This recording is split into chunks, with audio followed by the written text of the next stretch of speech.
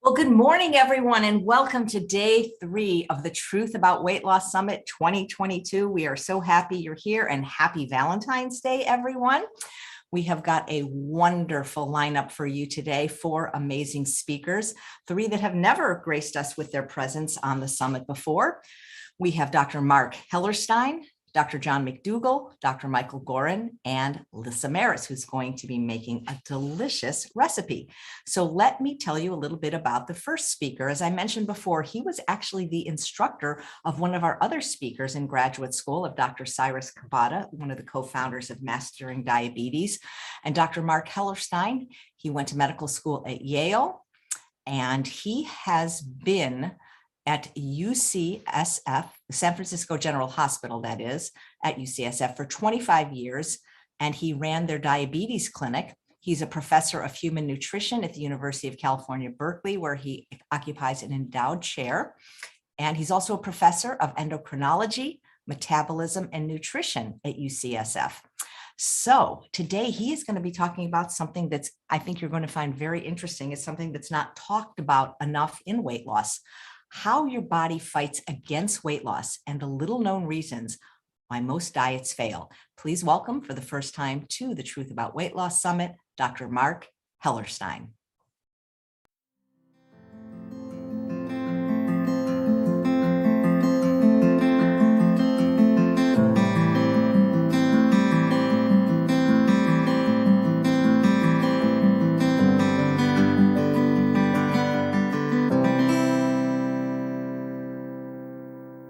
Hi, Dr. Hellerstein, and welcome to the Truth About Weight Loss Summit. Thanks so much for being here. It's always fun to be with you. Dr. Hellerstein, many people lose weight, but why is it so hard for most people to keep it off? I think that's the most important question in the biology of obesity. It's actually pretty easy to lose weight for a little while. You can go on all kinds of diets and they work. The trick is to keep it off. And the reason it's so difficult is the body is not our friend. The body has programs to defend itself from losing weight. So let me show a few slides, and I'll put this on properly that will hopefully explain why it's so hard to keep weight off. And the role of exercise is going to be the punchline to this for several reasons. So people often say that, just to give you a background, that we're in a state of imbalance if we're overweight or obese. And that's not really right at all. In fact, our body is very good at matching intake to expenditure without really even a clear understanding of why that works. For example, if you just eat, let's say, 3,000 calories a day, that's 1,000,000 calories a year. If on every January 1st you weighed yourself and you gained 5 pounds, you probably wouldn't be happy, most people. But 5 pounds is 2 kilograms. That's like 10,000 calories. That's 1% of 1,000,000. When most things in life, if you're within 1%, you're doing pretty well. So our body, even when we're not perfect, and if someone who's maintaining their exact weight is extremely good at balancing what you eat with how much calories you spend. So how does this happen?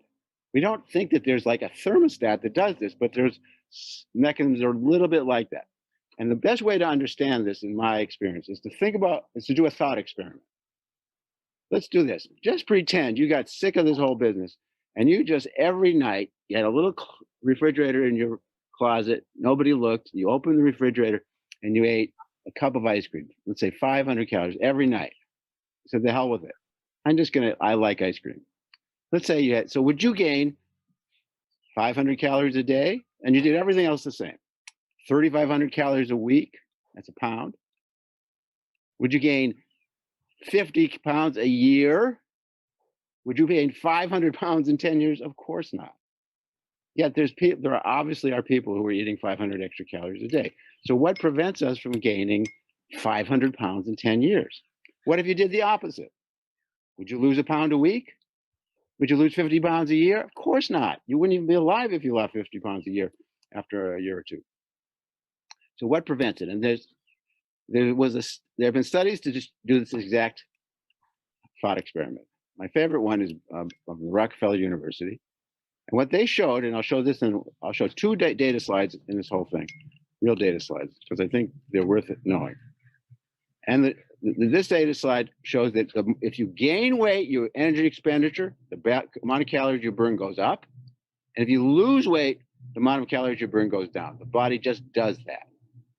This is a famous study 25 years ago. Here's what they did. They took either obese people or non-obese people, and they overfed them or underfed them. And I'll keep it simple. An obese person weighed 130 kilograms on average, which is like 270 pounds, or a lean person 150 pounds. And if they fed them until they overfed them under like on a metabolic ward, which means they never left the place for 6 months. So they knew what they ate, they knew what they did. And if they gained 12 kilograms or 25 pounds, most of it was fat. Some of it was lean tissue. And they spent 870 extra calories a day just to walk around. If you're lean, you gain 10%, which is 15 pounds or so. And you spend 630 extra calories a day just to walk around and be alive, which means that if you're a lean person and you want to eat 600 calories more a day, all you have to do is gain 15 pounds. But that's the price you'll pay. You can either exercise or do something else that burns off 600 calories, or you can gain 15 pounds, most of which is fat. In the reverse direction, so that's like kind of a joke of a trade. Here, gain 15 pounds or exercise. But that's what people do in actual life to allow themselves to eat.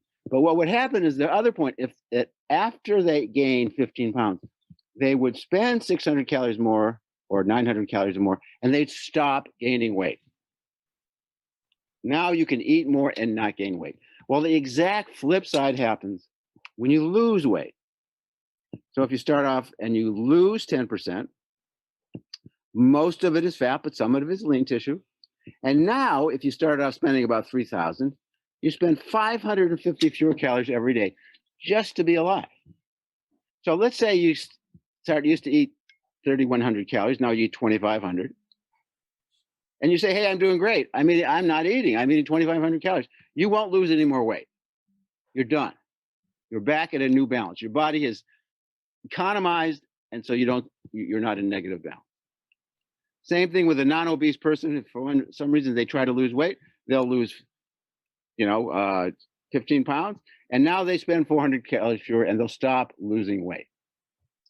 This, to me, is one of the most important physiology experiments of the last 50 years, and I teach it to students all the time, which is to say that energy expenditure is not constant. It adapts to your weight. And one of the reasons for that, but not the only reason, is that you do lose or gain muscle, fat-free mass. So this is there's many, many figures like this, but this is a figure showing that your fat-free mass, which is mostly muscle, correlates very well with your resting energy expenditure in thousands and thousands of people. The more muscle you have, the more expensive it is, which in our world is good. We want to burn calories. The more expensive it is to live, to have more muscle. And this is how many calories per kilogram is about the same no matter how big you are in terms of fat-free mass. So this, what I call this dynamic energy balance equation, that energy expenditure changes as you change. It's sort of like if you made more money, suddenly you'd spend more. Or if you made less money, you'd spend less. That would be like, if you were really that smart in life, you would do that perhaps. But our body does that. So this tells who's going to gain weight.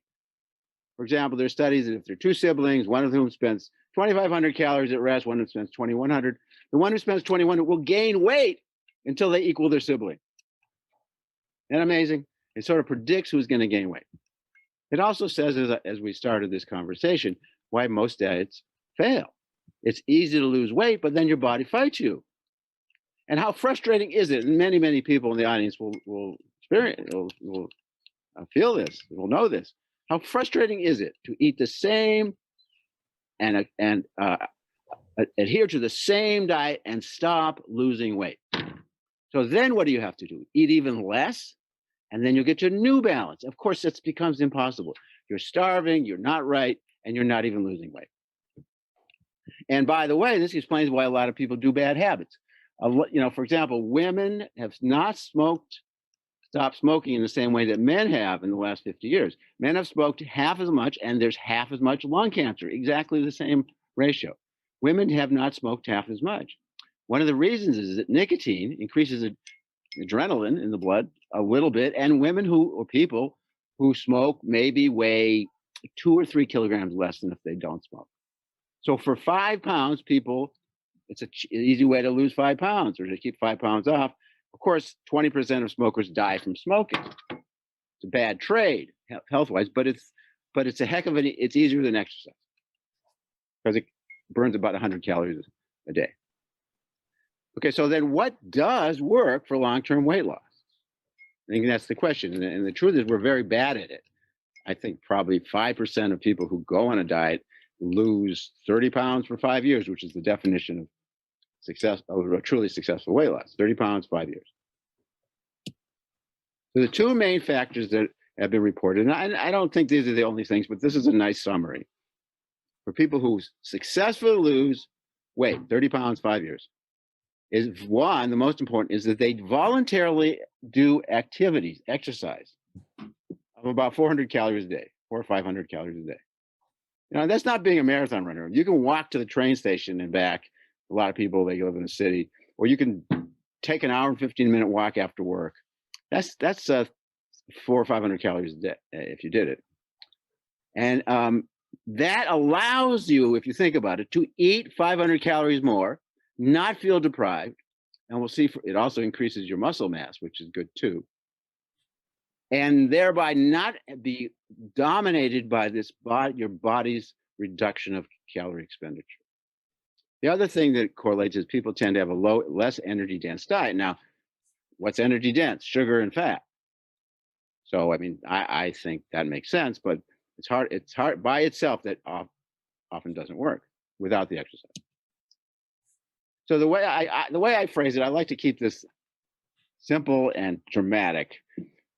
Our body fat stores remember being fat, remember being full, and they're harsh masters with a long memory.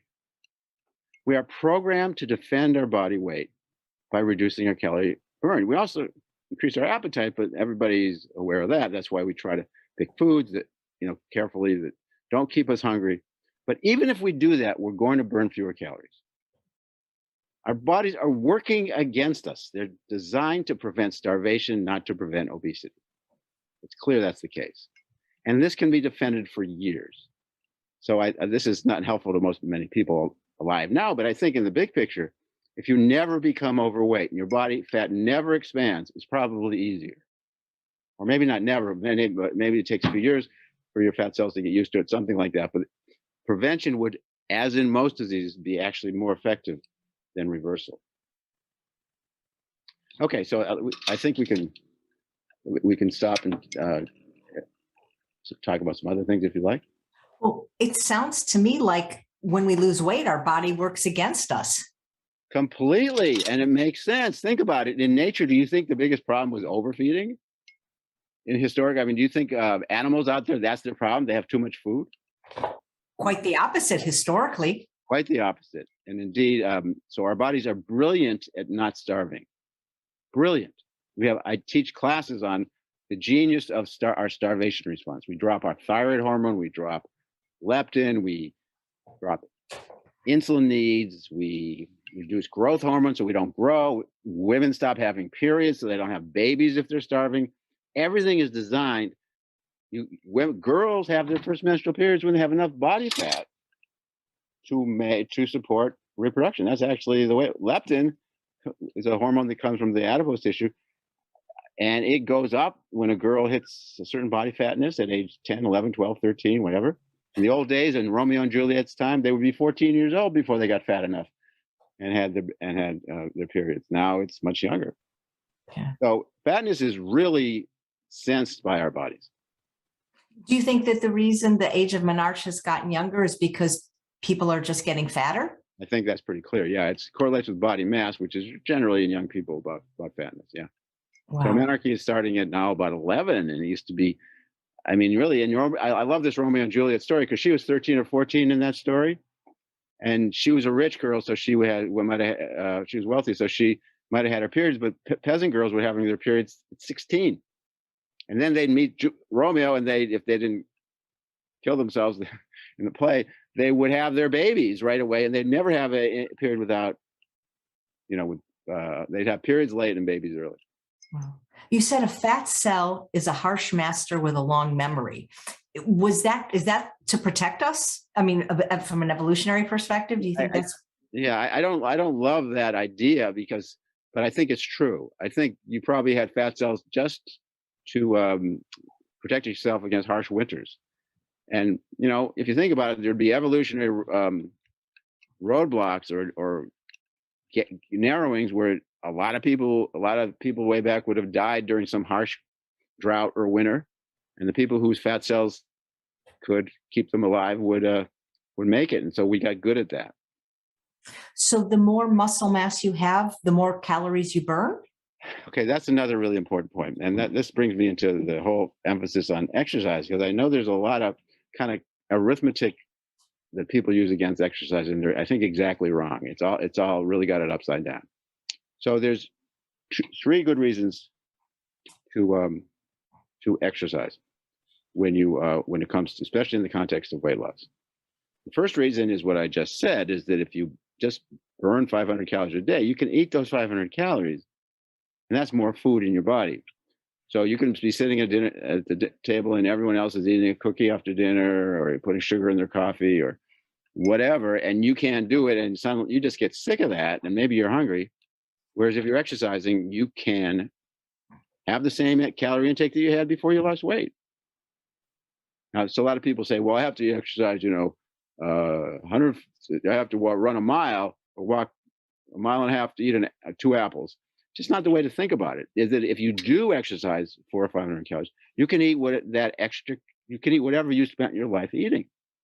You don't have to deprive yourself from a kind of textural or sensual feeling of food. Just eat what you always ate. But now you're burning 400 calories, and your body drops 7 kilograms, which is not trivial. It's 15 pounds, 20 pounds. I mean, and that's just, or even more, 25 pounds if you started off overweight. So that's the first reason. It's just a arithmetic reason. The second reason is it gives you muscle. Muscle is through activity. Now, men have more muscle than women from testosterone or androgens, but the main factors for muscle are dietary protein, androgens, and activity. So if someone walks 5 miles a day, they will have more lean body mass, more muscle mass. And even if they don't lose weight, this is the key point. If they have a difference in muscle versus fat, they are a different person, a completely different person. In terms of risk factors for diabetes, heart disease, all that, the fatty liver, Alzheimer's disease, cancer, they're completely different. They're not as insulin resistant and so on. But that's not the only reason. They also are, they burn more calories. If you put on, and there's, formula, X kilograms of muscle, you burn X times a certain factor, numbers of kilocalories every day.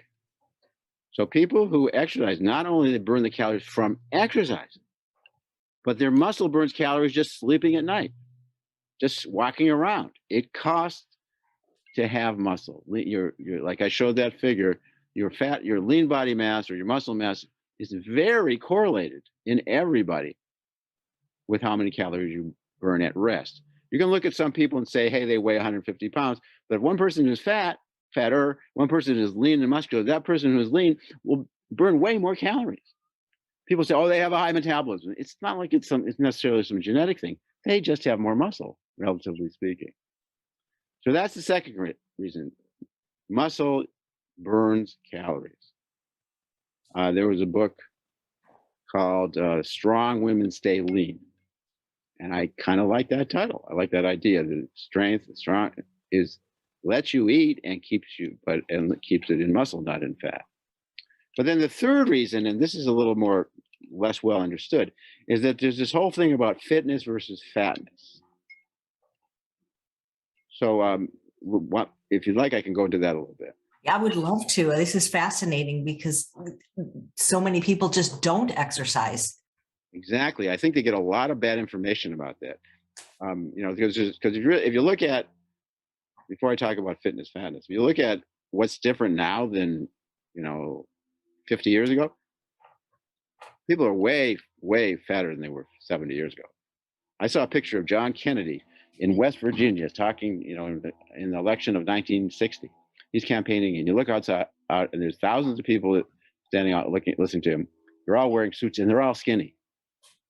Go to West Virginia now. Not so. It is not so. And so what is different? Well, there's diet and there's activity.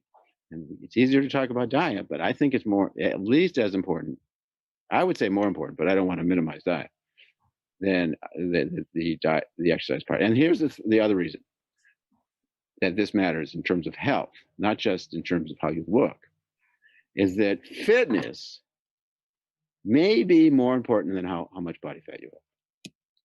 So let's talk about that for a minute.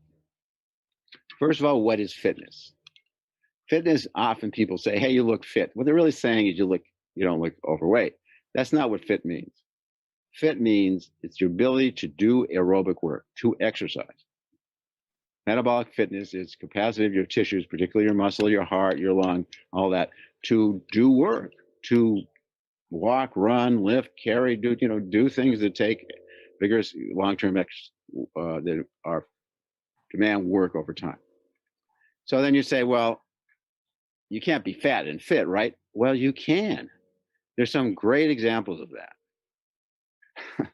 Anybody, if there are basketball fans out there, there was Charles Barkley, who's famous now as an announcer. When he was very young, he was very big and fat early in his career, and he was incredibly fit. He could run like crazy. So he was an unusual person. He was overweight and he was fit. But there's a whole group of people who are sumo wrestlers in Japan mostly, but also Hawaii and places like that, where these are people who are like American football players. They have to hit each other, knock them back. So mass times acceleration means that you need to be bigger. So these guys weigh 400 pounds.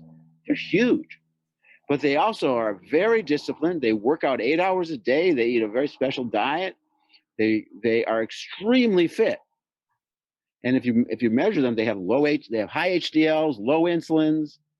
They're not diabetic. The glucose is good, and they have low visceral fat, which is something I won't get into. But they don't have fat in there around their intestine. They have it subcutaneous.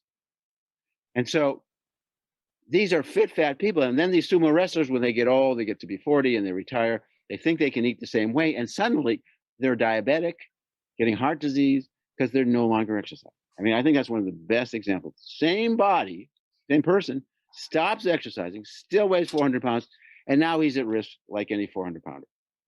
In fact, American football players, you look at a lot of these guys, especially these big linemen, they get to be 45, 50 years old, and they're dying of strokes and heart attacks. It's incredible. They were playing football, 7, 8 years ago. But there's not many people who are fat and fit. There are some, but not that many. You can do it. It's just a little unusual.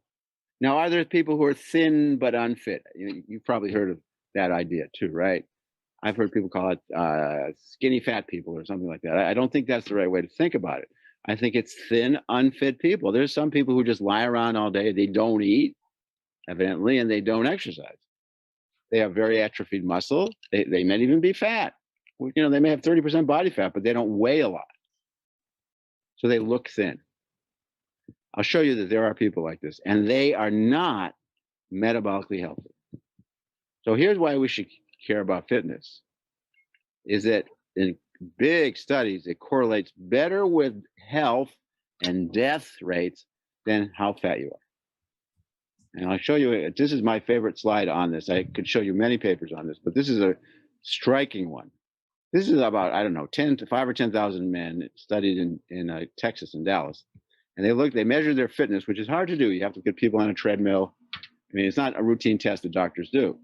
And then they measured their body fatness. And so they group people into fitness categories and fat categories. So they either called them unfit, which was they call them unfit, which is these open bars, the unfit is this dark bar, or fit, which is the open bar. And then this is the risk of dying, and then in the bottom part of the graph is the risk of dying from heart attack.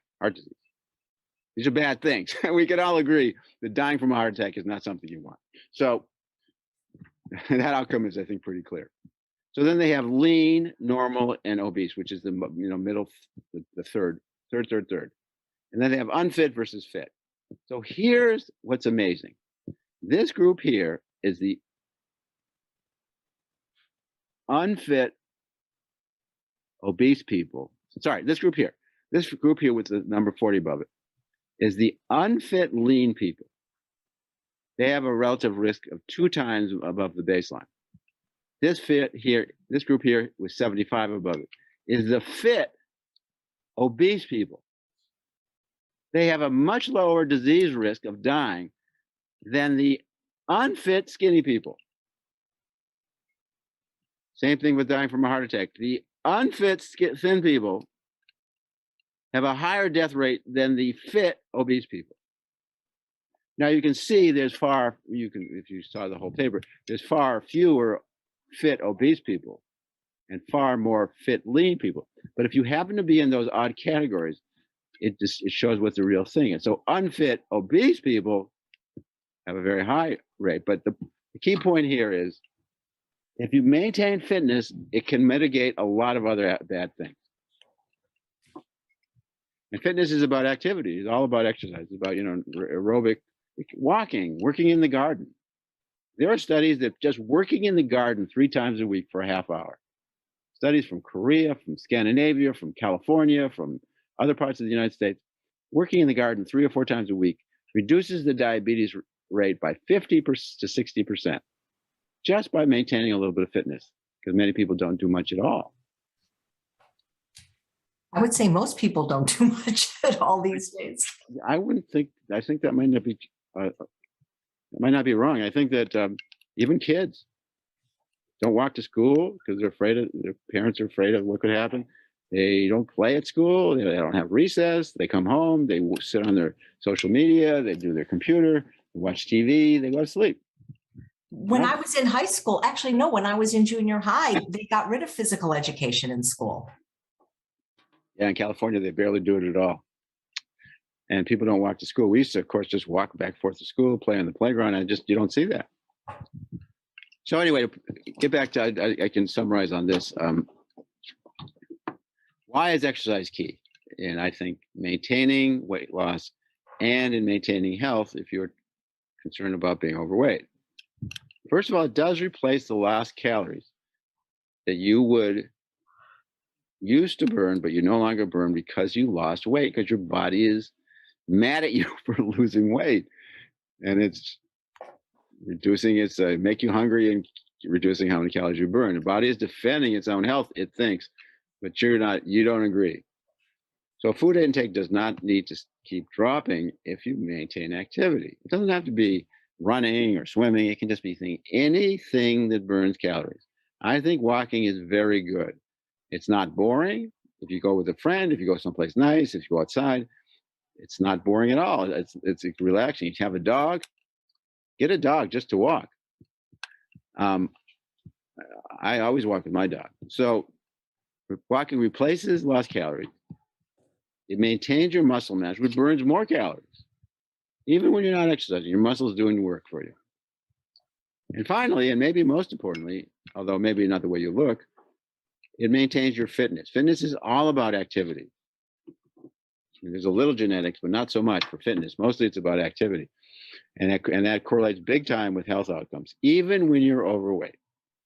So if you exercise, change your muscle mass and change your fitness, even if you don't lose weight, your doctor should give you a gold star because you've done great for your health.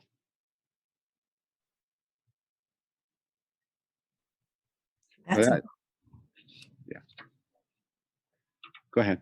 No, I was going to say that this is really interesting because I think about some kids I know, friends, children, and they're not overweight, but they literally have never exercised at all their whole life. This is their only form of exercise. It's amazing. Actually, we have run for decades, or had run for decades, the San Francisco General Hospital Diabetes Clinic, which means if you don't have insurance, private insurance in the county of San Francisco, and you have diabetes, I know you. And it has changed over the years. We have a very multi-ethnic clinic 25% Caucasian, 25% African American, 25% Latino, and 25 or so percent Asian American. And there's different body demographics of body composition. And there's some demographics where people are not overweight, but they're sedentary and fat. They don't weigh more, but they have very little muscle, and they actually are technically obese. They have 30%, 35% body fat, and they get diabetes. 25-year-old. We see that, and we never used to see that because they're so sedentary now. Is there a percent body fat that we should be aiming for?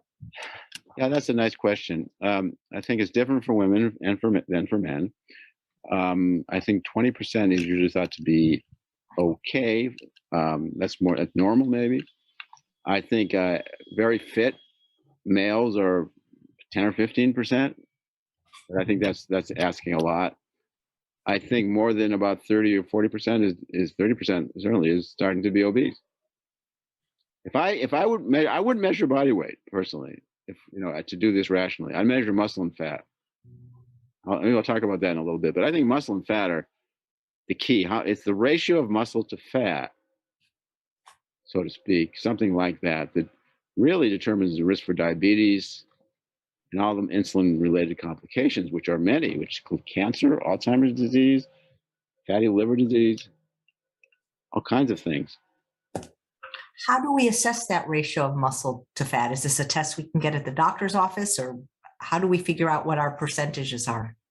Really good question. You can calculate how much fat you have by a bioelectrical test. You ever seen those? You stand on a little scale, or they put an electrode on your arm. That's pretty accurate. It doesn't tell you how much muscle you have accurately, though, because it tells you all the body water, which need not be in muscle. It could be an intestine. It could be edema. It could be anything else. There's a lot. So that's not it. But so actually, my laboratory just developed a test of muscle. We've done it in thousands of people. It's a very easy test. So I think a test like ours should be very commonly used. But right now you can test how much lean tissue and how much fat you have quite easily by doing a bioelectrical impedance or a toe back or any of those. A lot of dietitians' offices, they have that pretty routinely. Some doctors do, not most, but some do.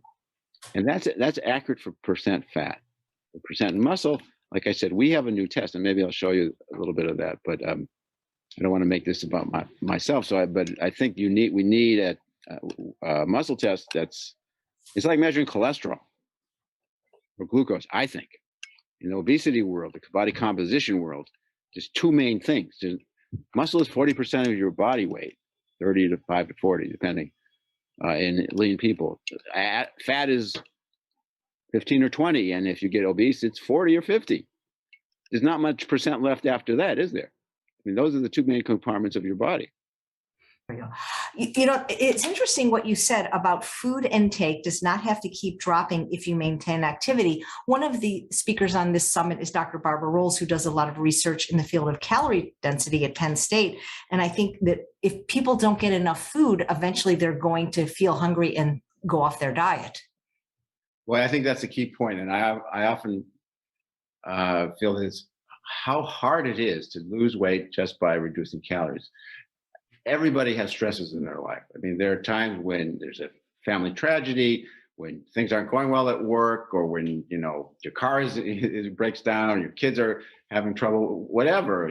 You're having problems with your spouse. There's lots of stress in this world, and to be hungry on top of that is often too much, and people just say the heck with it, and they get off their diet. Whereas exercise, often when they're stressed, sometimes it's even makes you run better, exercise more. So, and because it's de-stressing in a similar way. So I totally agree with that. I think fighting your hunger is difficult for a whole lifetime. Are you familiar with the show The Biggest Losers? Because that really did emphasize exercise, yet most of the people on that show still gained their weight back. Yeah. I don't know. I don't watch that. I did not watch that show. Well, most diets is hard. I think the body is a harsh master. I think we're not good at it. But I think people who do lose weight, not saying it's easy, they do tend to exercise. But how do we get people to start? Because honestly, there'll be people watching this summit that have literally lived their whole lives sedentary. I think walking is the best way. Anybody can walk, unless you have really bad arthritis or you're very, very overweight. If you're very, very overweight so that you can't walk, I think you're in trouble. I really have to say that. I think people who can still walk, I've watched people walk a lot, and I've watched people walk or run slowly. And I watched this guy in front of my house when I was in Boston. He went from probably 320 pounds to about 140 pounds over 5 years. He'd come by every day. He'd be walking or very slow jogging. And if you have a long time frame and you're not impatient and you monitor it, you can measure your fatness or your weight or even your muscle. It's very positive feedback, and you will continue to lose weight if you do it. For people that have trouble walking, do you think something like walking in a pool or something just to get started could be beneficial? Swimming is great if you have access to swimming. Swimming's fantastic. And swimming is great aerobic. I had a patient in my diabetes clinic who needed 200 units, 300 units of insulin a day. We got so tired of it that we figured out a way for her to get to a swimming pool in the middle of San Francisco. She swam 3 times a week for 20 minutes. This was not Mark Spitz swimming, This was just paddling around a bit. And her insulin requirements fell to 50 a day just by that kind of exercise. So exercise and swimming is great. So the thing is people just need to start doing something. They need to do something. And some people sit on an exercise bike and don't have resistance. It doesn't do it. Honestly, exercise bikes, unless you're a real athlete, don't do much because you don't carry your weight. Now, if you can carry your weight around, then it kind of works for you. It means you are, and treat it like exercise. Walk for an hour and a half. It's a long time, but you can do it. Everybody can do it. And then take a shower, fresh, and you'll feel great. What about a spin bike though? That's a little bit different than a recumbent bike? Well, I think an athlete on a spin bike who's really sweating is one thing. I think I see a lot of people on spin bikes with very low resistance, and I don't think they're burning calories. But if you're like maybe standing at a higher level? Oh yeah, that's great. That's fabulous. Can you, by how much you sweat a determinant of how hard you worked? Not a bad one. It depends. It's one way. Yeah. One of the things you have talked about before in some of the talks I've heard you give is about carbohydrates and fat. And I'm wondering if you could touch on that, because there's such a debate about that in the world in general, but especially people wanting to lose weight. They often go on a keto diet, which many of the experts on the summit believe actually mortgages their health in the long term from short-term results. But when people go on these low-carb diets, are they really losing body fat? I've done studies on keto diets and on high carb diets, either low carb or high carb diet. I don't think that's the key determinant. Some people, it works different ways. Some people really like carbs. Some people find carbs totally non-satiating. Some people say that if they eat pasta, it doesn't matter. They could just keep eating it. They're still hungry. Other people like me, if I don't eat bread and pasta, I'll be hungry no matter how much else I eat. So I think there's individual differences, but I don't think that's the key. So personally, I'm a little bit agnostic about how you eat fewer calories. I think it's how many calories you can convince your body to eat and not feel hungry with. That's the trick. So and people I know who are, say, athletic, they tend to eat high fiber, carb and protein heavy foods. And it fills them up, and they're not hungry, but they're not eating that many calories. But I think to get to your question about carbs, here's the confused part. The part is a little bit confusing. We've done a lot of studies and show that if you eat carbs, they mostly are not converted into fat. That's the process called de novo or new lipogenesis. Very little of that in the human body. Other animals do a lot of new fat synthesis. You overfeed a cow, they make fat. And pigs, that's how they feed them grain and slop, which is carbs. A honeybee makes wax, that's oil, that's fat. And what do they eat? They pollen or that kind of the stuff that is converted into honey. So there's a lot of animals that can make fat from carbs, but we don't. Very seldom do we. So some people have misinterpreted, and we published a lot on that. And some people misinterpret that to say that you cannot get fat from carbs. That's totally wrong, because what happens when you eat carbs, although the carbs themselves don't become fat molecules, the carbs replace fat in your fuel mixture. It's as though you had two bank accounts. If you put money into one account, you spend from that, and the other account will grow. So if you spend from your, because carbs win, there's a hierarchy of fuel selection in the body. Carbs replace fat if you have both. So you'll eat extra carbs, you won't burn fat, and your fat will go to your fat stores. A lot of people make the joke, oh, if I eat this ice cream, it'll go right to my hips. It's kind of right if they're eating sugar and fat with that. The fat won't get consumed. So eating carbs is not free. It's a big mistake. But isn't sugar and fat a particularly deadly combination? Yeah, I think sugar and fat is terrible. I think I think fried foods are the worst because they're so dense for calories. And I think sugar and fat foods are right behind them because they taste so good and they're so non-satiating. You can eat a lot of chocolate and a lot of ice cream and, cheesecake. Very yummy stuff. So, and hard to stop. So that combination is the most calorically dense and satiating at the same time. I mean, and not satiating at the same time.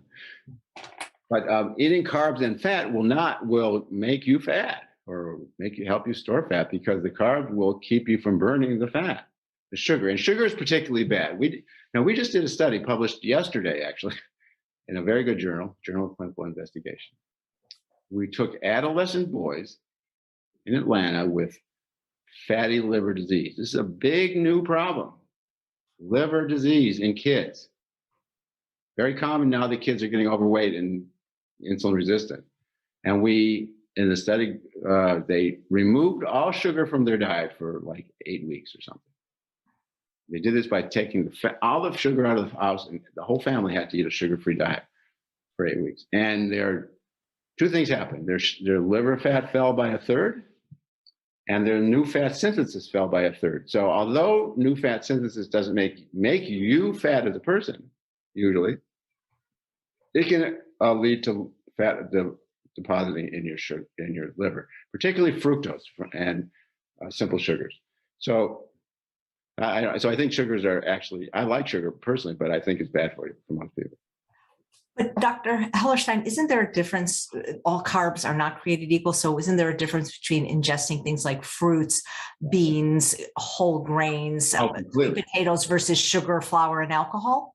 Oh, completely. Well, alcohol is a different thing, but sugar and simple sugars, especially liquid simple sugars, and especially fructose, which is present in sucrose, but with table sugar, and in high fructose corn syrup, which is kind of everywhere in fast foods. Those sugars get right into your body. They don't satiate very much. You can drink a liter of Coke, and there's a ton of calories in that, a liter of Sprite or whatever. And they have adverse effects like insulin resistance, fatty liver. They're just really, there's no doubt that sugar has adverse metabolic effects compared to complex carbs. So it's really totally dependent. Carbs, I think carbs are a tremendous food. Complex carbs, natural carbs. Fruits you can't eat 10 apples, but you can drink a liter of Coke. It's hard. Fruits are not dense fructose. Fruits are not the problem with fructose and sugar. Right. Well, you said alcohol was different. Is that a problematic food for people wanting to be healthy and lose weight? Alcohol is a source of calories. People who drink a lot will burn those calories. In fact, alcohol, if there's a hierarchy of foods, I said carbs come above fat. Alcohol comes above everybody. If you eat alcohol, you won't burn anything else until the alcohol is gone. That'll be your first fuel. And so that'll keep you from burning carbs and fat. And so then the carbs, the hierarchy goes, you'll gain fat from eating alcohol, drinking alcohol. Wow. That's really interesting. I would think though, if exercise is that important, wouldn't a higher complex carbohydrate diet be better to fuel workouts? Okay, that's a nice question. I think that's right. I think people who work out tend to eat. In the old days, people would eat a steak meal before a game, and that was totally wrong. What you really want is glycogen and carbs in your system especially to do aerobic exercise, which is many sports. Any sport that involves running for extended periods of time is aerobic. So, or swimming, or biking, or hiking and climbing. Those are very aerobic. So complex carbs are very good for that. But if you're doing that much exercise, it's probably unlikely that you are metabolically unfit or overweight, actually. So it's a different thing. I think there's athletes and there's people who aren't, and there's a big difference in how they, and there's people in the middle too. But activity changes everything. Our bodies, long ago, our bodies there's some data that people ran more than 10 miles a day, early hunter-gatherers. And our bodies were really designed and very efficient at long, slow exercise. How much exercise a day do you recommend people get, whether they're wanting to lose weight or overweight or not, just to be healthy? Yeah, for fitness. Think about it as fitness. If we had a test for fitness, we would be in great shape. If we had a test for muscle mass, which I think we do now, we would be in great shape. If we had a test for how many calories you burn a day, a simple test, everybody should have that. We don't have those tests. We have difficult tests right now for that, except for this muscle mass test that I just talked about. But so the goal of exercise is not just, it's fitness. That's the real goal. But it also is burning calories and increasing muscle mass. That, to me, you really want to be technical. If you were a robot, what did you want to do from exercise? If you had the calculation capacity of a robot, that's what you would do. You exercise in order to become more fit, have more muscle, and burn more calories.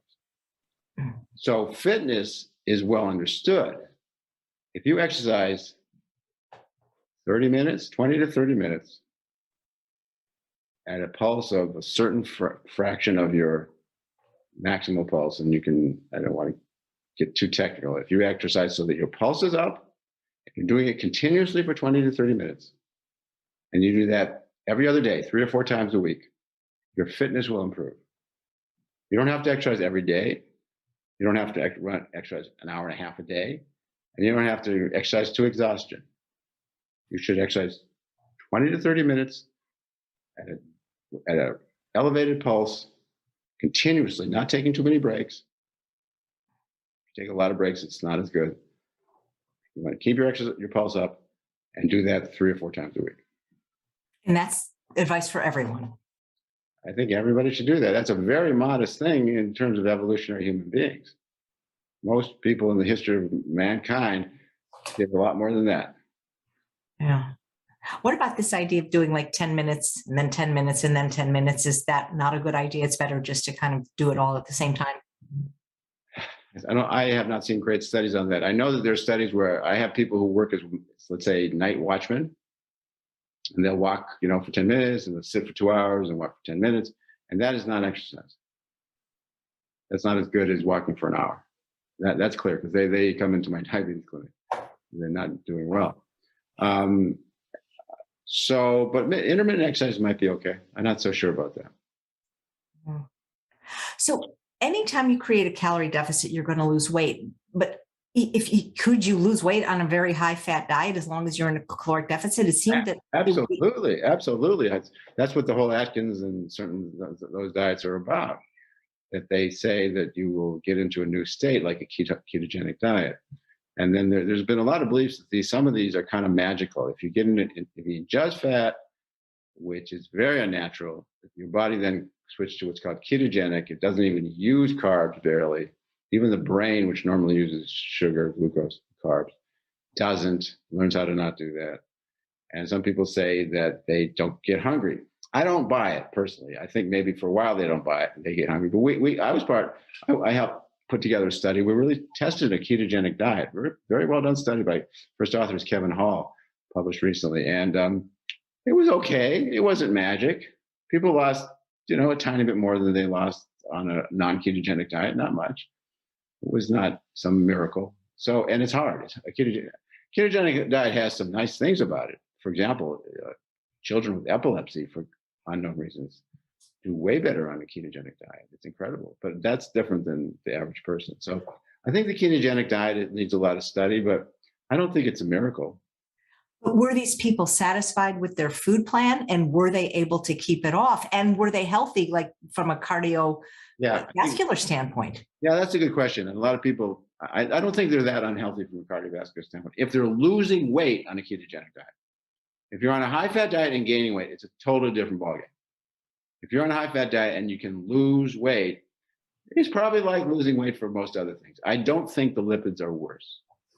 But if you don't lose weight, so if you're on a high fat diet and you don't lose weight, it's probably worse than being on a standard fat or low fat diet and not losing weight. So that's the trouble to me with that whole line of approach. It maybe is okay while you're losing weight, your body's in a negative balance. I do think the key is what you're I think you're indirectly or implying is, I think, the key thing. You need to get on a diet that you can maintain. This is why I talk about maintaining weight loss. I mean, in the old days, there were things like grapefruit diets or banana. That's crazy. Who can stand grapefruits the rest of their life? That's just silly. So I'm a great believer that when I if I want to change my diet, I make sure that it's something I think I could stick with. And then if I can modulate it so that it's, the right number of calories, fine. If I can't do it, then that's not the right diet, because this is not going to go away. If you do this for 3 months and get sick of it, you're going to be back where you were, because your body will drive back to your old weight. This is a long-term plan. Because from what I understand from you, our bodies are always working against us when we lose weight. I think so. And I don't understand when that stops. I think this is a great gap in modern knowledge, is that, okay, so let's say you go overweight for 5 years and then you lose weight. So now it's 5 years. Now it's 10 years. Are you still remembering your old weight? There's some data that you are. I just don't understand that. It's like your fat cells remember for decades, but I don't know if we really know that. I think this is the next part of the next generation of research, to understand when and how we can overcome our body's memory of being overweight. So fat cells are like a woman scorned. They have a very long memory. Fat cells are like T cells in your body. After a germ, you get infected, your T cells remember for 50 years. They have a very long memory. Yes, both do. Right. Well, how do we because not everybody wants to eat a high fat diet, but a lot of people would like to be able to eat more carbs, more complex carbohydrates, fruit, whole grains, legumes, sweet potatoes. But a lot of people are afraid to eat carbs, thinking that is what makes people fat. I think that's a modern myth, and it kind of drives me crazy. I mean, I hear people on TV saying, "Oh, he's got to eat a little bit more carbs because he's got to gain some weight," or something about a football player. It's not how it goes. Carbs are not the problem. Actually, generally speaking, if you look at countries, which is not a most accurate way, if you look at the countries that eat higher fat, they are fatter. Now, there's other confounding factors too, but if you look at Northern Europe versus Southern Europe, they're fatter in Northern Europe, and they eat more fat, more animal fat. Look at America, the states that have the highest fat and that have the highest rates of obesity. But there's other confounding factors too, so I don't want to overdo that. In general, the amount of fat people eat has not correlated that well with how fat they are outside of these big, clusters. So I think you can do either, but it's surely not the case that high carb diets statistically are more associated with obesity. Completely backwards. Now, people might think carbs is like going and eating Twinkies or eating a bun at McDonald's, which are full of sugar and are white bread and don't fill you up at all. You ate complex carbs, whole grains, rice with a hull on it, brown rice, wheat, grains. Those fill you up quite nicely, and they're not that calorically dense, and they can taste great. You can put all kinds of stuff. Pastas can be delicious, and without being that many calories. Now, you can make them high calories by putting sweet and fat stuff on them. Right, exactly. Well, a lot of people that I've talked to are diabetic or pre-diabetic and say, but when they eat carbs, even the complex carbs, their blood sugar goes up. So that's why they're afraid That's to not, eat. interesting. I've run a diabetes clinic for decades, and that's even the statistics on that are not even correct. Generally speaking, people can eat carbs and do just fine with diabetes. It's simple sugars that most people should avoid. Drinking soda is really problematic for matching your insulin if you're on it. But carbs actually are not a problem. You can eat. There are all kinds of studies that higher complex carb diets tend to stabilize glucose. Doesn't bounce around as much. And so I think that's a little mistake. You may have to take more insulin, long-acting insulin, but maybe not. So I think that's not correct as a diabetologist. Are you familiar with the work of Dr. Walter Kempner, Tell me more. where he fed his patients a diet of white rice, fruit juice, sugar, and fruit, and reversed all their diabetes? No, I'm not familiar with that. Okay. They probably was a very low calorie. There's a lot of weight loss involved. I believe so. Yeah. So if you lose weight, it's like I said, if you lose weight, your body goes into this adaptation. One of the things about weight loss is your insulin needs go down. This is part of the whole starvation response. Your energy expenditure goes down, but while you're losing weight, your insulin sensitivity is much better. We did studies where we put people for 5 days on very low carbohydrate diets, depleted their liver glycogen, and these are type 2 diabetics. Their blood sugar fell dramatically, and the liver's production of glucose, which is what fuels fasting high blood sugar, fell dramatically in 5 days. Even before they were 300-pound people when they lost 2 pounds. So it wasn't the weight in that case. It was the glucose insulin sensitivity.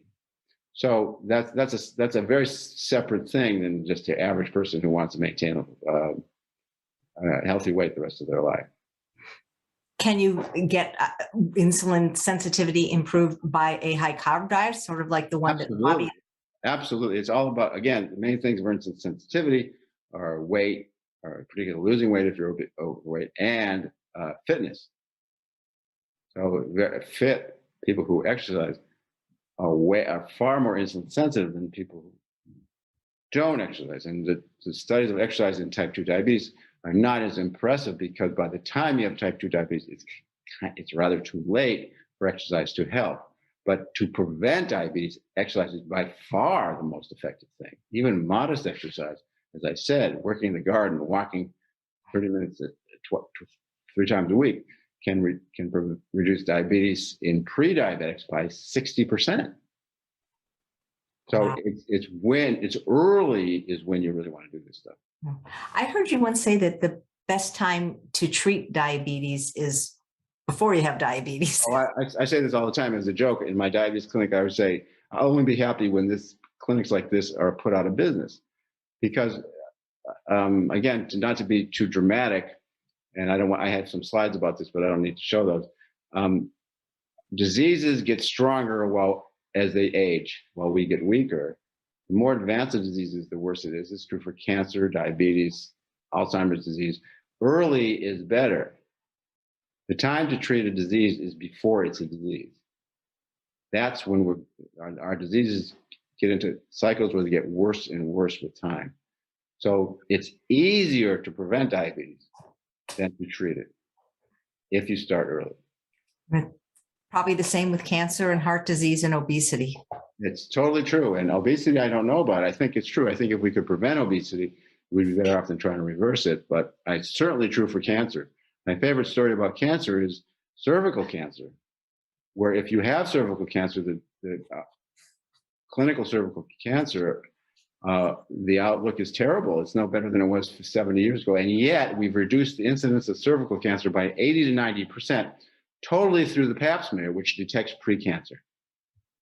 No woman should ever get cervical cancer. They just need to get pap smears, because that detects early or precancer, and you can do something about it. The same is true for every disease. If you can detect it in its pre-disease form, there's lots you can do. In diabetes, it's also the case. Before your beta cell and your insulin wears out, before you're profoundly insulin resistant, that's the time to treat. How do we detect obesity in its form before it exists, because do you know what I'm saying? I mean, I'm not trying to. I agree. In fact, that's what let me show you this. I can just close with a couple of slides. We have little or no progress in diseases where we have no marker of early disease. So obesity prevention, I would like to be able to measure how many calories you're burning, what your fitness is, and how much muscle you have. If I could measure those in young people, and I can sort of measure a couple of those, I could probably predict who's on their path to obesity. Whether they're not burning enough calories, they're not fit, and they don't have enough muscle. And those people would say, here, you got to do this. You got to work on this. Or here's a medicine, which we don't have yet. But those was what medicines would target, one of these three things. Wow. Yeah. So are you going to have these tests available for us soon? Well, we do have a muscle mass test, just to close with that. This is a test that we published, me and my colleague Bill Evans. And this muscle mass test is just from a urine test, and it correlates with a whole body MRI, which costs $3,000. And this test costs, $50, $100. So we did it. We did a study here in 1,300 old men. We looked at their muscle mass with this test, and we see as you get older, really old, 80, 90 years old, you'll have very low muscle. But before that, there's a lot of variability. 75-year-olds, some people have a lot of muscle, some don't. And we found, this is a complicated slide, but very important because it tells you how important a measurement is. The people with the most muscle in old people, the least muscle had by far the worst rate of falling down, of becoming disabled, or of experiencing weakness. So sometimes 10 times, if you have less muscle versus more muscle, you can predict that they're 10 times more likely or 5 times more likely to be weak, to be hospitalized, or institutionalized because they're disabled, they can't move around, or to fall down and break their hip. And so this is, again, a test that we now use in old people to predict the risk of sarcopenia or frailty. What do you consider old people? Because I feel like I'm almost one.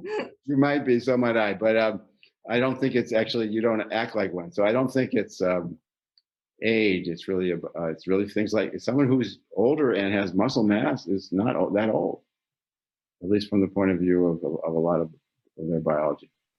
Wow. The test that you have with the drop of urine, is that something that's going to be available to the public soon? Well, it's available in a research test, and we've done it in thousands of people. And yeah, we're going to try to make it available to the public. Yeah. That is just fascinating.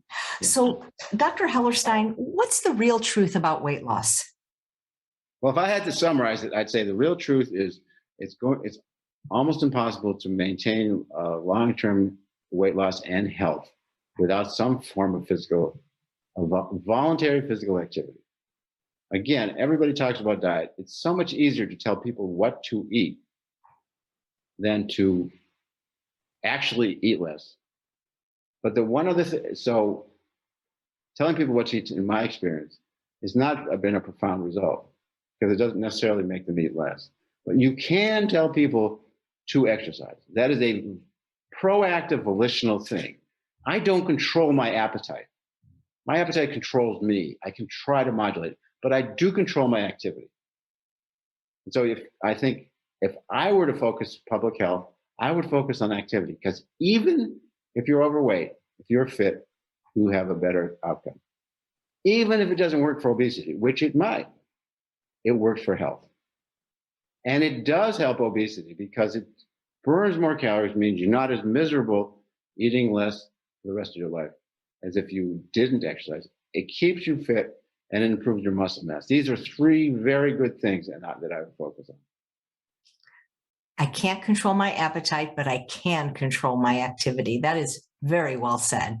Thank you. I believe in that. I mean, I believe in, it's frustrating to be told to do things that you can't control.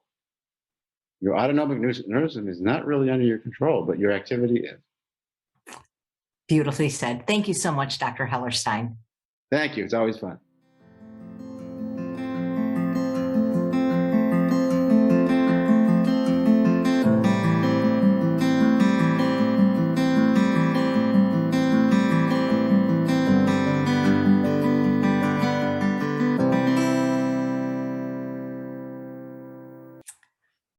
hope you guys enjoyed Dr. Hellerstein, and judging by the comments in the chat, I think you did. Like Dr. Barbara Rolls, he's also a researcher that publishes research and not someone that you will find very much if you search on podcast or YouTube. So it was quite an honor getting to talk to him. I will give you my key takeaways from his talk. And again, if you enjoy them, they aren't on the replay, unfortunately, but if you upgrade to the Summit package, where you also get a free buddy pass and help us continue our work, you will get my takeaways also in the form of a written transcript. So Dr. Hellerstein talked about how anyone can lose weight, but the difficulty comes in keeping it off because our body is not our friend. And if you've watched the Summit for the past 4 years, you know that we go into a great deal of detail about how weight loss and weight management are actually two entirely different processes. So you will hear very often that while exercise may not be required for the actual weight loss process, at least that was the case with me, I had a broken knee, it pretty much is a non-negotiable for the weight maintenance phase. He talked about how our bodies work against us, and this is why exercise becomes so important. Our bodies are very good at balancing how much we eat with how many calories we spend. And he gave the example of eating an additional 500 calories a day from ice cream. We would not keep gaining weight ad infinitum, nor would you keep losing weight forever. When you gain weight, the amount of calories you burn goes up. When you lose weight, the amount of calories you burn goes down. And they did studies in metabolic wards. When people gain weight, they used extra calories to burn just to walk around. You can exercise to burn off 600 calories, or you can gain 15 pounds, most of which is fat. But energy expenditure is not constant because it adapts to your weight. And one of the reasons is that you do lose and gain muscle. Your fat mass, which is mostly muscle, you learn to gain muscle, but mostly muscle corresponds very well to your energy expenditure. I'm so sorry, I'm like a doctor. I can't even read my own handwriting. Factory mass, it must have been fat mass. I really love how almost all the speakers are aware of that landmark study with Kevin Hall, and so many of them are quoting that. That was very important. Of everybody, cross your fingers that we can get him 1 year for the summit. The more muscle you have, the more expensive it is to live. This causes dynamic energy expenditure equations. It changes as you change. It's like if you earn more money, you spend more money. If you earn less money, you spend less money. It's easy to lose weight, but then your body fights you. So what do? Just start eating less? Well, this is what some people do. And when many women, when compared to men, unfortunately have not stopped smoking because it can cause them to weigh 3 kilograms less if they smoke. I don't think for those few pounds, it's worth the trade-off when it's not good behavior for health and longevity, or for your skin and looks, by the way. The people that have kept weight off for more than 5 years all voluntarily do exercise. If you remember Jim Hill, who runs the National Weight Control Registry, he said the same thing in all the research, and they do exercise to the tune of about 400 to 500 calories a day, which is not being a marathon runner, it's just walking. The other thing that correlates is having a less energy dense diet, like Dr. Barbara Rolls talked about yesterday. So what is energy dense? Sugar and fat. Our body's fat stores remember being fat and remember being full, and they are harsh masters with a long memory. And they try to defend our body weight by reducing our calorie burn and increasing our appetite. Our bodies are working against us and will burn fewer calories in order to prevent starvation. And this can be defended for years. Obesity, like most diseases, is most effective with prevention rather than reversal.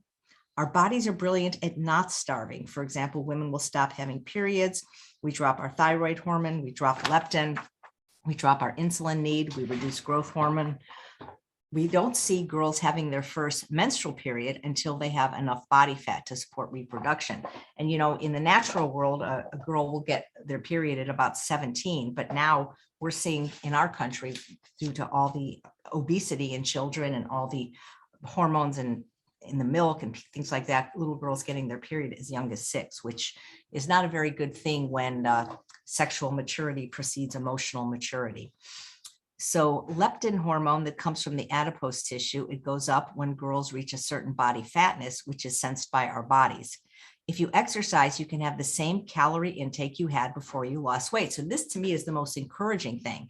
If you want to keep eating as much as you're eating, because as you know, when you weigh less, you need less calories, just start exercising.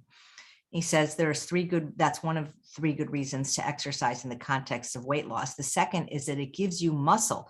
Even if you don't lose weight, when you have more muscle, you're a completely different person in terms of risk factor for diabetes, heart disease, fatty liver, cancer, because you're not as insulin resistant and you burn more calories from exercise. But your muscles burn calories even while sleeping at night or just walking around. Your lean muscle mass is correlated with how many calories you burn at rest. The person who is lean and muscular burns way more calories. Muscle burns calories. It's fitness versus fatness. Exercise, according to Dr. Hellerstein, is at least as important in diet in terms of weight loss and health. Fit is your ability to do aerobic work and exercise. You can be fat and fit, but it's pretty rare. He mentioned Charles Barkley and sumo wrestlers, but when football players stop exercising, they get heart disease. When you're no longer exercising, things can happen. There are some people who are not fit and metabolically unhealthy, and they might be thin. Being fit correlates better with health and death rates than how fat you are. The unfit thin people have a higher death rate than fit fat people. So hopefully, regardless of your fitness or your fatness, you've been inspired how important it is to move your body on a regular basis, even if it's just walking. If you maintain fitness activity, it mitigates a lot of other things, Dr. Hellerstein says, because studies show even gardening 30 minutes 3 times a week was beneficial. Exercise is key if you're concerned about maintaining weight loss and in maintaining health. It replaces the lost calories that you used to burn but no longer are because you lost weight. Food intake does not have to keep dropping if you exercise because it replaces lost calories and it maintains muscle mass and burns more calories even when you're not exercising. And it maintains your fitness, which correlates big time with health outcomes, even if you're overweight. When you change your muscle mass and change your fitness, even if you don't lose weight, you should get a gold star because it's so great for your health. It's very hard to lose weight and maintain that weight loss just by reducing calories. And there's so much stress in the world. And when people are hungry, they go off their diet, which is why the calorie density approach, as Dr. Rolls talked about yesterday, is the best. Dr. Hellerstein's studies show that if you eat carbs, they're mostly not converted into fat because he is considered one of the world's leading experts on DNL, which stands for de novo lipogenesis. Cows and pigs can do it, bees can make wax, but humans don't do it, or at least we do it very seldom because, as you know from Dr. Nikki Davis yesterday, to convert carbs to fat is very inefficient. It would take 30% of the calories, but dietary body fat to convert into body fat takes only 3% of the calories. It's very efficient. Therefore, you hear the saying, the fat you eat is the fat you wear. He's published research on this, and the carbs themselves do not become fat molecules, but you won't burn fat if you're eating more carbs than you need. They will go to your fat stores, especially if you're eating sugar and fat together. And we were never designed to do that. There is no food in nature that has both sugar and fat, with the possible exception of breast milk, which we are only supposed to have for a very short time in our lives. No food has sugar, fat together, sugar, salt together, fat and salt together, or sugar, fat and salt. We weren't meant to stimulate those dopamine pathways simultaneously. And that's usually what people are eating, which is called dessert. They are the most calorically dense and also the least satiating at the same time. And he did a study with boys in Atlanta for 8 weeks without a liver, and they took without liver disease. I'm sorry, they had livers and took all the sugar out of their diet for the whole family, and their liver fat and their new fat synthesis fell by 1/3. You're going to learn a lot about non-alcoholic fatty liver disease from upcoming expert Dr. Edwin McDonald. Liquid simple sugars, especially fructose, and this is not from fruit, guys. It's like from soda and the way things are sweetened today, get right into your body. They do not satiate, and they have adverse effects like insulin resistance and fatty liver. And sugar has adverse metabolic effects. Hundreds of them you're going to learn from our third speaker today, pediatric obesity specialist at USC, Dr. Michael Gorin. If you drink alcohol, you won't burn anything else until the alcohol is gone. It will be the body's first fuel, and it will keep you from burning both fats and carbs. So Was we're learning from the speakers, alcohol is not a good idea for health because it's a carcinogen, but it is not friendly for weight loss and weight loss maintenance. So you will gain fat from drinking alcohol. A high carbohydrate diet is better to fuel workouts. You want to exercise so that your pulse is high continuously for about 20 to 30 minutes, at least 2 to 3 times a week. Activity changes everything. You do not have to exercise to exhaustion. When you change your diet, it must be something you can stick with. If you can't, then it's not the right diet. When we can overcome the memory of being overweight is unknown. Countries that eat higher fat are fatter. High carb diets are not associated with obesity. Higher carb diets tend to stabilize blood glucose. You'll learn a lot about that from Cyrus and Robbie. And it doesn't bounce around as much and improves insulin sensitivity. People who exercise are far more insulin sensitive than people who don't exercise and are able to prevent type 2 diabetes. Exercise by far is the most effective thing. Diseases get stronger as we age when we get weaker. The time to treat a disease is before it's a disease. We have a little or no progress with the less muscle mass you have, the more seriously you'll be disabled as you age. Diseases, we have, let's see, sorry, I'm writing so fast because he's saying so much. We have no marker of disease. Someone who has advanced age with muscle mass isn't that old. It's almost impossible to make long-term weight loss and health without some form of voluntary physical exercise because you don't control your appetite, but you can control your activity. And when you burn more calories, you're not as miserable eating less food and you're kept fit and you have improved muscle mass. I thought that was an amazing lecture. Thank you so much, Dr. Hellerstein. And we have 3 more amazing speakers for you today. Dr. John McDougall is one of my mentors, and I would say he needs no introduction, but in case you're not familiar with him, he is the author of multiple best-selling books. He has dedicated over 50 years of his life caring for people with diet and lifestyle medicine, and now he has a new patient, Mother Earth. He's a physician, speaker, and best-selling author. He runs with his wife and co-founder, Mary McDougall, a McDougall program, which is now available online, and Mary has created thousands and thousands of low-fat, oil-free vegan recipes that are absolutely delicious. And he is recognized as a nutrition expert, which earned him a position in the Great Nutrition Debate by the USDA in the year 2000, 13 national best-selling books. And today he is going to talk about the satiety switch, how a vilified food group can be your key to satiating weight loss. Please welcome Dr. John McDougall.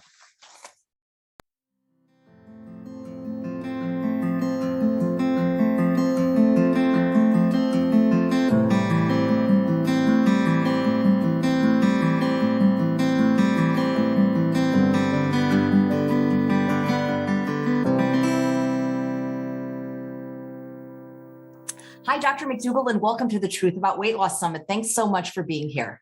Well, anytime I have a chance to be with you, AJ, it's an opportunity for me. So thank you very much. And I'm sure you've gathered a great audience that's really interested in my points of view. We well, sure hopefully have. they are. We sure have. And Dr. McDougall, I know that over the years, you've taken care of over 12,000 patients and putting them on the McDougall diet, they've reversed their heart disease and diabetes and autoimmune disease. I'm curious why the McDougall diet, which helped these patients reverse their chronic diseases of lifestyle, is also unparalleled for weight loss. Well, it's because the human being is designed to be trim and agile. You know, it's a survival disadvantage to be overweight. And this is an important thing to understand is the body is designed to survive. And so we make all kinds of adaptations to survive. And one of the adaptations we make is that we store up extra fat to get ready for the famine, for the winter. Now, we only store maybe 20, 30, 40 pounds. But then it becomes a disadvantage to survival when you store 100 pounds or 200 pounds or 500 pounds, like some people do. The reason people develop adult type diabetes is because of this adaptation that occurs. After you gain, say, 30 or 40 pounds, the body develops insulin resistance. And as a result, the blood sugar goes up, but you stop gaining fat. Now, most people do. There's an occasional person that I run into, And these are people that are, 3, 4, 5, 600 pounds overweight. They don't develop insulin resistance. That insulin keeps shoving fat into fat cells. That's what insulin does. So, like I say, the body is not making a mistake to be overweight, at least as far as 20, 30, 40 pounds. But the famine never comes. That's the problem. And the next season does arrive, and you try and gain a little bit more weight and more weight and more weight. And it's a downhill slope. Wow. Well, how can the McDougall diet help? Well, the McDougall diet, and that's what I think you should call it. But just to help people not be offended by what I have to say, we could call it a traditional diet. A traditional diet would be a diet that people have followed traditionally throughout human history. For example, you have the people from Central America, the Aztecs and the Mayans. These were known as the people of the corn. They lived on corn. Actually, I have a coin. In fact, I have it right here. It's called the Three Sisters. It's a $1 coin. And what it depicts the three sisters, which are beans, corn, and squash, which is the diet of Native Americans. I mean, if you want to be American, you want to follow what Native Americans used to eat. It's beans, corns, and squash. If you go a little further south, you go to the Andes, you find people are potato eaters. That's what they lived on, was potatoes. The Incas, for example, they lived on potatoes, except for when they went to battle, and then they switched to quinoa because it was easier to carry, it's lighter in weight. If you look at Egypt and Iraq and Iran, that part of the world, that used to be known as the bread basket of the world, bread. And of course, most people can relate to the Far East. People in the Far East and Asia, what you think about is rice. Rice is the diet. So what it all boils down to are various starches have fueled the human being throughout all of our existence, except for the last 50 to 150 years. And then what's happened is we had the Industrial Revolution, we had the harnessing of fossil fuels, and what were once a few rich people, a few kings and queens and aristocrats who were overweight, they were sickly, they had gout in their feet, they had diabetes. Once these diseases were reserved to just the few aristocrats, because of the wealth that is accumulated worldwide, at least half the population has been able to afford, and they do eat like kings and queens. I mean, Burger King, Dairy Queen, Imperial Margarine, they don't even try and disguise it. And as a result, people are sick because of an aberrant diet, a diet that has just been a blip in human history. Whereas the other 750,000 years or longer that the Homo sapien has been around, we have lived primarily on starches, except in the extremes of the environment. For example, the Inuit Eskimo. In that extremes of the environment, they can't live on a starch-based diet. They have to eat from their lands. They have to eat animals and fish and so on. But those are rare exceptions. So I guess what it comes down to is we have to look at the human being in terms of our history, in terms of the current living situation. If you look around the world and I ask you to identify trim populations of people, you immediately pick on the Asians. 90% of their food was rice before 1980. You would immediately pick that. If you started getting into the anatomy and physiology of the human being, you would realize that we're starch eaters. And we'll get into some of that in a minute with a slide presentation I have to offer you. But we have teeth designed to grind various grains and tubers. We have hands to pick up various grains and tubers. We don't have claws like my cat does to tear up flesh. That's the diet of our cat, is a flesh-based diet. We have an intestinal tract that's perfectly designed to metabolize a starch-based diet. What it boils down to, AJ, is the human being is not a carnivore. Is not even it's not an omnivore. The human being is more of an herbivore. But that doesn't really convey in simple language to people for them to understand what they ought to put on their dinner plate. The human being is a starch eater. Corn, rice, potatoes, sweet potatoes, beans, breads, pastas. That should be 90% of what you see on your plate is starch. The rest should be fruits and vegetables, which are interesting. They provide color, some nutrients. They should be part of your meal plan too. but you've got to get that starch for a whole bunch of reasons that I like to talk to you about. Why do you say starch, Dr. McDougall, instead of plants? Well, when you say a plant-based diet, and a lot of people talk about a plant food-based diet, too many people immediately go to nutrient-dense foods. They think, oh, I've got to live on kale, lettuce, cauliflower, broccoli. And I go, I can't do that. Well, nobody can do that. I mean, I'd have to eat somewhere between 11 and 20 pounds of broccoli to get all the calories that I need in a day, or cabbage. 11 to 20 pounds of cabbage. I can't do. I don't have that kind of time. I don't have that kind of interest. And besides, it wouldn't be satisfying. Not like potatoes, sweet potatoes, rice, breads, pastas. I mean, when I mention those foods, you think comfort food. Why? Because that's what you're supposed to be eating. So anyway, in every aspect, you need to come down to some simple words to communicate with people. And to say this is a whole food plant-based diet or a vegan diet or vegetarian diet, it leaves open all kinds of possibilities.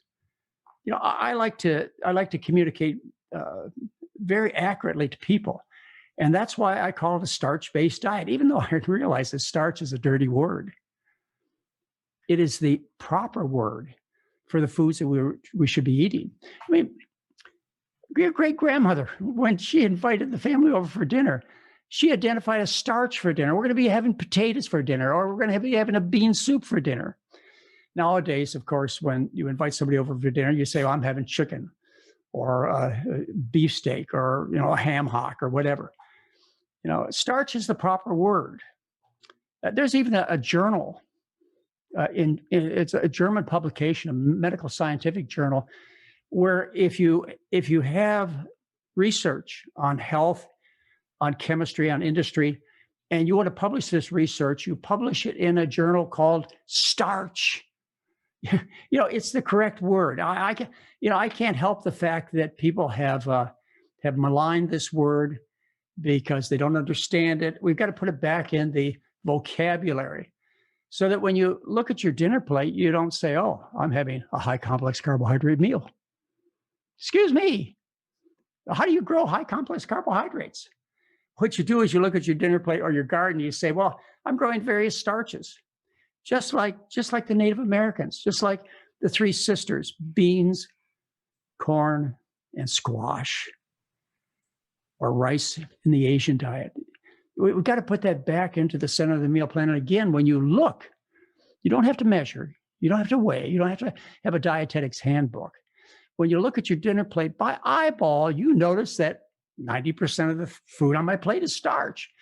Then you're in control. Plus, you love the food. You love starches. There's a reason for that. Why are so many people afraid to eat them, though? I'll hear things like, I can't eat potatoes, my blood sugar goes up, they'll make me fat. This is what a lot of people still believe. And then I know. They have incomplete understanding. Yes, the blood sugar goes up after you eat starches. The purpose of eating is for the blood sugar to go up. It's supposed to. But eventually, and when I talk about eventually, I'm talking about within hours, what happens is the body readapts to a starch-based diet. And as a result, the insulin works efficiently and the blood sugar doesn't go up to abnormal levels. In other words, type 2 diabetes is 100% curable with a starch-based diet and associated weight loss. Yeah, so, keep that in mind. Keep in mind the long-term results. Don't look at the blood sugar right after you have a baked potato on your dinner plate. Look at your blood sugars a week, a month, a year, 10 years later. You're no longer diabetic if you're a type 2 diabetic. So it's short-sightedness, it's incomplete information that causes people to continue to make bad decisions, not just the lay people, but also well-educated people, scientists, doctors, and so on. The message has been so widespread that it's very difficult to find the truth. The truth is, and you know it, is the human being is a starch eater. I just gave you a whole bunch of evidence, and I'd like to give you more evidence in a short slide presentation that I have, if I could, AJ. I know you have a lot of questions for me, and we'll get into them. But let me share some of the basic information with you. So the McDougall program, which is what I call it, it's different than other diets out there in the sense that it's pure vegan. It's made of whole foods. It is centered around starch. I mean, that's the unique quality of the McDougall diet. There are no compromises. I don't compromise and say, well, but I add a little bit of fish, or a little bit of low-fat cheese, or there's no compromise in what I teach. And I feel that's my obligation, AJ, is, I'm a medical doctor, and people come to me with all kinds of serious problems, cancer, diabetes, heart disease, autoimmune diseases, not just weight loss. And they ask Dr. McDougall, how do I get well? How do I get over this? And I promised myself, and I promised my patients, more than 40 years ago, I promised them that I would give them the best answer possible so that they would never come back to me and say, Dr. McDougall, I did what you said and it didn't work. Of course, many people do, and rightly so. They come back to me and they said, I understand what you said. I just couldn't do it. It was too much of a change for me. I understand that. But for me to teach you a compromise makes no sense at all. And remember, I'm a medical doctor. I'm not just trying to treat relatively minor issues like losing 5 or 10 pounds. I'm treating people who have serious problems. But the same information applies to those of you who are relatively healthy and only need to lose 5, 10, or 15 pounds. Why would I teach you a compromise? Makes no sense at all. All right, well, let's see. Let me talk to you a little bit about a starch-based diet. And I want to do it with this demo. This demo represents the size of the stomach. Each one of those glass beakers is about what a stomach looks like and about the size of a stomach. And it contains 500 calories per beaker.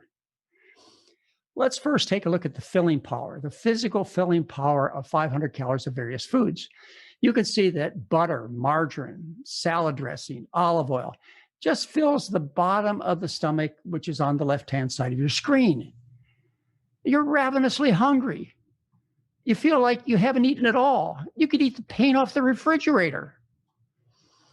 Well, let's move over to cheese. You see that cheese, 500 calories, fills about a third of the stomach. And that's not enough. You're still hungry. You're still looking for food. And to the next beaker you go is meat. Still, again, about the third of the stomach is filled. So you're left without being full. I mean, physically full. Now let's move over to starches, and you see the beaker that contains the rice. It almost fills the entire stomach.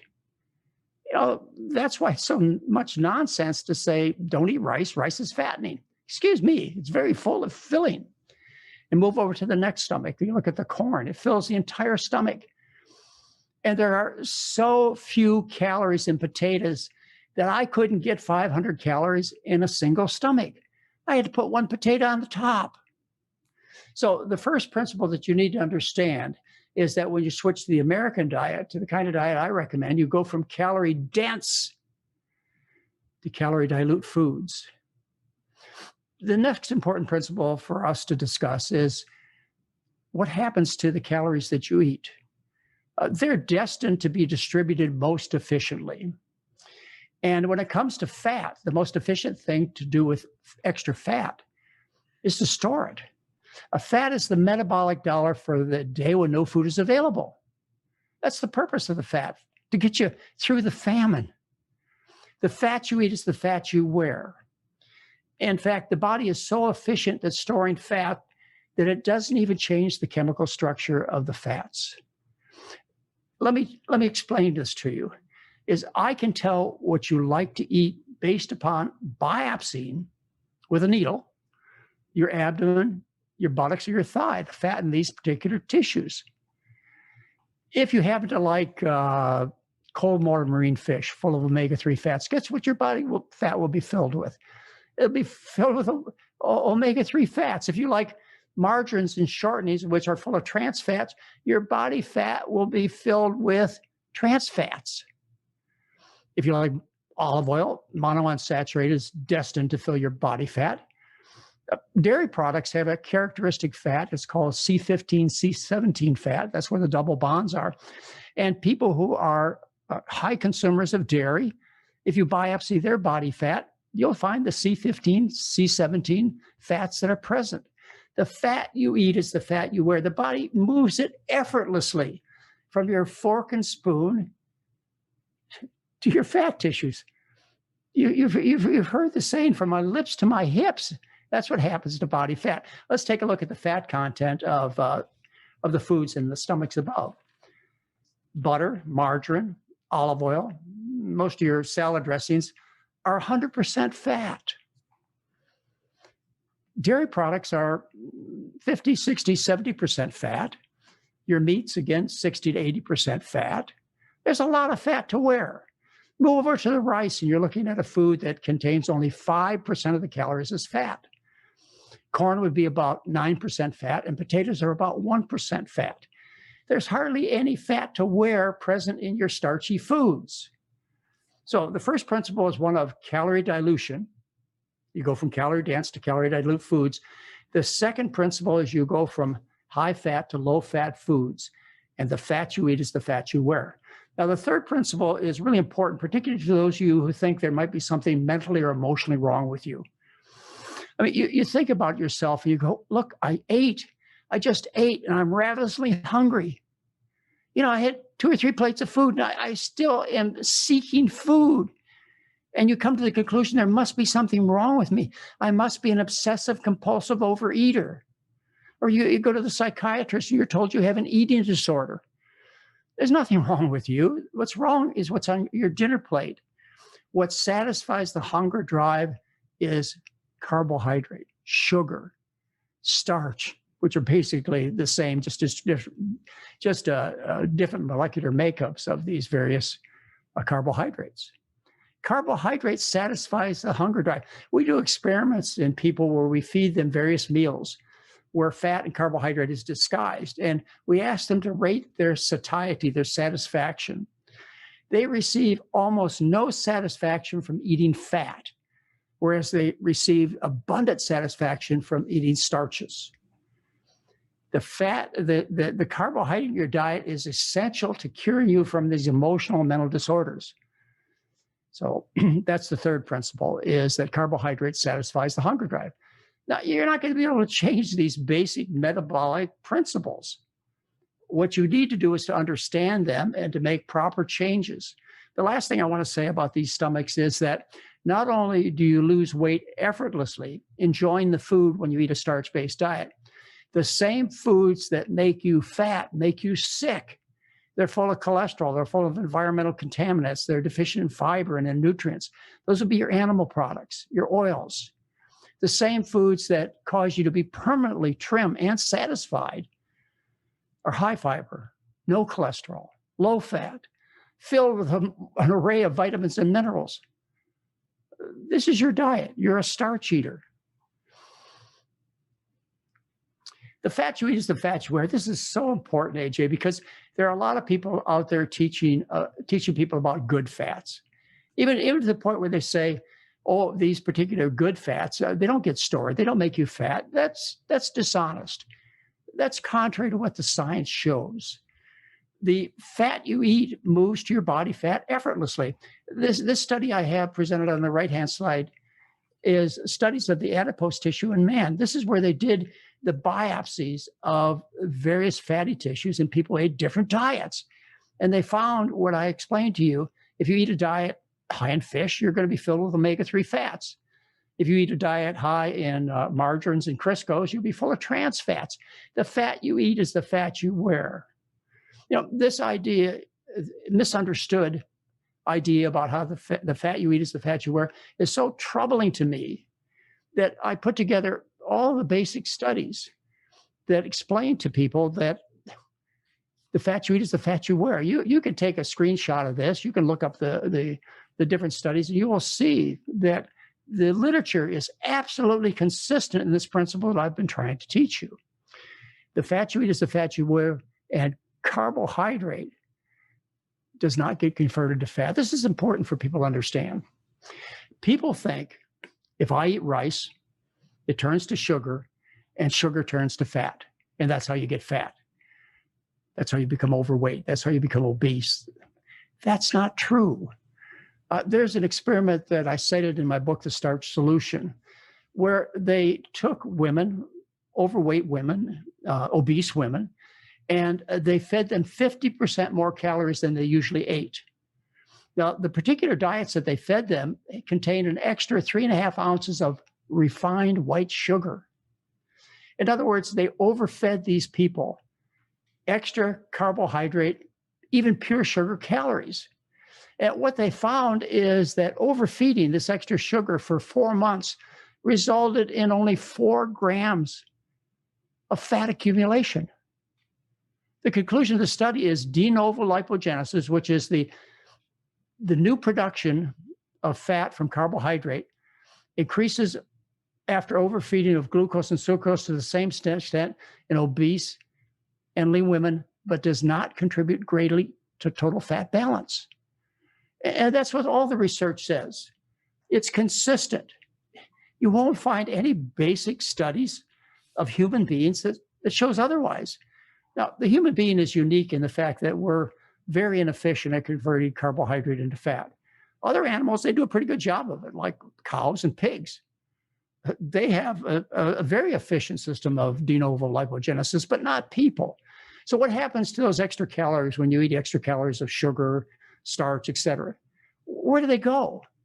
Well, they're burnt off in respiratory heat, in other words, breathing, in body heat, in fidgety motions, because it's too inefficient for the body to change sugar into fat. If you remember your biochemistry, your sugars are ring structures, very stable, whereas fat is a chain of carbohydrates. This metabolic conversion is expensive. The body does not do it. We started talking about the anatomy and physiology of the human being, and I talked to you about how hands are meant for picking up things, not for tearing flesh apart, and the teeth are for grinding starches, not for consuming and tearing apart flesh. And the whole intestinal tract is set up to properly digest starch. But we have in our saliva, we have alpha amylase. And in our intestinal tract, we have alpha amylase. Its purpose is to digest starch. That's what it does. But let's start at the beginning of the intestinal tract, and that would be the mouth. We have a sensory organ that helps guide us to food selection. We have on the tip of our tongue taste buds that cause us to be attracted to substances that we need for good health. And these would be minerals, which happens to be supplied most commonly with table salt. We're seekers of minerals because we need these minerals to stay alive. And our primary calorie source is carbohydrate. So on the very tip of the tongue, we have sweet tasting taste buds. As you go back into the tongue, you find 2 taste buds that are designed so that you don't poison yourself. These are sour and bitter taste buds, which have you identify at best medicinal substances, at worst serious poisons. Now, those are the 4 classic taste buds: sweet, salt, bitter, and sour.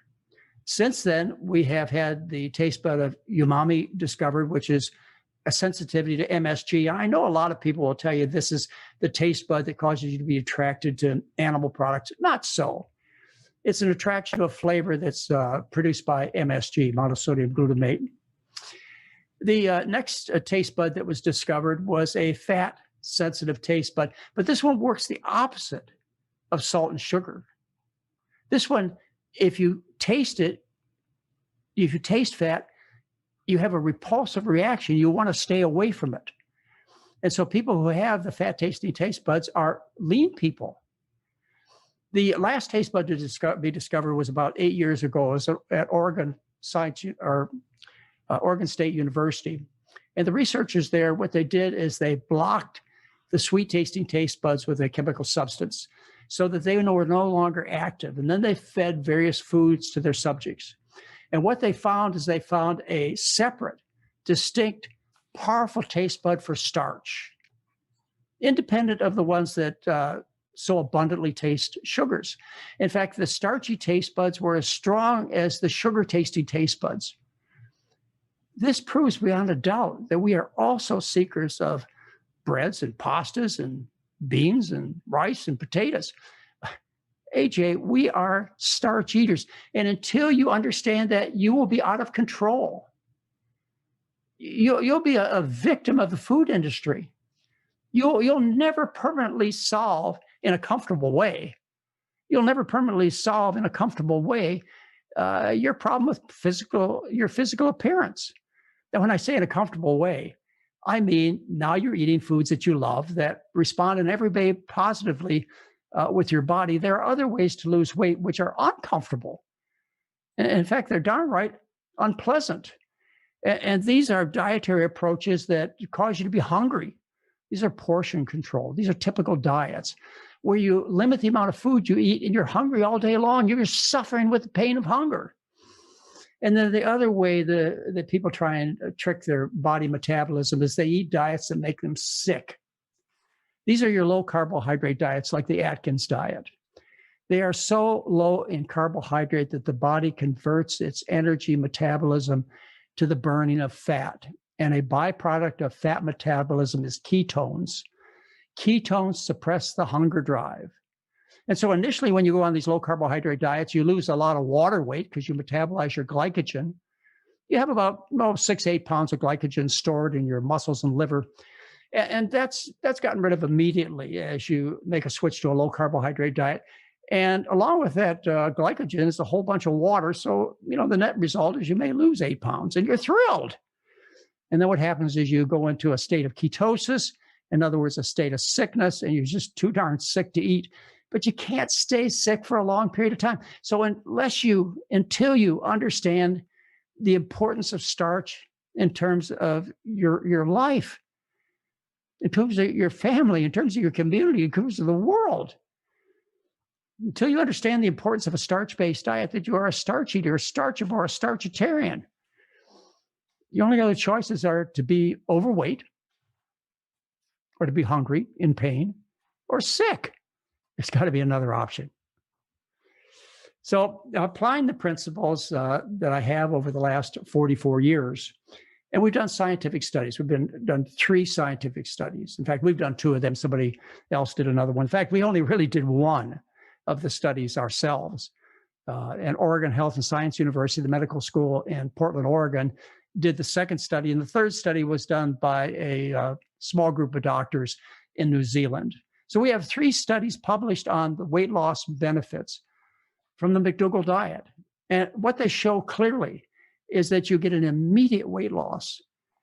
We're talking about studying 1,703 people. Nobody was excluded. You get an immediate weight loss in the first 7 days, on average, of 3.1 pounds. And the second and third study, they were done over a year. And they found after a year, people had lost an average of 20 pounds. Actually, the New Zealand study, they brag about them having the greatest amount of weight loss of any diet. Of course, they use the McDougall diet. And they claim a 25-pound weight loss sustained, maintained over a 1-year period of time. And the people studied, at least in the Oregon Health and Science University, the medical school in Portland, they weren't interested in weight loss. They were younger than the average group of people. And still, at the end of a year, they lost on average 20 pounds. So, AJ, what kind of questions do you have after my short demonstration? Well, that was fantastic. I took a bunch of notes. I guess the first question would be, the truth is easy to understand, but people still seem to be confused, Dr. McDougall. And if potatoes are only 1% fat and less than 1 calorie per gram, there's no way potatoes can make people fat. That's correct. Yeah, I've had people come to my office. They claim they have eating disorders and that they're going to get fat eating a potato-based diet. And I've challenged them over the last almost half a century. I've challenged them. I say, look, we'll make available to you a bushel basket full of potatoes, and you just live on the potatoes and see what happens. They're never going to be able to gain excess weight. I don't care how obsessive compulsive they are. It'll never happen.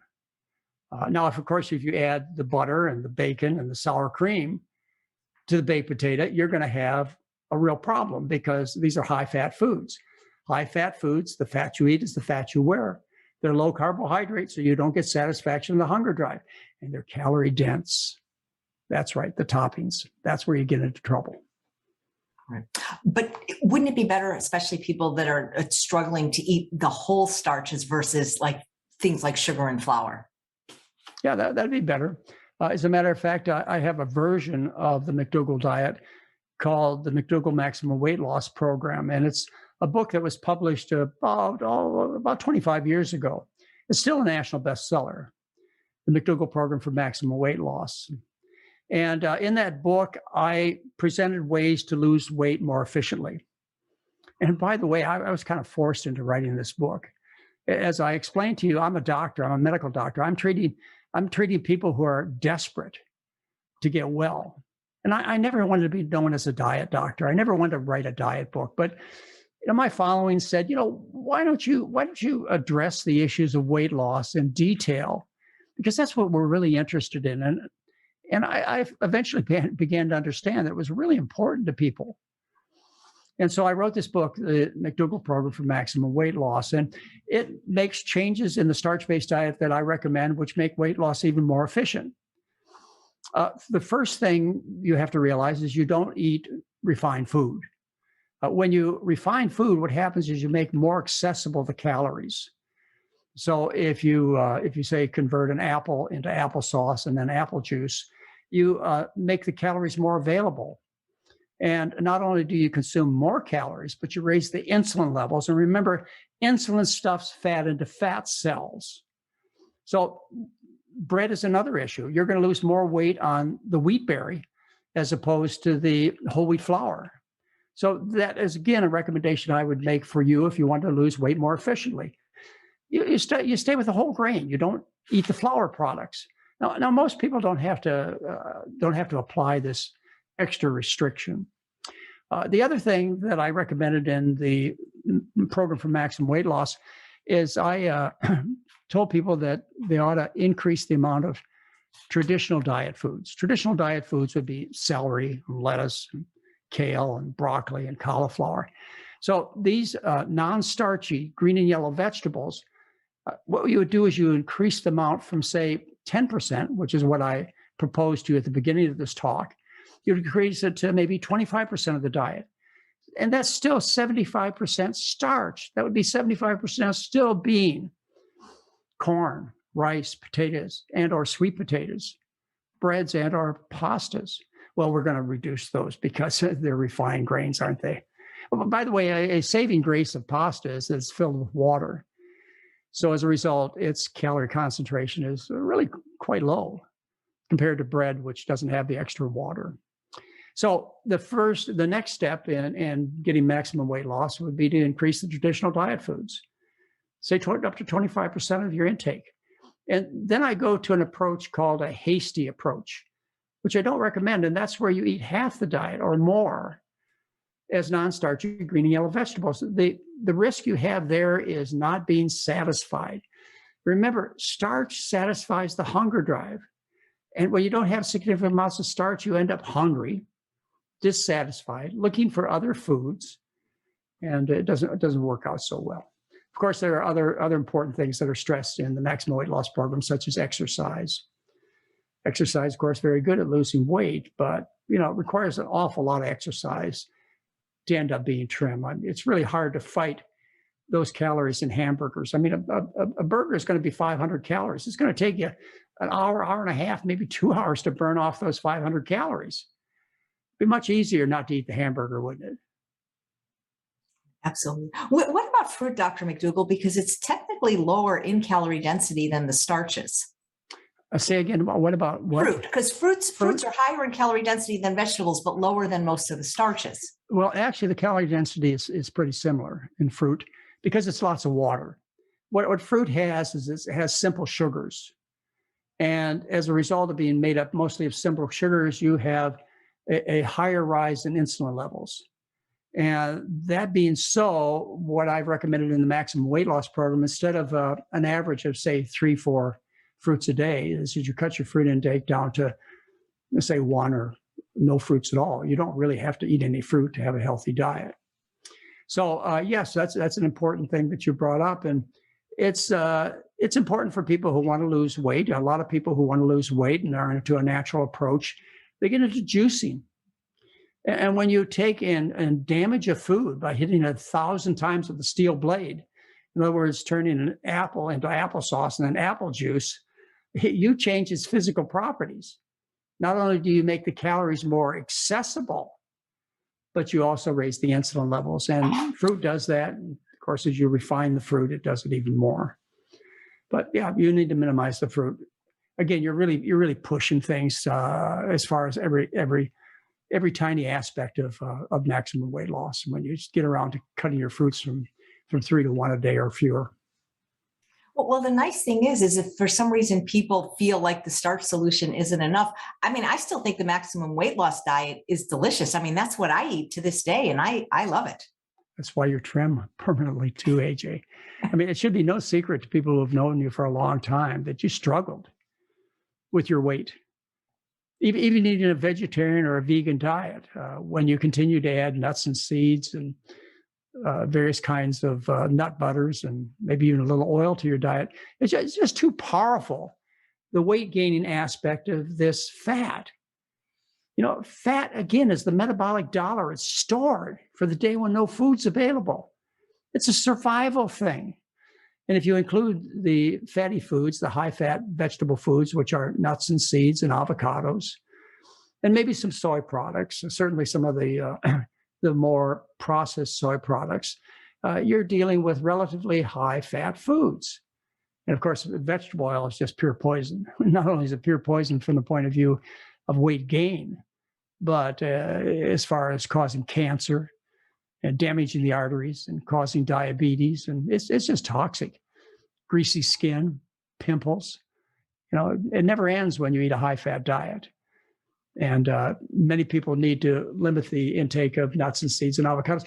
But AJ, I have people at the other end of the spectrum that I take care of who have energy needs that require them to get in extra calories. And so I have a whole section written about if you lose too much weight on the McDougall diet, what do you do? And what it talks about is doing the opposite of what you do to lose more weight. In other words, you'd eat more refined foods, more breads and pastas, more fruit juice, fruit sauces. You would increase your intake, the relative proportion of starches. You maybe even increase your simple sugar intake. And simple sugar is not health food. White sugar is not health food. Honey, molasses, they're concentrated calories, but we use them. And there's a purpose for us using the simple sugars in our diet. So if people want to gain weight, you'd add maybe a tablespoon or so of brown sugar to your oatmeal. It's not a big deal. It makes the food taste better, so you're going to eat more of the oatmeal. And that is, by the way, why we use simple sugar and salt on the surface of the foods. It's to get you to eat it. Remember the Mary Poppins movie? One of the famous quotes in there is a little bit of sugar makes the medicine go down. Yeah, you can consider a starch-based diet the medicine. If I put a little bit of sugar with it so that you'll eat it, voila, it's worth the trouble. Because the important thing is you get off the fat, you get the carbohydrate, even the simple sugar into your diet. One of the best examples of a high sugar diet comes from Duke University, comes from Walter Kempner, who's one of my heroes. He's, in fact, the most important medical doctor in my entire career, Walter Kempner. Walter Kempner ran the internal medicine department at Duke University for many years. His diet, which is called the rice diet, was the main source of income of Duke University for 2 decades. It was a very famous diet at Duke for 7 decades. The rice diet consists of white rice, fruit juice, and table sugar. It's 93% sugar, carbohydrate and refined sugar, 93% of the calories. And yet the program results in serious weight loss, even for people who are morbidly obese. This is a dietary approach that can be put up against bariatric surgery and get better results. This is a diet that cures essentially 100% of type 2 diabetics. This is a diet that takes people who are in severe kidney and heart failure and gives them a life again. You got to spend some time researching Walter Kempner and the rice diet. It'll make you understand why sugar really is not the most evil thing in your diet plan. Again, white sugar, simple sugar is not health food, but it's a darn good way to get you to eat the basic meal plan. And again, we put the simple sugars and the salt on the surface of the food so you get maximum taste because it'll contact your tongue. We don't take and mix it up in the food where the taste is lost. So you get maximum taste for a minimum amount of simple sugar, minimum amount of calories, minimum amount of insulin stimulation. Insulin stuffs fat into the fat cells. That's one of the reasons that diabetics gain on average 20 pounds in a year when they go on medication that raises insulin levels. So anything that raises your insulin levels is going to cause you to gain more weight. Taking diabetic pills, insulin shots, eating refined food, eating more sugars are going to raise your insulin levels. Exercise will lower your insulin levels. Eating frequently lowers your insulin levels. So grazers and nibblers, they do better at weight loss than gorgers do. If you eat 14 times a day, you'll do better than somebody who eats 1, 2, or 3 times a day. Another principle of the maximum weight loss program is the frequency of your meals. Dr. McDougall, there are people who believe that a low-fat diet is dangerous and that we need to have nuts and seeds every day for omega-3 fatty acids and brain health and preventing heart disease. How do you feel about that? These are misguided people who really don't understand the science. Yeah, think about it for a minute. There are populations of people who were terrestrial. They didn't live in coastal areas. They didn't have access to high intakes of omega-3 fats from, say, fish. They lived in a terrestrial setting with none of these concentrated sources of omega-3. And they grew. They had babies. They fought battles. They competed in athletics. And on a diet that some people claim is deficient in omega-3 fats. They didn't have the concentrated omega-3 fats in fish, nor did they have the concentrated many kinds of fats that are present in nuts, seeds, and avocados. You know, at best, nuts and seeds and avocados come in bloom once a year. The reason they put nuts in hard shells is to make them hard to get at. Of course, the coconut has the hardest shell of all, doesn't it? Avocados these days are in bloom every day of the year at Whole Foods Market. But an avocado tree really only produces 1 to 2 weeks a year. So, you know, we have a misguided abundance of these rich foods available in our society today, which makes it difficult unless you understand that not only do you not need these concentrated sources of calories, but they can cause you problems. And the least of the problems would be you're going to gain weight, which is what this whole topic is about, isn't it? Is how to lose weight efficiently. No. I've heard you say that the truth is not aligned with the profit of industry. No, it isn't. And of course, we have the tip of the tongue, which has set you up to be a sugar seeker. And, you know, that was in a day when simple sugars were quite rare. But nowadays, of course, it's very easy with a supermarket variety to overfill your shopping basket with simple sugar foods. What is it that starch is so satisfying? Because you said starch is to the hunger drive like oxygen is to the breathing drive. Why no starch, no satiety? Yeah, right. Well, you know, that's the way the drives were set up. You have the breathing drive, which is satisfied not by air. Okay, air could be any mixture of gases. Satisfied by oxygen. And you have the thirst drive, which is not satisfied by any and all liquids. Only one liquid satisfies the thirst drive. I know you're thinking beer and orange juice, right? No, it's the water. Only water satisfies the thirst drive. And the human being was designed by our creator, so to speak, to be a starch eater. And we had to go through some evolutionary processes to become starch eaters, which gave us worldwide advantages. We're descended from various lesser primates, chimpanzees, great apes, etc. These particular primates are confined to equatorial zones, and they eat a relatively low starch diet, a diet primarily of fruits and perishable vegetables, which are available all year long at the equator. So that's their diet. They're stuck at the equatorial part of the earth.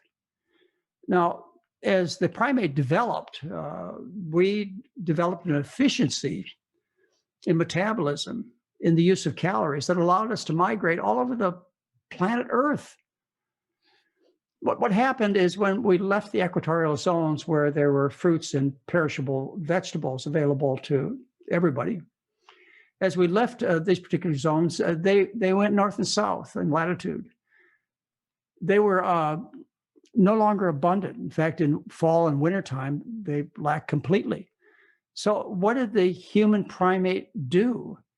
It dug under the ground and found tubers, in other words, starches. And of course, cooking became an important issue in human development.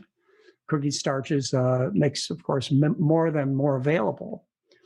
And so it was an adaptation of the primate species that allowed us to have an efficient metabolism, allowed us to take over the entire planet, for good or bad. Right. That's wonderful. What about alcohol? Well, first of all, I think it's irresponsible for a medical doctor to in any way claim alcohol as health food. But a lot of my colleagues have done that. And drinking alcohol has been mixed up with a lower incidence of many diseases, including heart disease, particularly wines. Now, this might be all okay for 9 out of 10 people who drink sociably, drink for taste. But 1 out of these 10 people has a disease. And if a medical professional claims it's good, it's okay, you should consume alcohol, that person, known as an alcoholic, causes tremendous destruction all around him or her. Auto accidents, physical abuse, murders, etc. No doctor should be recommending alcohol in any terms of health. Now, what does alcohol do? Well, alcohol is a molecule that does not convert into fat. Okay, we just can't do it. We don't have the metabolic processes to turn alcohol into fat. Now, alcohol does make people gain weight. Not serious alcoholics. I mean, stop for a minute and think about serious alcoholics that you know. They're sickly thin. But what I'm talking about is moderate, reasonable, sociable drinkers. Alcohol will cause you to gain weight by the following. The body prefers to burn alcohol as energy as opposed to fat. So it utilizes the alcohol molecules to run your machinery throughout the day and leaves the fat in your body fat. The alcohol molecule raises insulin levels. So there's another way. Insulin stuffs fat into fat cells. But the primary way that alcohol causes people to be out of control is they lose inhibitions. And instead of 1 potato chip, it becomes 2 bags of potato chips. And as a result, the moderate drinker has a serious problem, not only with their weight, but also their health. So you certainly shouldn't include that in your weight loss program. Great, thank you. Are you familiar with the work of Dr. Susanna Holt, who created the satiety index? Very much so, very much so. Do you know what the number one food is? She taught us by feeding various subjects different foods that the potato was 7 times more satisfying than a croissant. A potato would be 3 or 4 times more satisfying than meat or cheese. And what she did is she fed various foods to people and asked them, how do you feel? How satisfied are you? But there are other classic experiments out there in line with Holt's work, which were done like Listener. Listener did important studies. One in particular that everybody should understand, that should be taught in kindergarten and grade school, is a listener took a group of people, put them in a metabolic ward situation where he controlled everything that they ate. And what he did is he made foods where you could disguise the amount of fat in the food, like soups and stews and breads and muffins and so on, so that he could feed these various foods to people and they wouldn't know whether they were high fat or low fat. When he put fat in the muffins and the soups, etc., even though they couldn't tell it was a high fat version, they ended up consuming an extra 600 to 800 calories. As he lowered the fat intake in the meal plan, it dropped down from 45% fat to about 15% fat. And people eventually lost weight, and they consumed, based on scientific metabolic research, somewhere between 600 and 800 fewer calories just with that invisible manipulation. You know, people enjoyed the soups and the stews and the muffins just as much when they ate them low fat as high fat. Listener. That's really interesting. I'll have to check that out.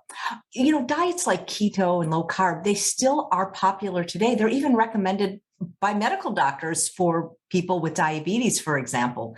And yet they do result in weight loss, but it's not really fat loss, is it?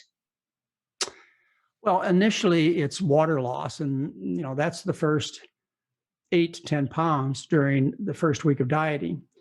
And what happens is the body prefers to burn sugar. So it burns its stored sugar, which is glycogen. It's stored in the muscles and in the liver. The body stores about 2 pounds of glycogen. But associated with that glycogen is 4 molecules of water. So when you lose 2 pounds of glycogen, along with that, you lose an extra 4 pounds of water. So the initial weight loss is caused by water loss, by the body doing what it does preferably, naturally, which is to burn carbohydrate. It burns the stores of carbohydrate. Then when the glycogen is gone, what's left to burn is the fat in the body fat, or the fat that you eat. And the diets, low carb diets, are very high fat, very high protein, no fiber, nutritionally imbalanced, and promote cancer and heart disease, just to name a few, including diabetes. So what happens is you go into a state of ketosis, and ketones suppress the hunger drive. Now, ketosis is a normal, natural state that occurs under certain circumstances that are related to survival. For example, if you are sick for a long period of time, say more than a few days, your body goes into ketosis. Why? Because there's every reason not to have a strong appetite at that time. You're supposed to be recovering, recuperating. You're not supposed to be finding and cooking food when you're sick. So the Atkins diet, the low carb diets, they simulate sickness. The other time that ketosis occurs naturally is when people are starved to death.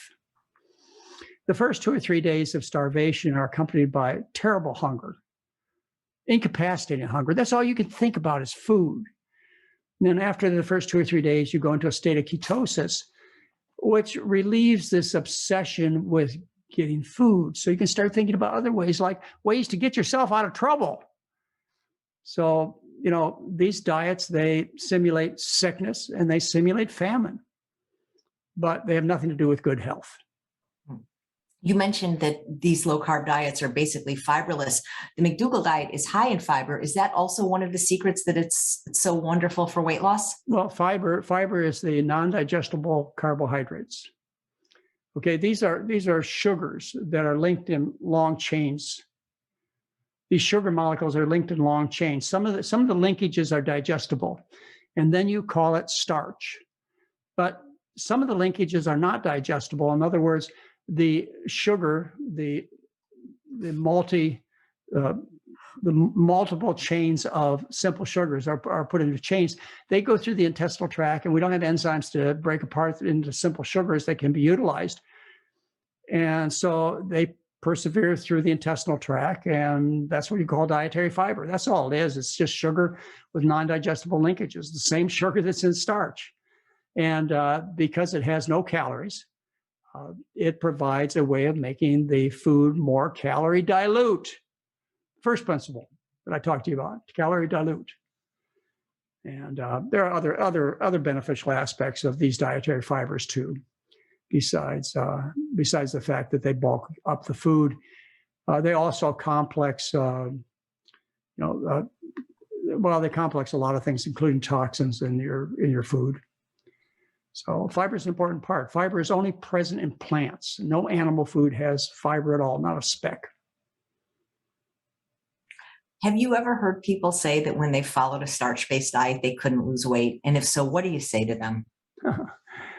Well, I hate to be unkind, but Walter Kempner, who I talked to you about, who did the rice diet, it's been said that he said all dieters are liars.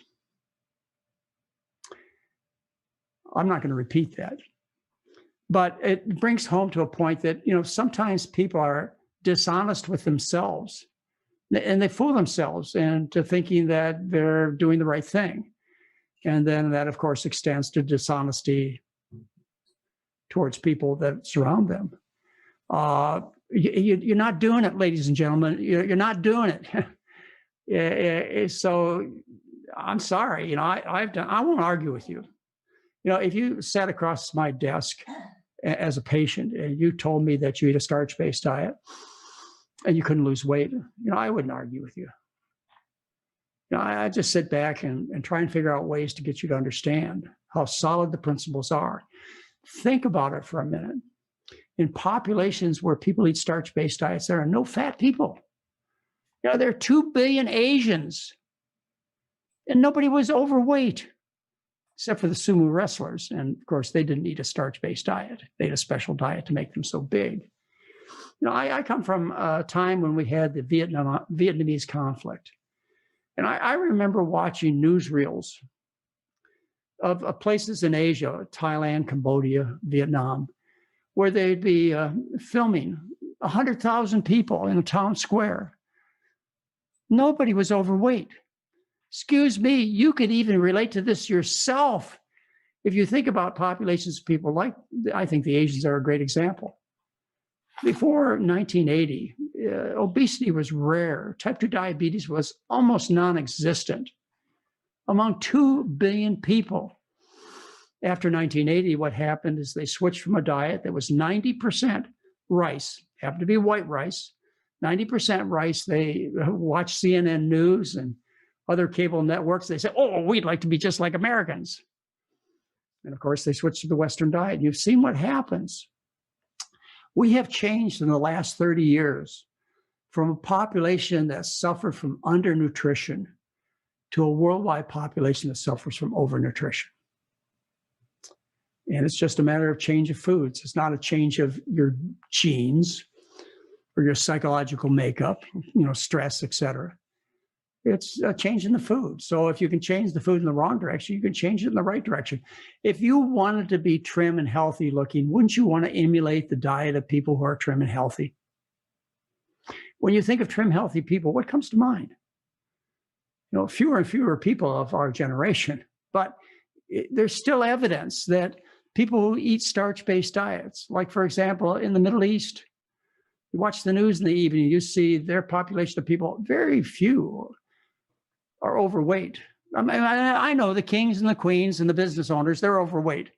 But the general population, because they eat still primarily a diet of wheat and barley. Or I think the Asian population is, again, easy to relate to. 90% of the diet before 1980 was white rice. No overweight people. You go to Peru, for example. In Peru, 100 years ago, in Peru today, they have the same health problems and weight problems that we had 100 years ago. Now, of course, the people in Peru are changing their diet to a more Western diet, and it won't take 100 years for them to be sick and unhealthy and overweight like Americans. You can look back through history. What do you see? The people who built the pyramids, the people who toiled in the fields, they were healthy, they were strong, they were trim. But the people who were overlords, the aristocrats, the kings and the queens, you know what they looked like. You know what they looked like. They looked like Americans. So, Dr. McDougall, what do you think it is that was driving the obesity epidemic? Is it the refining of the carbohydrates, the increase in animal products and oils, or all of it? Yeah, it's all those things, AJ. I think if I had to give a particular weight to those different ingredients, which I think is unfair because it's all those things: the lack of fiber, it's the increase in sugars, it's the it's the oil. If I had to take and I had to, if you pin me on I'm only going to fix one ingredient in the diet, what would it be? It'd be to get the fats and vegetable oils and fish oils out of your diet. That is the primary driving force to obesity. The fat you eat, come on now, the fat you eat Is the fat you wear. all right. I know this. You're getting it. I was When you sit down to a salad and you put a tablespoon of salad dressing on your salad, where do you think that tablespoon of salad dressing goes? You think it evaporates out your ears?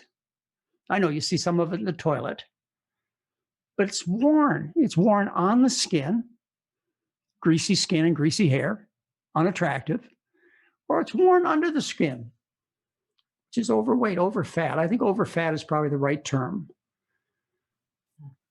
How do you feel about moderation? It's a killer. Moderation is a killer. In my personal life, I don't moderate. I can't. I don't mind telling you about it. I have a particular addiction. I used to be addicted to tobacco for 20 pack years of tobacco use back when I was a teenager and early 20s. I quit October 20th, 1972 at 7 a.m. in the morning. Haven't had a cigarette since. But if I did, I'd have one today and 3 tomorrow, and I'd be up to 2 packs a day by next week. These habituations, these addictions are so strong that once you reintroduce them into your life, you're out of control. Very few people can beat it. Alcoholics know that they have to stop 100%. They can't switch to beer and wine and solve their problems. Nancy Reagan, our first lady, what'd she say to the drug-induced or drug-dependent use back in her time? What did she say? Just say no. Just say no. She didn't say just cut down, because you can't do it. And it's the same way for many of you with food. It's one piece of chocolate cake and then looking for every buffet in town after that. If you realize your limitations as a human being, then you realize that you cannot allow these addictive, habituating, powerful substances back even a little bit. There are people who can deal with moderation. For example, I'm pretty moderate when it comes to food. I can have a piece of chocolate cake on, family birthdays, and I'm not out of control, but you can't, there are other things you can't put in my life, like tobacco. Or, you see a person out of control, and you must recognize your particular attributes. You must recognize where your shortfalls are, and you must guard against it. If you want to change your life, you have to be that serious. Great. So, Dr. McDougall, what's the real truth about weight loss?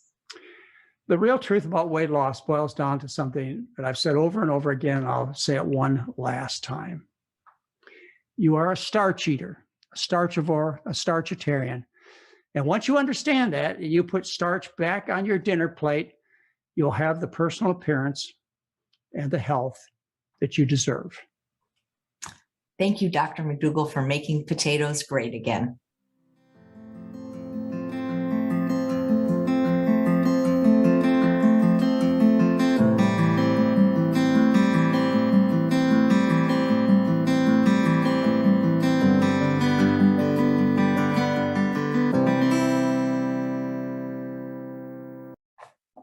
Well, my first question is, what y'all think of Dr. McDougall's shirt? Because I encouraged him to wear that one. He thought it might be too flashy, but I think it looked spectacular on him. I hope you enjoyed this conversation. You know, for those of you that upgrade to Own the Summit package, we also have a bonus interview with Dr. McDougall. It's not there yet, but it will be, that I think you'll enjoy. And I am going to give you my takeaways. But, you know, one of the things he said was there are no populations of starch eaters that have ever been fat. So this is our natural diet. He said that the human being is designed to be trim and agile, that fat stored is an adaptation to survival. People easily store 30, 40 pounds or more, but the famine never comes. After you've gained 30 pounds, your body usually becomes insulin resistant. And yet he knows people that weigh several hundred pounds that don't develop insulin resistance. Insulin keeps driving fat into the fat cells. He said the McDougall diet is the traditional diet of our species. He mentioned the three sisters, bean, corns, and squash, which is the diet of the Native American, Andes, and the Incas, potatoes. They used these foods in battle. When they switched to quinoa during battle, Egypt was the breadbasket of the world. The Asian diet was rice, and he always comments on how billions of Asians have never been overweight, and yet they eat white rice. I mean, now they might be because they're eating more like us. Throughout history, we lived on starch until recently when we began to eat like kings and queens. He said, except for very extremes in the environment, like the Inuit Eskimos, we have always lived on starch. And when he gets into the anatomy of the human, it shows that we are starch eaters. Our GI tract is designed to metabolize a starch-based diet. We are not omnivores, we're herbivores. We have hands, not claws, and our teeth cannot tear flesh. If you were just eating fruits and vegetables, you would have to eat a lot because it's just too low in calorie density. But of course, adding more fruits and vegetables will work in your favor if you're trying to lose weight, but not eating them exclusively. Starch is comfort food, mashed potatoes and gravy, corn on the cob. These are foods that most people love.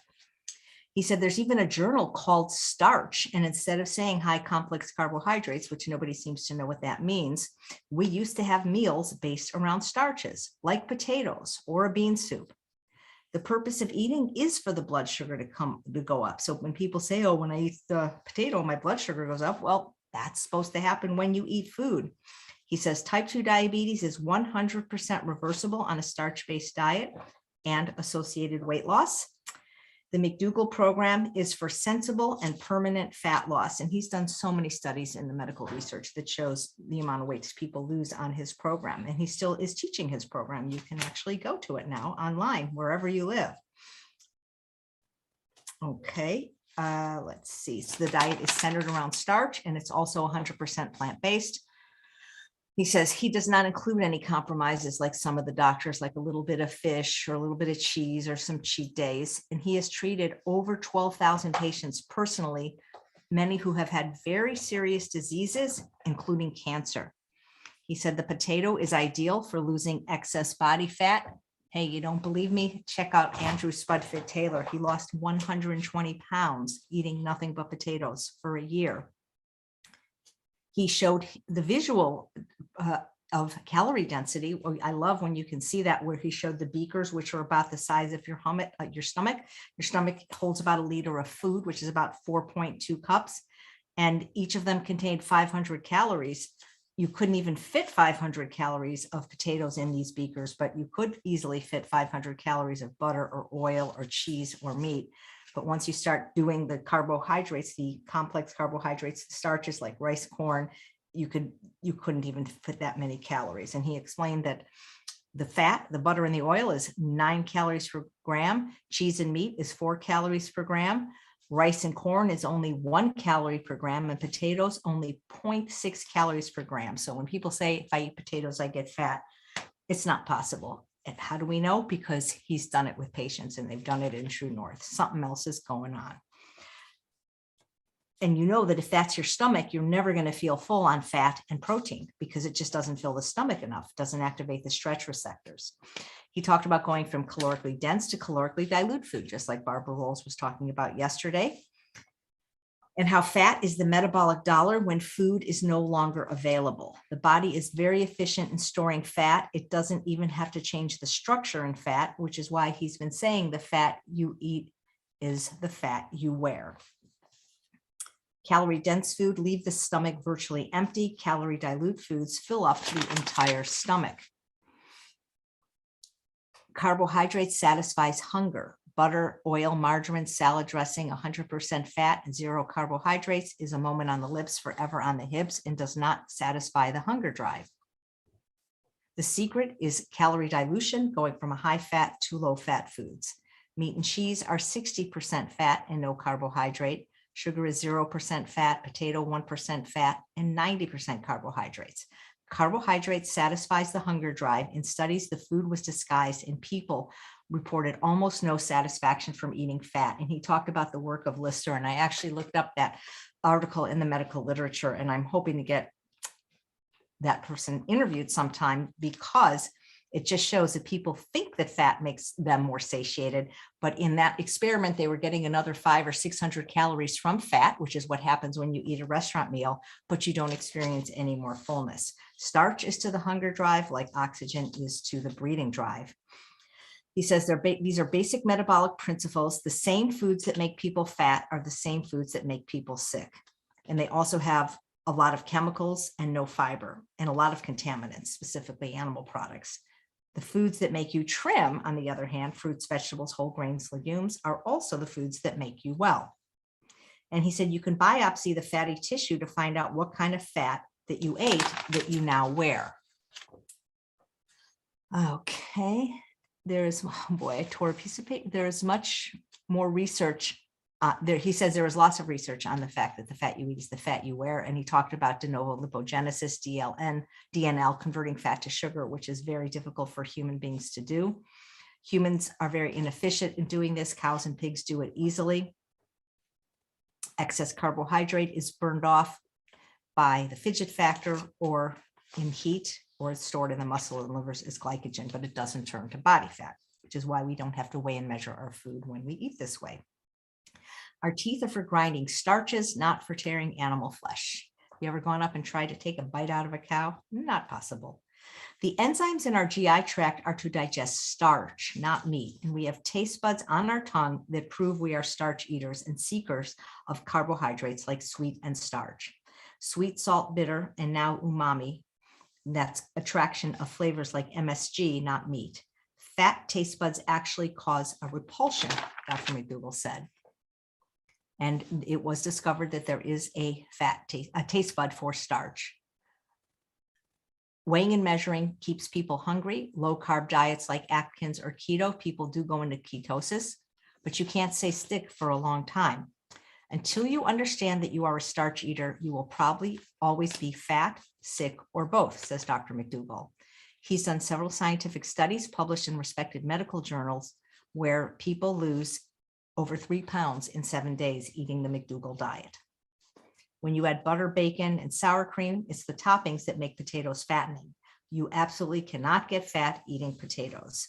He wrote a book 30 years ago, McDougall's Medicine, and said when you eat refined foods, you make the calories more available and raise the insulin levels quicker, which drives fat into the cells. You increase the amount of traditional food like non-starchy vegetables and starches, and you get well and lose weight. He said pasta is better than bread because of the fact that it's cooked in water, and that's a caloric density issue. But again, for his maximum weight loss approach, you wouldn't be including those. You'd just be including the whole foods.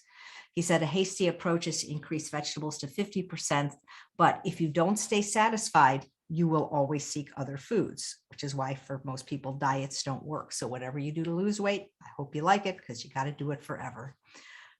Fruit is the calorie density of most starches, but it's also high in sugar. Nuts, seeds, avocado, and soy products are high-fat foods that can cause greasy skin in addition to weight issues.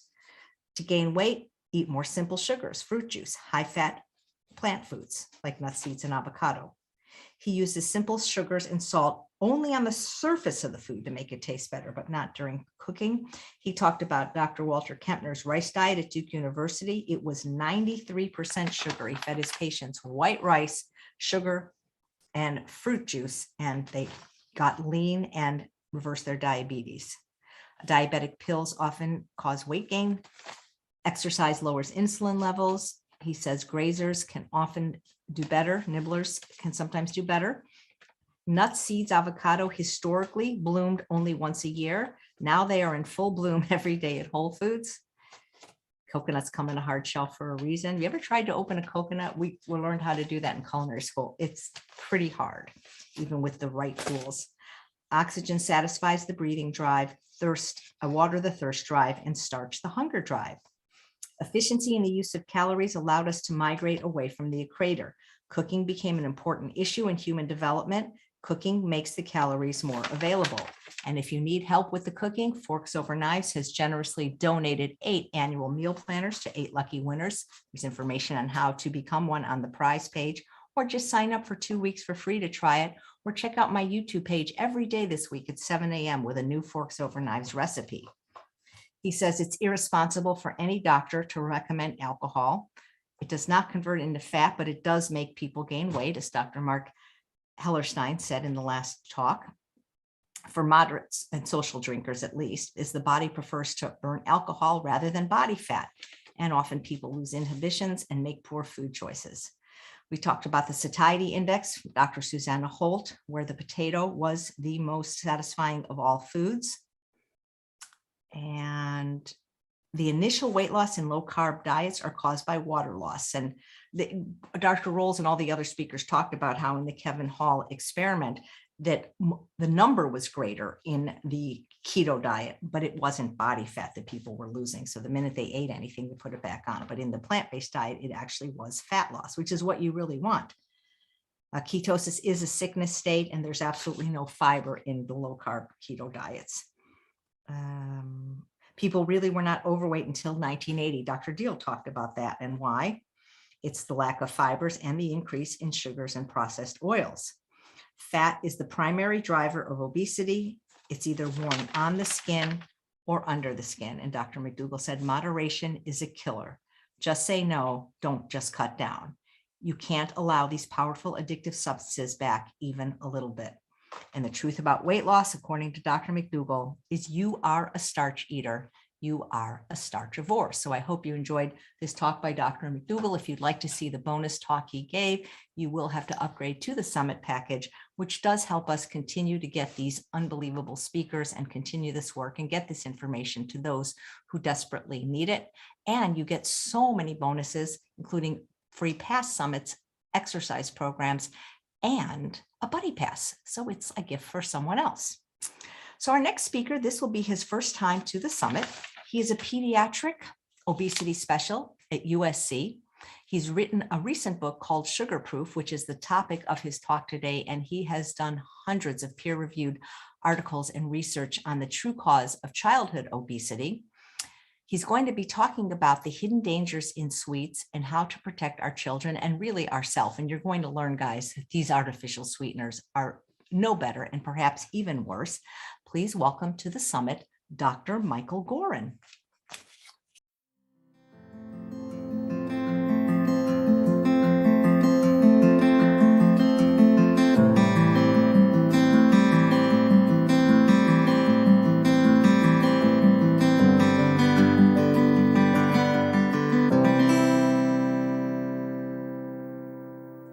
Hi, Dr. Gorin, and welcome to the Truth About Weight Loss Summit. Thanks so much for being here. Great to be here. Lovely to meet you and talk with you. Oh, I'm so excited to talk to you. Dr. Gorin, what is the cause of childhood obesity? There's probably there's probably dozens, maybe hundreds of different causes, I would say. It could be so individual, all the way from individual genetics and physiology to macro level things in our food environment can be involved. So it's multifactorial, really. I would say. Do you think that our ever increasing consumption of sugar plays any role in it? Yeah, I have to say that, you know, if I had to pick one factor, and this is not just my opinion, it's just based on my 30 plus years of research on childhood nutrition and obesity, that if I had to pick one factor, it would be sugar. Not just that kids are consuming more sugar today than ever before, but different types of sugar, over 200 different names of sugar, in different in different formats. So liquid sugar, it's a thing, it's a problem. It's very different. You know, kids historically, from an evolutionary perspective, were drinking milk and drinking water. Now they get a major amount of sugar just from beverages, and that's that liquid sugar that has a stronger impact on the body. Wow. Yeah. And a lot of, yeah, I mean, I was one of those kids drinking lots of soda, not diet, regular soda, Dr. Pepper, Coke Slurpees, and probably I would guess about 1,000 of my calories a day came from liquid sugar. Wow. Yeah, that's substantial. Yeah. So what are the consequences of all that liquid sugar? I know what they were for me and my body, but people want to hear it from the doctor, I'm sure. Yeah, they sugar can really, I mean, I can share a slide on that if you like.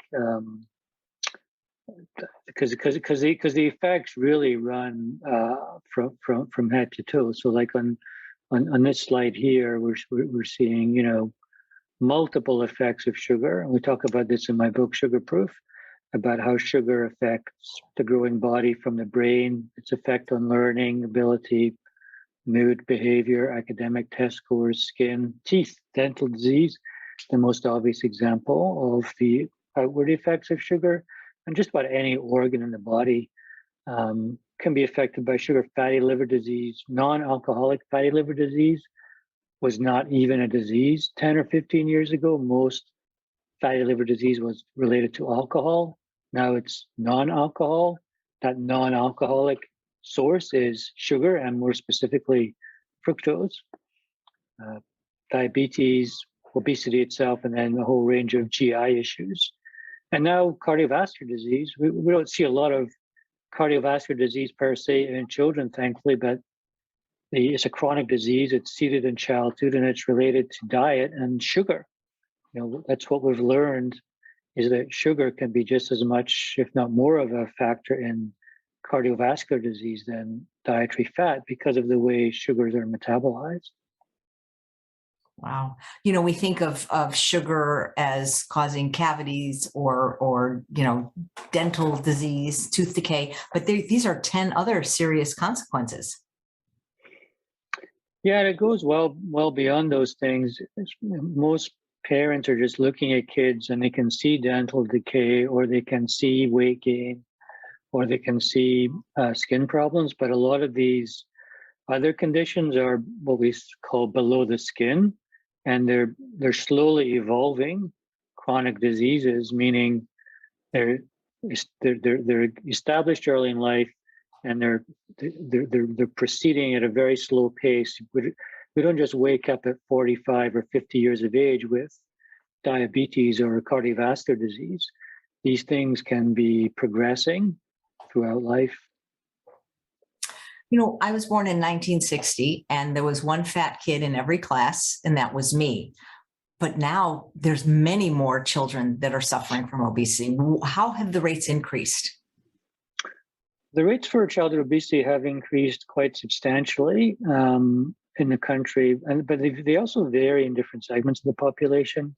So another thing to keep in mind is there's a huge economic disparity here and a huge ethnic disparity.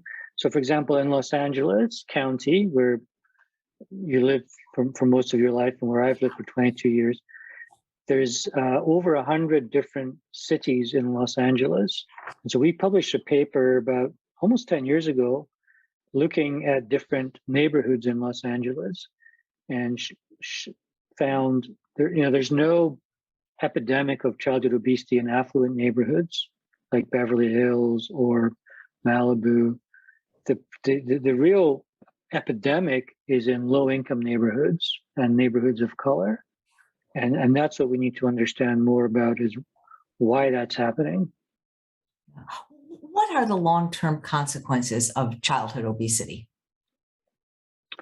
But all those conditions in that graph in that figure I just showed you. So the same outcomes of adulthood: type 2 diabetes, cardiovascular disease, fatty liver disease, but could be earlier onset.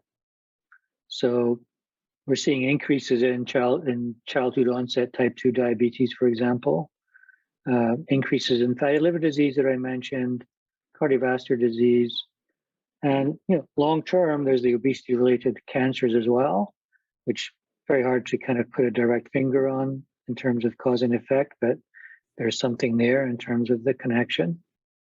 When I grew up, children didn't get type 2 diabetes. Right. Yeah.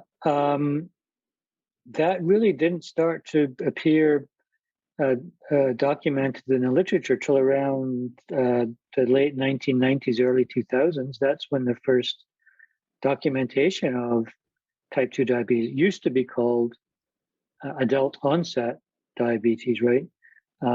Because to differentiate it from childhood onset type 1 diabetes, which is lack of beta cell production of insulin.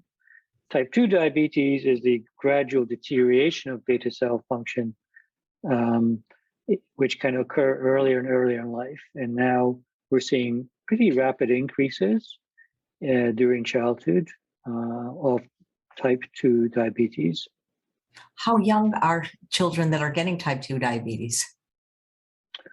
I'd say as young as probably 7, 8, 9, 10. That would be extreme, but the most significant critical window appears to be during puberty.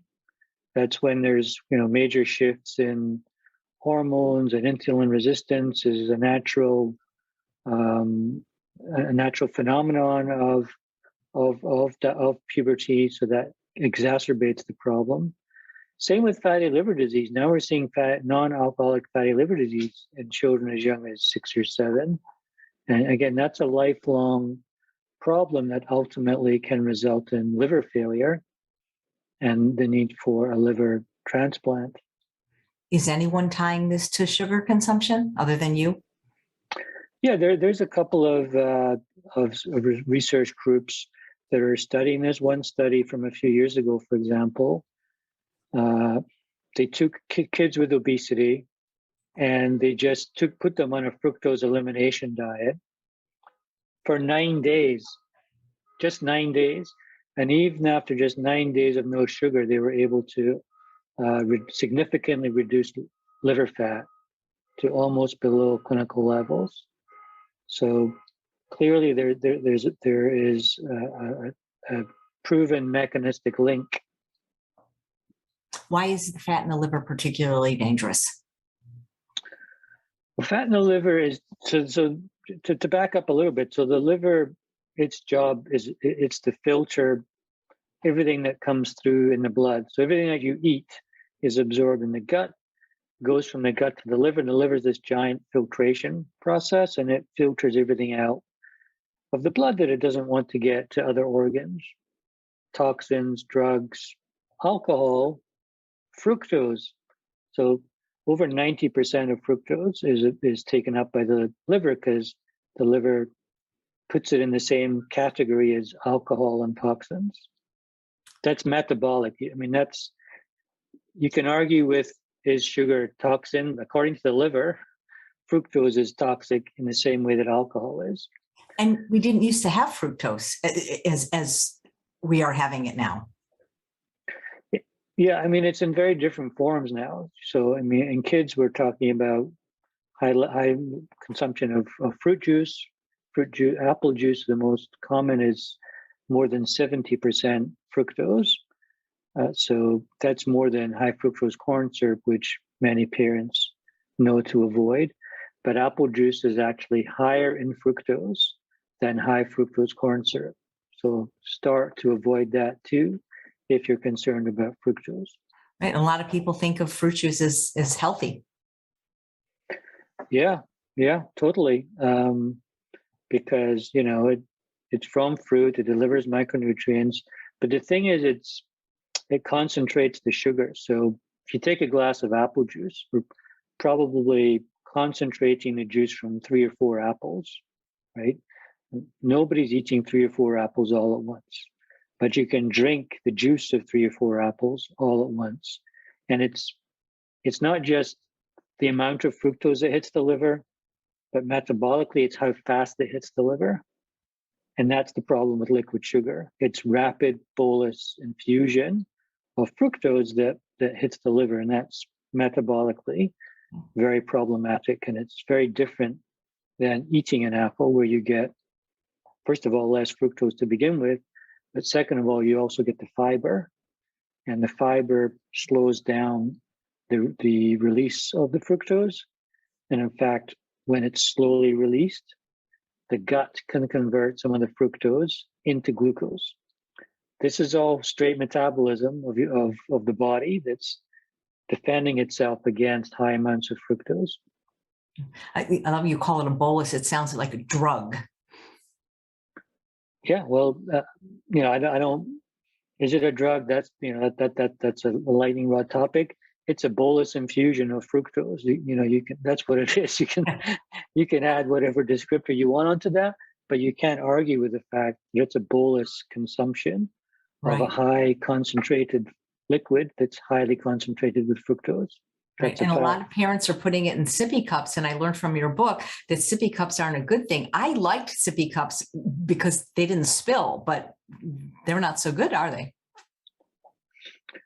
Well, the American Academy of Pediatrics has pretty strict guidelines on the amount of fruit juice that we can consume, so you can minimize it. You can also dilute it. That's a very simple strategy.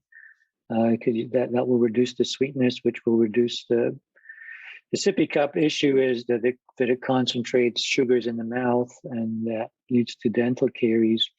And that's a really good example of why babies and kids are more susceptible to the adverse effects of sugar. So why is it that just babies, infants, and kids are getting dental caries from too much sugar? And it's not the sugar. The sugar promotes bacterial growth in the mouth. Those bacteria produce acid. And the issue is that when teeth erupt, they don't have all the enamel, so they're not protected from all the acid. So it's a clear-cut example of why young children are more susceptible to the adverse effects of too much sugar, because their organs aren't yet protected enough, or their organs are still developing. That makes sense. Is it true that the earlier a child is introduced to sugar, the more likely they are to become overweight or obese? Yeah, that is true. I have a slide I can show you on that too. That's pretty clear-cut data on that. It's a longitudinal study. This is the data here. 3 groups of children. This is a CDC study, so it's a nationwide, nationally representative study of almost 1,200 children. They were characterized based on when sugar was introduced, when sugary beverages were introduced during infancy, never consumed, introduced after 6 months in the yellow, and then before 6 months in the red. And the bar is the prevalence of obesity in those children at 6 years of age. So you can see by far there's a stepwise increase. Yeah, so there's a stepwise increase in the prevalence of obesity in the children at 6 years of age who had the earliest introduction of sugary beverages before 6 months, compared to sugary beverages introduced after 6 months of age or no consumption. So 9% of kids were obese at 6 years of age if they didn't consume any sugary beverages as an infant, versus 20% if they were introduced before 6 months of age. Wow. And, I go to Costco and I see parents buying that special deal where they get, I think it's $1.50 for pizza and soda. And then they take their soda and put it in a sippy cup for their kid, and then they get their free refill. And these are young kids, by the way, very young. Yeah. Sugar Proof is on a mission to try and help let parents know that that's not such a good idea. Yeah. So kids are born with an innate preference, or we all are. Humans are born with an innate preference for sweet, but it's even more so in a younger child, correct? Yeah, so we're born. This is an evolutionary thing. It's supposed to be protective because from an evolutionary perspective, it favored liking of breast milk. It favored seeking out of good calories and avoiding food that might have spoiled. But nowadays, those things aren't relevant in a world where 70% of processed foods contain added sugar, and kids are reaching for food not on the forest floor, but in the grocery store, where the vast majority have added sugars. And so that's why it's there, but it's there to be protective. But the problem is, in today's food environment, it's amped up. Today's food environment is exacerbating that protective mechanism. The earlier kids get introduced to sugar, the more that preference gets amped up, which really just means they're craving more sugar. And that can happen even in utero, from what I understand. That's right. Yeah. So hard to show specifically in humans. That's very difficult studies to do. But some evidence from animal models show that is the case, that if you feed a pregnant animal high sugar, their offspring are born with an even higher preference for sweetness. Sounds like the story of my life. It sounds like too much sugar, we could argue how much is too much, isn't good for anyone, but that kids are uniquely vulnerable to the effects of consuming too much sugar. That's the central tenet of the book of Sugar Proof, is that kids are uniquely vulnerable to too much sugar because they're evolving. I'll give you another example. Gut microbiome. Clearly, what you eat affects your gut microbiome, right? Nobody would argue with that. Nobody would argue with the fact that the gut microbiome is evolving in the first 2 years of life. So obviously what infants are exposed to in the first 2 years of life through food is going to shape their gut microbiome. And once that gut microbiome is shaped, it's there for life. It's very hard to change. So that's a unique vulnerability, whereby if things get modified during those critical windows, you're pretty much stuck with it for a long time. So you're saying it's really forming from age 0 to 2, which interestingly enough, one of the other experts on the summit, Dr. Nicole Avena, said no sugar should be given to any children during those critical years. Yeah, we wrote that in the book, which was published a few years ago. That's been our concept for a while, and that's now endorsed by the new USDA dietary guidelines from 2021, which for the first time recommended 0 added sugars between 0 and 2 years of age. Now, which is fantastic, although I'm in an argument with the USDA because they say things like formula are protected from added sugars, which is kind of crazy and ridiculous, because if you have corn syrup solids in a formula, the USDA say that's not added sugars. And I say, why not? It's still an added sugar. Yeah, that doesn't sound quite fair to me because, I feel for people that can't breastfeed, like my mother, you're getting sugar as your primary food from these formulas. Can't they make them any other way? Well, most formula are made with lactose, which is the carbohydrate source from breast milk. And I don't have a problem with that. And I think formula has a lot of benefits if it's done right. But there's some formula that are made without lactose because they think babies might be lactose intolerant, which I don't think is true, but that's the strategy. And so the strategy of the formula makers is to use corn syrup solids. So there's certainly some formulas without lactose that are made with alternative carbohydrates, which in my opinion is an added sugar. But breast is best.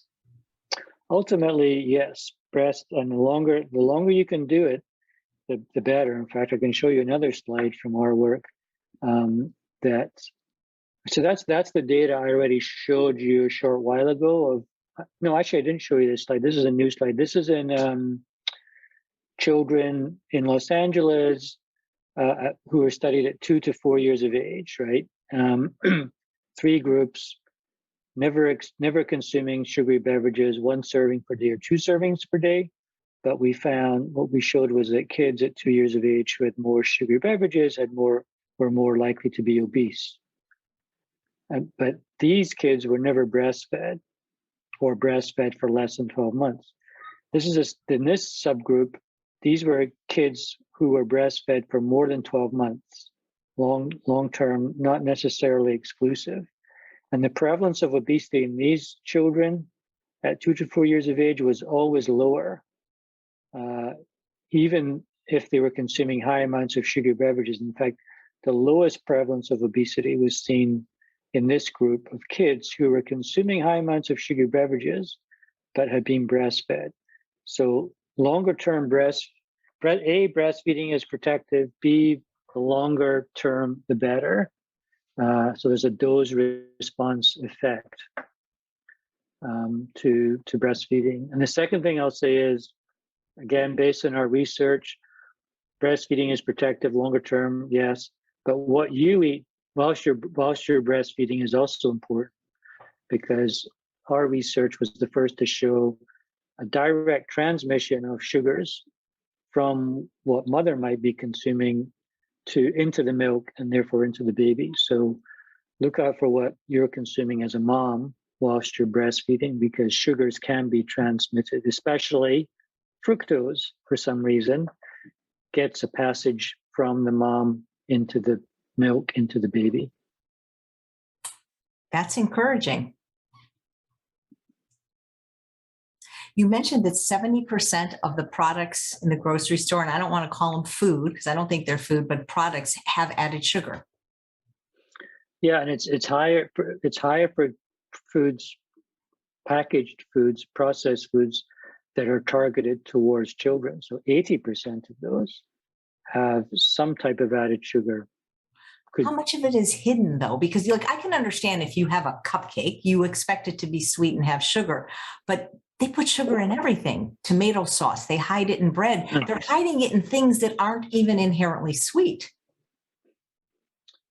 Yeah, and those hidden sugars are something to look out for sure. And the food companies, it's called hidden sugars. Are they hiding it, or they're just using it to mask flavor? I still don't know why there would be sugar in tomato sauce or ketchup, because we all know that you can get tomato sauce or ketchup or peanut butter or salad dressing without sugar that tastes just great.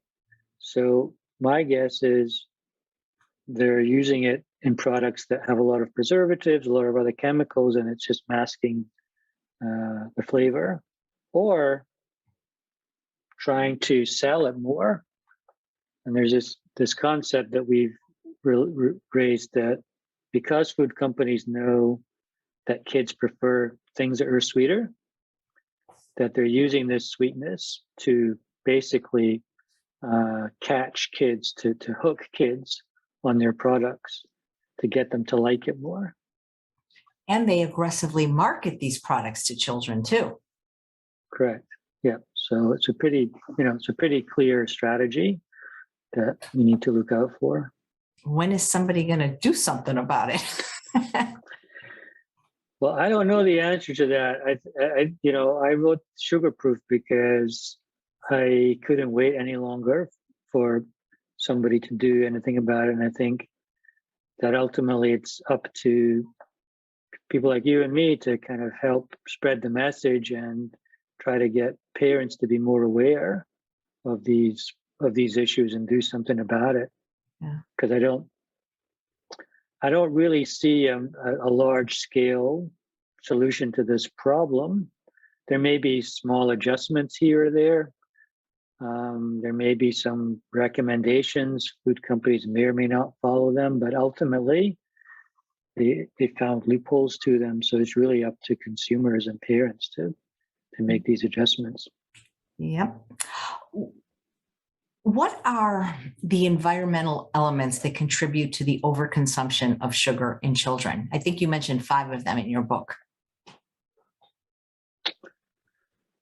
Wow, let's see. I have to jog my memory here. So 5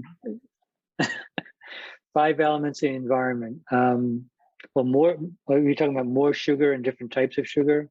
Right. That you said that we have more than ever before, 200 Yeah. names. I mean, Over you have to, and I mean, a kid, even if a kid can read, they're not going to necessarily recognize all 200 names.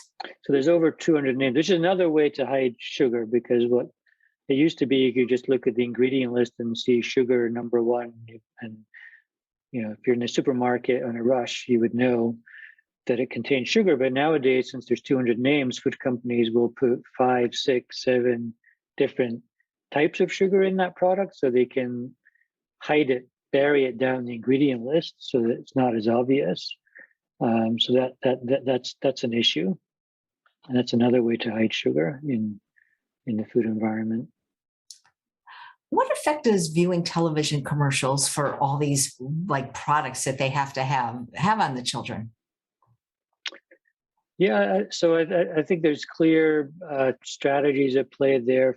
Food companies are pretty smart at marketing in terms of using fun characters and planting those commercials during peak hours. Some countries have actually regulated against that because the evidence is pretty clear that these strategies promote unhealthy eating. So countries like Chile and the United Kingdom have strategies to prevent that. But what the studies show is that they can promote what we call mindless eating, or not just promoting products, but kids end up just consuming more because they're glued to the TV. And it's not just kids, obviously, that we're all familiar with that behavior. What effects does sugar consumption have on memory and learning, especially in children? Yeah, so in chapter 4 of Sugar Proof is called Smarter Without Sugar, which basically talks about the evidence of how earlier introduction of sugar, again, can have long-term effects.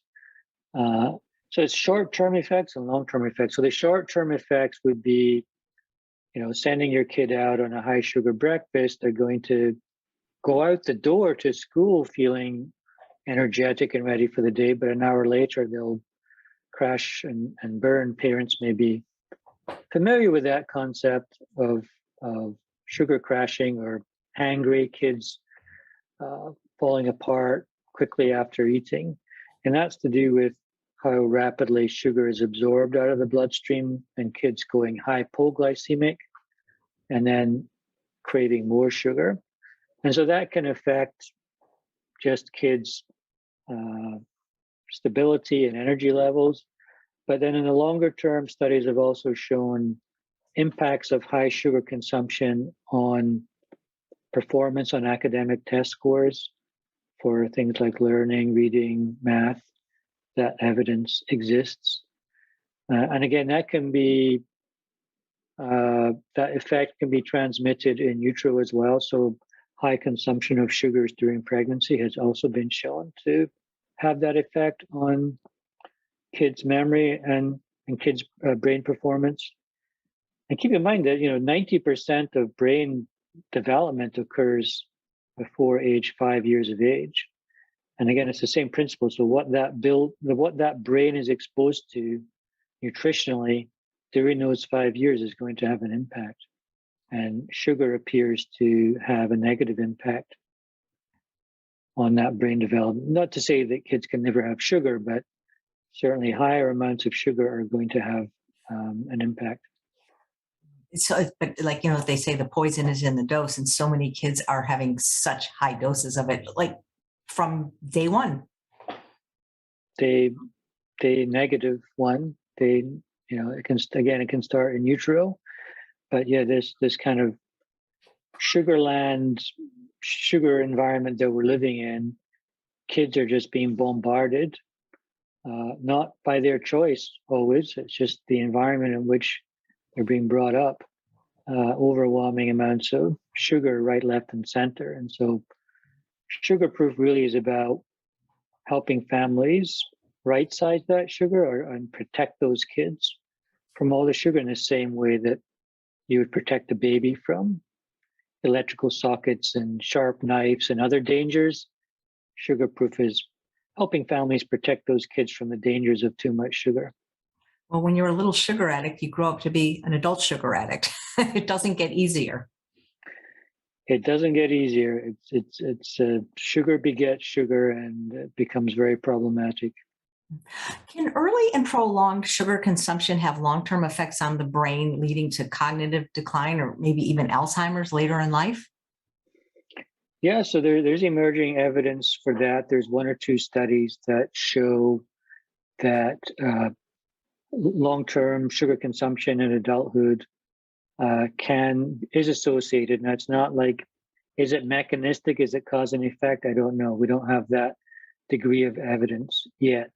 But clearly, there are studies that show an association between longer-term consumption of sugars and brain development, brain shrinkage.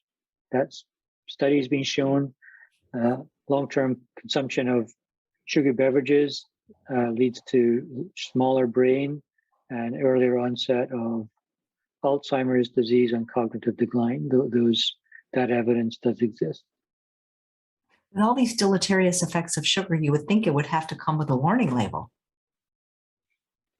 Yes, you you would. And I was involved for a while in California. The state of California introduced a bill some years ago to put a warning label on soda, which I was proud to be a part of that strategy. We came up with a strategy that made a lot of sense, but of course, didn't even make it to the floor for a vote. I don't think. It just becomes very problematic politically. Well, thank you for trying, and thank you for your passion on that. Are the effects of sugar as pronounced in a child that isn't yet overweight? Or does the excess adiposity make a difference? Doesn't really make a big difference. I think it's just an outwardly sign. I think it could accelerate things like type 2 diabetes because overweight children are already insulin resistant and already kind of tending towards poor beta cell function because of the excess adiposity. So it certainly could exacerbate the situation, but for a lot of things, you might not even have to be overweight, or overweight might not yet be apparent, but type 2 diabetes is slowly emerging. Fatty liver disease is slowly emerging. Right. What about sugar that is found in things like Pedialyte, toothpaste, mouthwash, medications? Does it have to be there? No, I don't think so. I think that can be problematic in many cases. In dental products, it's used because the product there is xylose, and xylose does not lead to the bacteria. Bacteria don't feed on xylose in the same way they feed on regular sugar, but the problem is that those sugar alcohols are not well digested and can lead to fermentation in the gut, and then you get gut problems. So you're just kind of trading one problem for another. In your book, you talked about MIF enzyme in the brain in high circulating glucose. Why is this significant? That's the study. I mean, this is from an animal study, so I don't think we've shown this. Nobody's shown this in humans, as far as I know. That's kind of turned on in high sugar consumption and is related to cognitive decline later in life. Yeah, well, it's funny. Of course, this isn't a study, but before I became a chef, my job was working in retirement homes with seniors, and the ones that were heavy sugar users seemed to have much more cognitive problems than the ones that ate super healthy. At least that's what I noticed in the years that I did that. Yeah, well, and I don't know if you noticed also, this could be a good kind of segue into talking about sweeteners, because also diet beverages, diet sodas have also been associated with cognitive decline, accelerated cognitive decline in the elderly. Is it all, I mean, there's so many, there's so many different alternative sweeteners now. There are the ones that have 0 calories, like stevia, erythritol, xylitol, all the sugar alcohols. And then there's low calorie sweeteners. And the thing is they're mixing them in products now. So I heard about this concept called nutritive mismatch, that when the calories don't match what you think there's going to be, it's problematic, and it's problematic for the gut. But maybe you can talk about why they're deleterious in general and specifically for children. Yeah, so you're exactly right. So we're seeing not just single sweeteners, but multiple different sweeteners, sometimes proprietary blends of sweeteners, so you don't even know what it is. And that's because different sweeteners have different taste profiles. Some are short lasting, some are long lasting, some are metabolized, some aren't metabolized. So food companies are using them in different proportions to meet certain criteria. But the issue is they all seem to introduce their own set of problems. It's very hard to know exactly if they're all the same because they're all different products chemically, but in general, they are problematic for a number of different reasons, least of which is they don't taste great, which is probably, for most people, they don't taste great. But the big issue is they're designed to cut calories, but we're not really cutting calories is not the issue here. The only situation in which they've been found to be useful is in individuals who are trying to lose weight, who are trying to cut calories. Okay, but for most people, replacing caloric sugar with non-caloric sugar, you don't address the craving of sweetness. Number one, so you may consume a high sweetener product. It may be a false sense of security. Maybe you'll eat 3 cookies instead of 1 because you think you're doing the right thing. It's lowering calories, it's lowering sugar, so you end up eating more. Studies in children and adults have shown that to be true. So in the large-scale studies, individuals who habitually consume sweeteners end up eating more calories and more sugar during the day. Yep, that's what I've heard too. And they're detrimental for pregnant women too, the low-calorie sweeteners, correct? Absolutely, and in fact, well, for the mom and for the offspring, several studies have shown that low calorie sweetener consumptions during pregnancy can disrupt the pregnancy, can lead to pregnancy complications. Number one, and number two, many studies now, including from us and other collaborators, have shown that offspring who are exposed to low-calorie sweeteners are more obese, starting at 1 year of age. I see so many people just as addicted to their little dropper-full bottles of stevia or erythritol as sugar. Yeah, I don't think they're really doing their bodies much favor, even if it is a naturally occurring sweetener. Let me show you this other slide. So here, stevia and monk fruit sweeteners, for example, are used more and more today. So we summarize the pros and cons. Here's the pros. Yes, it adds sweetness without the calories. I hear a lot of people say, oh, it doesn't spike my glucose. That's true. It doesn't spike glucose.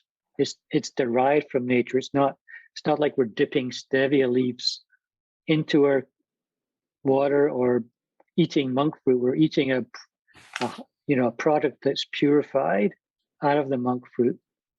If you're on a ketogenic diet, then it'll work for you. But these are the negatives. Doesn't taste good. It might not cause a glucose spike, but it may spike your insulin and lead to a glucose dip, and that might be why you get hungry quicker because of that glucose dip. And that's really because you're tricking your body into thinking that calories are coming in when they're not. If your body thinks there's calories arriving, which it will if you consume one of these sweeteners, because you get the the receptor gets activated, and that has downstream effects. Those downstream effects are to draw energy out of the blood, sugar, glucose, blood glucose gets drawn down, hypoglycemic. You know what it's like when you get hypoglycemic, right? Doesn't feel great. For a child who goes hypoglycemic, they're probably not doing well. They're rolling around on the floor. They're crying for more food. They're unhappy. They're hypoglycemic. And as you mentioned, they affect gut health. The reason they don't provide calories is because they're not absorbed. If they're not absorbed, they're stuck in the gut, being fermented by your gut bacteria. One of the things you said in the book was that the earlier you introduce sugar to the child, the greater risk for their health, but that fructose was especially deleterious because it turns on a gene for the increased growth of fat mass. Why is that significant? Well, we've found that to be significant because that can occur at very low concentrations of fructose, right? And so I think it's easy to lose sight of the fact that if you're a developing infant, it's very different to if you're an adult, because your cells are rapidly evolving. So, for example, what the study showed was if you expose stem cells and babies in utero when they're born, they have a lot of stem cell development because their fat's still developing, their brains are still developing. They all originate from stem cells. And what the study showed was that even very low concentrations of fructose altered the fate of those developing cells and made those developing cells more likely to become fat cells than brain cells or skin cells or gut cells, whatever it was they were originally intending to be. You mentioned circulating uric acid levels. What is that about? Why is that important? That's important because uric acid is a byproduct of fructose metabolism. So that pathway that I described where fructose is taken up by the liver. Actually, I didn't get that far in the story, so maybe so when fructose is taken up by the liver converts that fructose into fat. That fat can get stuck in the liver, and that's where we get fatty liver disease, buildup of fat in the liver, which eventually disrupts the ability of the liver to do its job of filtering blood. Those fats either get stuck in the liver or get sent back out into the blood as lipids, which is the hallmark of dyslipidemia, high cholesterol, which is what you measure when you're measuring your risk of heart disease. So that's where the high cholesterol can come from. But that whole metabolic pathway of converting the fructose into fat produces as a byproduct uric acid. So uric acid in the blood is an inflammatory molecule that causes many problems around the body, most famous of which is gout, because the uric acid can crystallize in the joints and cause severe joint pain, but can also be pro-inflammatory in other situations. Wow. Can daily sugar consumption shape a child's behavior or personality? Yes, it can, I would say. And certainly what we've found is the reverse. So I can use the reverse scenario to demonstrate that. So when we've, in Sugar Proof, we talk about a 7-day no added sugar challenge, and we have worked with hundreds of families now who have children where added sugar is problematic. And what our 7-day sugar challenge, no added sugar challenge says, okay, what would it be like to take your family off of added sugars for a week? And by far, the biggest benefit that we've heard from that is kids who have been more composed, better, more stable behavior, less emotional turmoils, and able to concentrate, stay awake in class. These are some of the outcomes that we hear a lot about when families take their kids off of added sugar for just 1 week. You mentioned in your book there's even a correlation between sugar consumption and test scores. No wonder I did so bad on the SAT. Yeah, it's a very large study that was done many years ago in Australia, showing worse performance on academic test scores in children who habitually were consuming high amounts of sugary beverages. Wow. Is there a link between asthma and sugar consumption? There is a link. Again, it's hard mechanistically to show it's there, but it may be to do again with this whole pathway of fructose metabolism, because that pathway is pro-inflammatory, and so the concept is that pro-inflammatory molecules that are produced from that cause disruption in the airways in the lungs to cause asthma. That was another one of my things that I came out with. So I just, I have to wonder if everything that was wrong with me can't be traced back to sugar. So what is the effect of sugar on a child's hunger and appetite? Well, again, there can be kind of short and long-term effects. So what we're seeing is that sugar is often used when foods high in added sugars are given, that you can have a short-term resolution of appetite and food craving. But the higher it is in added sugar, the shorter that lasts. So because sugar is rapidly metabolized, there's limited protein and fiber. And so what we recommend is taking the added sugars out or replacing it, putting in more fiber or more protein, and you can basically get more sustained appetite regulation with less added sugar and more fiber. Yeah, that makes sense. When I grew up, in order to get dessert, we'd have to clean our plate, even if we were full. Do you think sugar should be used as a bribe like that, or as a reward, as many parents do? That can be really problematic, and that's something we really try to avoid doing, because sugar as a reward is not a great idea. I think it's not the right type of message to send. It could lead to it could backfire in the long run in terms of kids sneaking sugar or rebelling against it. I think it's much better to help try and get kids to understand what a healthy amount of sugar would be. What is a healthy amount, though? Because in my world, it's none. I mean, do you feel that different children are maybe more susceptible to the dose?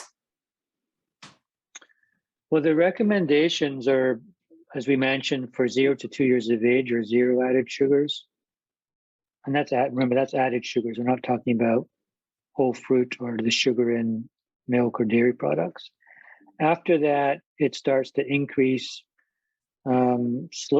gradually as kids get older, but it's still not a lot. In fact, I can show you what that is on another slide. Here's the recommendations for added sugars based on 5% of energy. So the dietary guidelines say less than 10% of energy is sugar. So this is based on 5%. So no added sugars less than 2 years of age. 4 teaspoons at 2 to 5, 5, 6, and then increasing to 6 to 8 teaspoons. And of course, the problem is you can easily overwhelm that daily amount by these types of products that are loaded with added sugars, where you can, for example, in a yogurt, you can easily get to almost the daily allotment of added sugars, or in apple juice, and so on. Do you think kids have the ability to self-regulate the amount of sugar they consume? Yes, I think they do. And I think that, again, that's because I know a lot of adults that don't.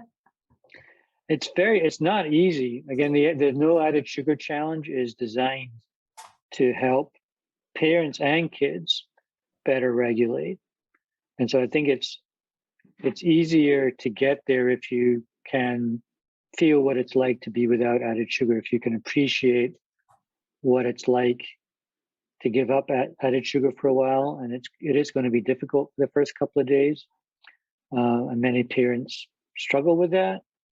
But after that first few days, many parents report almost new kids, brand new kids. You talked about brand new kids. About 30 years ago, I had a job when I was going to college. I would drive kids home from school, and some of the parents would give the kids money and allowed me to stop at 7-Eleven, and they could buy what they wanted.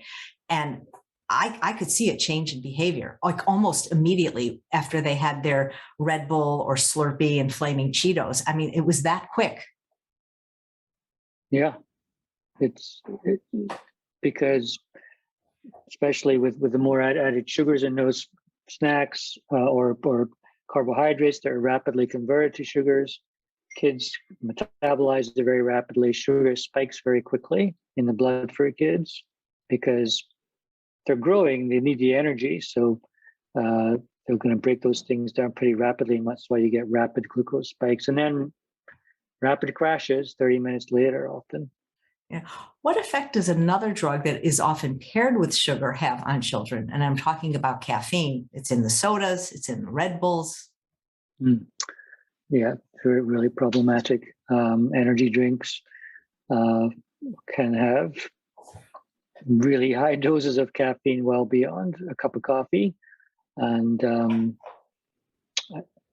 we don't really know the mechanism of why it's in there, but the idea is that it makes the sugar more addictive, makes the product more addictive. I think it's really, really problematic. And there have been anecdotal reports of kids having energy drinks and then having cardiac complications, cardiac events because of the high amounts of caffeine.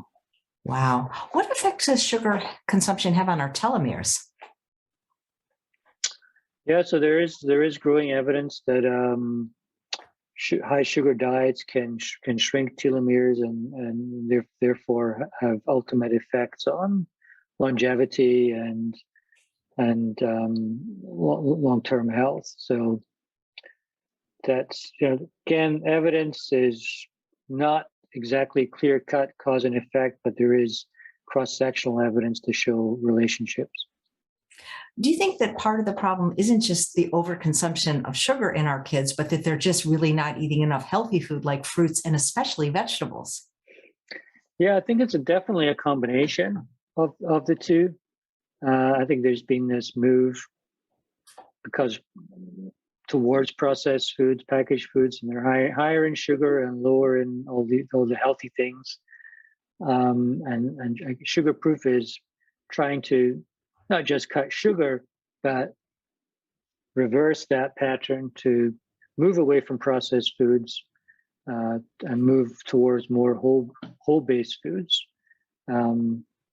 that then introduce natural flavors and all the natural vitamins and phytochemicals that you get from those products. Well, you mentioned something in the book about kids that actually ate vegetables for dinner. Which bit was that? I think that they did better on tests or something. There was something significant about kids that actually ate vegetables at dinner time. Yeah, the study that I mentioned in Australia that showed an association between high sugary beverage consumption and academic test performance. They also showed that kids who were getting a lot of vegetables at dinner time did better. And you also, go ahead. I'm sorry. No, I was finished. So you also talked about this idea, which I love because I work with a lot of people that are sugar addicts and also they're trying to lose weight, this idea of savory breakfast. And I always say, if you're a sugar addict, start your day in a savory way. Yeah, that's a great tagline. Great tagline. You can have it. Yeah, we have a lot of ideas about that in the book. Because, breakfast for kids is an important meal. We can debate about whether breakfast is an important meal, but for young kids, it is fairly important. But breakfast today tends to be a bit of a sugar fest. And there's ways to do it. I mean, you don't have to go all the way savory, but you can do pancakes without a lot of sugar. You can put more fiber in the batter. You can top it with yogurt instead of maple syrup.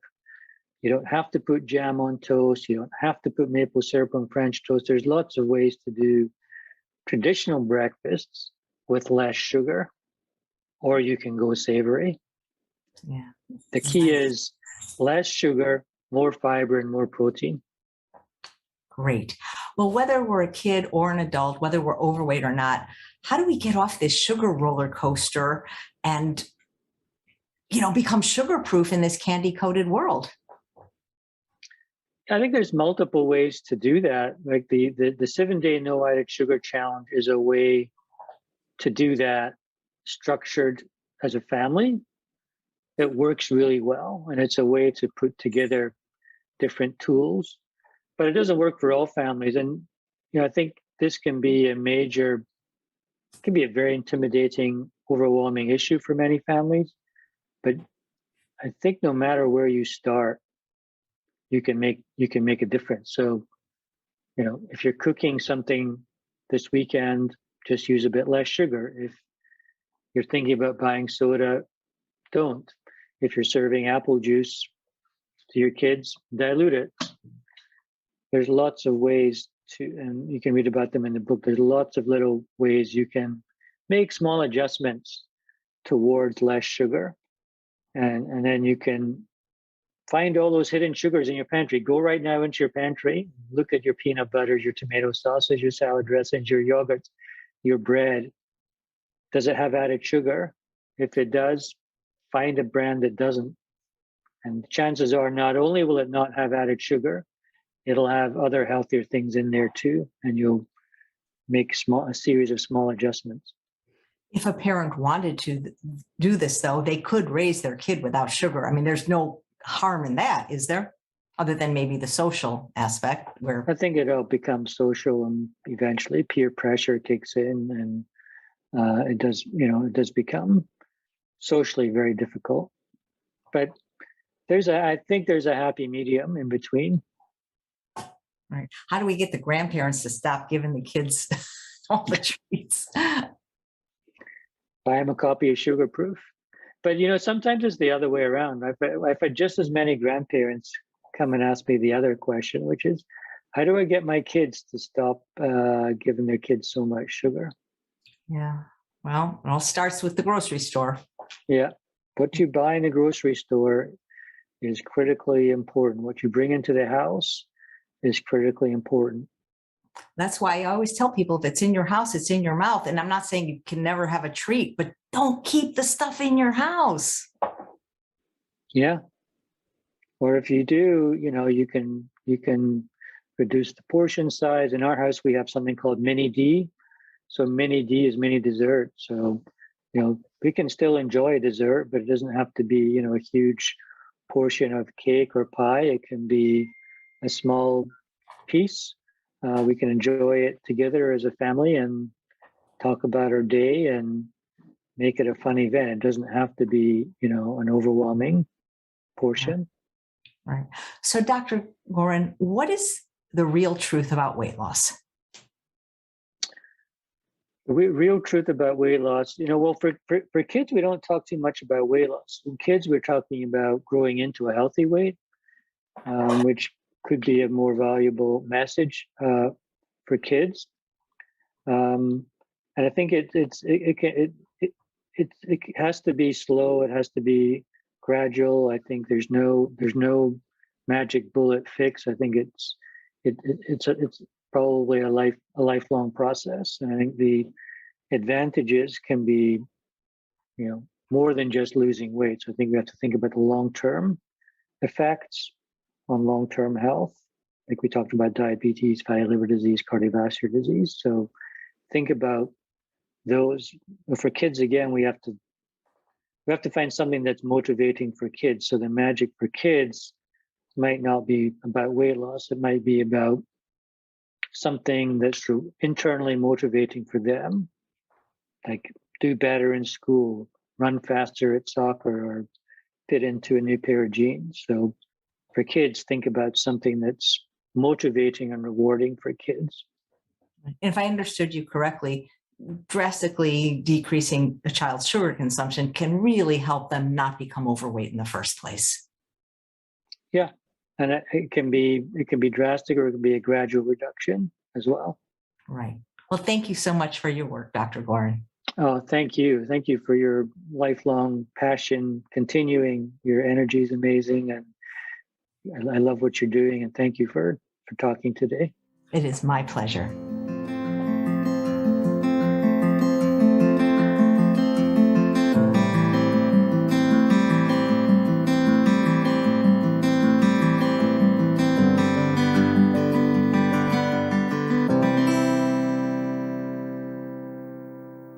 I really enjoyed meeting Dr. Gorin and reading his book, and I hope you enjoyed him as well. Even if you don't have children, I'm guessing you know people that do, or you were a child once yourself and you realize that the best time to do something about this problem is before it becomes a problem. And I know that a lot of people that I'm involved with are grandchildren, and it just breaks their heart to see what's happening with today's children. You know, these smash cakes at age 1. I mean, a kid could just smash, shaving cream or mashed potatoes, and they're getting exposed at a much younger age to a much higher dose. So here are my takeaways from Dr. Michael Gorin. And again, to get all my takeaways in a PDF, just upgrade to the Summit package, get so many bonuses, and help us continue this work. We so appreciate when you do that. So Dr. Gorin, who's a pediatric childhood obesity specialist and researcher at USC, has done this for over 30 years. And he said if he could pick one factor that caused this obesity epidemic, it would be the consumption of too much sugar and the different types of sugar. There are over 200 different names for sugar, and that's how they trick you on the labels, because they call it like 10 different things. So you think it's, oh, there's not that much sugar. And now it's in different formats, like liquid sugar. From an evolutionary perspective, kids used to be drinking milk or water, and they weren't drinking liquid sugar, which has a more severe impact on the body when you drink it as a liquid, for adults too. There are problems with sugar consumption, especially when it comes to fructose, and that was what Dr. Lustig's talk was all about. The problems you can experience go from your head to your toe. And he had slides that actually showed this to us, that dental disease, skin problems, but there are things that are visible like weight, but there's a lot of problems that aren't visible under the skin, like diabetes and non-alcoholic fatty liver disease. So there's no epidemic of childhood obesity in affluent neighborhoods. And there's a huge economic disparity. And Dr. Eric Walsh is going to mention that in his talk. You don't see this in Malibu or Beverly Hills. It's always in low-income neighborhoods, neighborhoods of color. The consequences of childhood obesity are not just the diseases, which are adult diseases, but the fact that children are now suffering from them early and earlier in life. You know, when my grandmother was type 2 diabetic, they didn't call it type 2 diabetes. It was diabetes. There was a juvenile diabetes, but now children are getting these adult diseases, and the results are devastating. Long-term obesity-related cancers. They're seeing type 2 diabetes and non-alcoholic fatty liver disease in children as young as 6 years old. And this can result in liver failure and the need for a liver transplant, because according to the liver, fructose is toxic the same way alcohol is. 9 days off it, the kids' levels return to normal. Apple juice is actually higher in fructose than high fructose corn syrup. That was mind-blowing, because you're concentrating the sugars and removing the fiber. So for liquid sugar, it's not just the amount of fructose it hits the liver, but metabolically how fast. It's like a rapid bolus infusion. Now you can dilute it a little bit, but that'll help, but better to not even give it at all. And the problem with the sippy cups is the amount of sugar that increases dental caries. And young children are much more susceptible to the effects of too much sugar because their organs aren't protected enough and they're still developing. There's clear-cut data that shows that the earlier a childhood is introduced to sugar, the more likely they are to become overweight or obese. And this is especially true with the introduction of sugary beverages before the age of 6. We have an evolutionary preference for sugar, but now we're not searching for sugar on the forest floor, but in the grocery store, where over 80% of the products have added sugar. The earlier you get introduced to sugar, the more the preference gets amped up and it becomes craving. This may even start in utero. Kids are uniquely vulnerable to the effects of consuming too much sugar, especially when it comes to the gut microbiome. When infants are exposed to the first 2 years of life is going to shape their gut microbiome, which becomes shaped for life. And it's pretty hard to change when things get modified during that critical window of 0 to 2 years, which is why no added sugar is recommended during that time. You're pretty much stuck with the gut you get. Even the USDA guidelines now recommend 0 added sugar from ages 0 to 2, but unfortunately, baby formula is protected from added sugar, even if it has high fructose corn syrup solids. The USDA is saying that's not added sugar. What was it? Who was it that, which one of the speakers said the USDA may be not trying to kill us, but they're standing by while we die? Breast milk is best, and the longer you can do it, the better. Children that were breastfed had more protection against the effects of too much sugar. What the mother consumes during breastfeeding is also important because she can transmit all the sugar to the baby through the breast milk. Over 80% of the products that contain sugar are heavily marketed to kids because they know they have a more preference for sweet and they want them to like it more. Sugar also masks the flavor of unpleasant chemicals in the food. And now there are even more types of sugar than ever before. Please don't send kids out for the day on a high sugar breakfast. Sugar crashing is when they become hypoglycemic, and it has to do with how rapidly the sugar is absorbed. They do lower on academic test scores when high sugar consumption, even in pregnancy, it has the same effect on children because 90% of the brain development occurs before the age of 5. So what the brain is exposed to during those 5 years is going to have an impact. And sugar has a negative impact on brain development. Long-term sugar consumption is associated with cognitive decline, brain shrinkage, and even Alzheimer's. And Dr. Gorin has tried to get warning labels on soda. Overweight children are already insulin resistant, and diet sodas are also associated with accelerative cognitive decline. Karen, I know you're watching, and I hope you're listening to that. When you replace non-caloric sweeteners with caloric sweeteners, you don't address the issue of this, and you actually end up eating more. Studies show that low-calorie sweeteners are dangerous for pregnant mothers and their offspring, and who are more obese. And starting at the age of 2, low-calorie sweeteners are suboptimal taste. They cause an insulin spike and glucose dips, increased calorie and sugar consumption the rest of the day. And they're suboptimal for their effects on gut health and others. So don't fool yourself thinking you're doing yourself a favor because you're having these 0-calorie sweeteners. Taste affects a gene for fat mass and turns on with a very low concentration of fructose and makes cells more likely to become fat cells.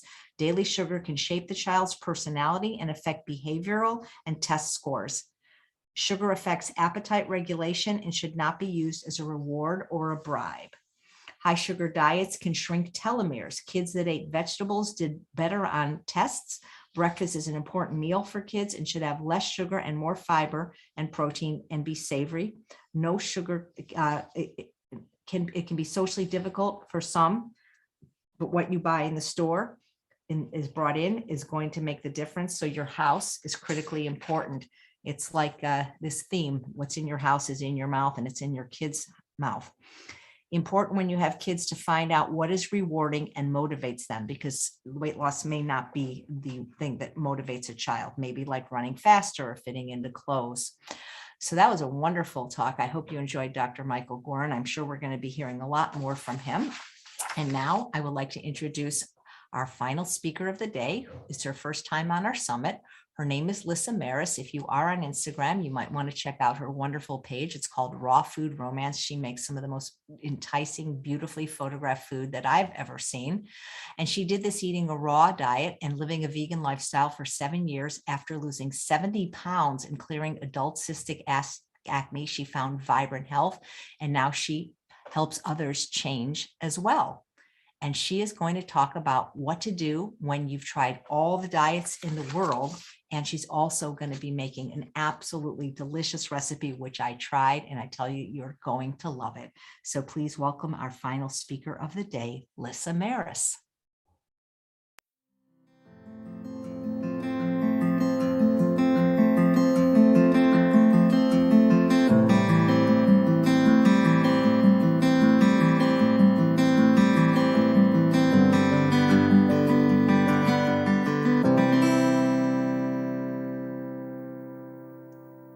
Hi, Lissa, and welcome to the Truth About Weight Loss Summit. Thanks so much for being here.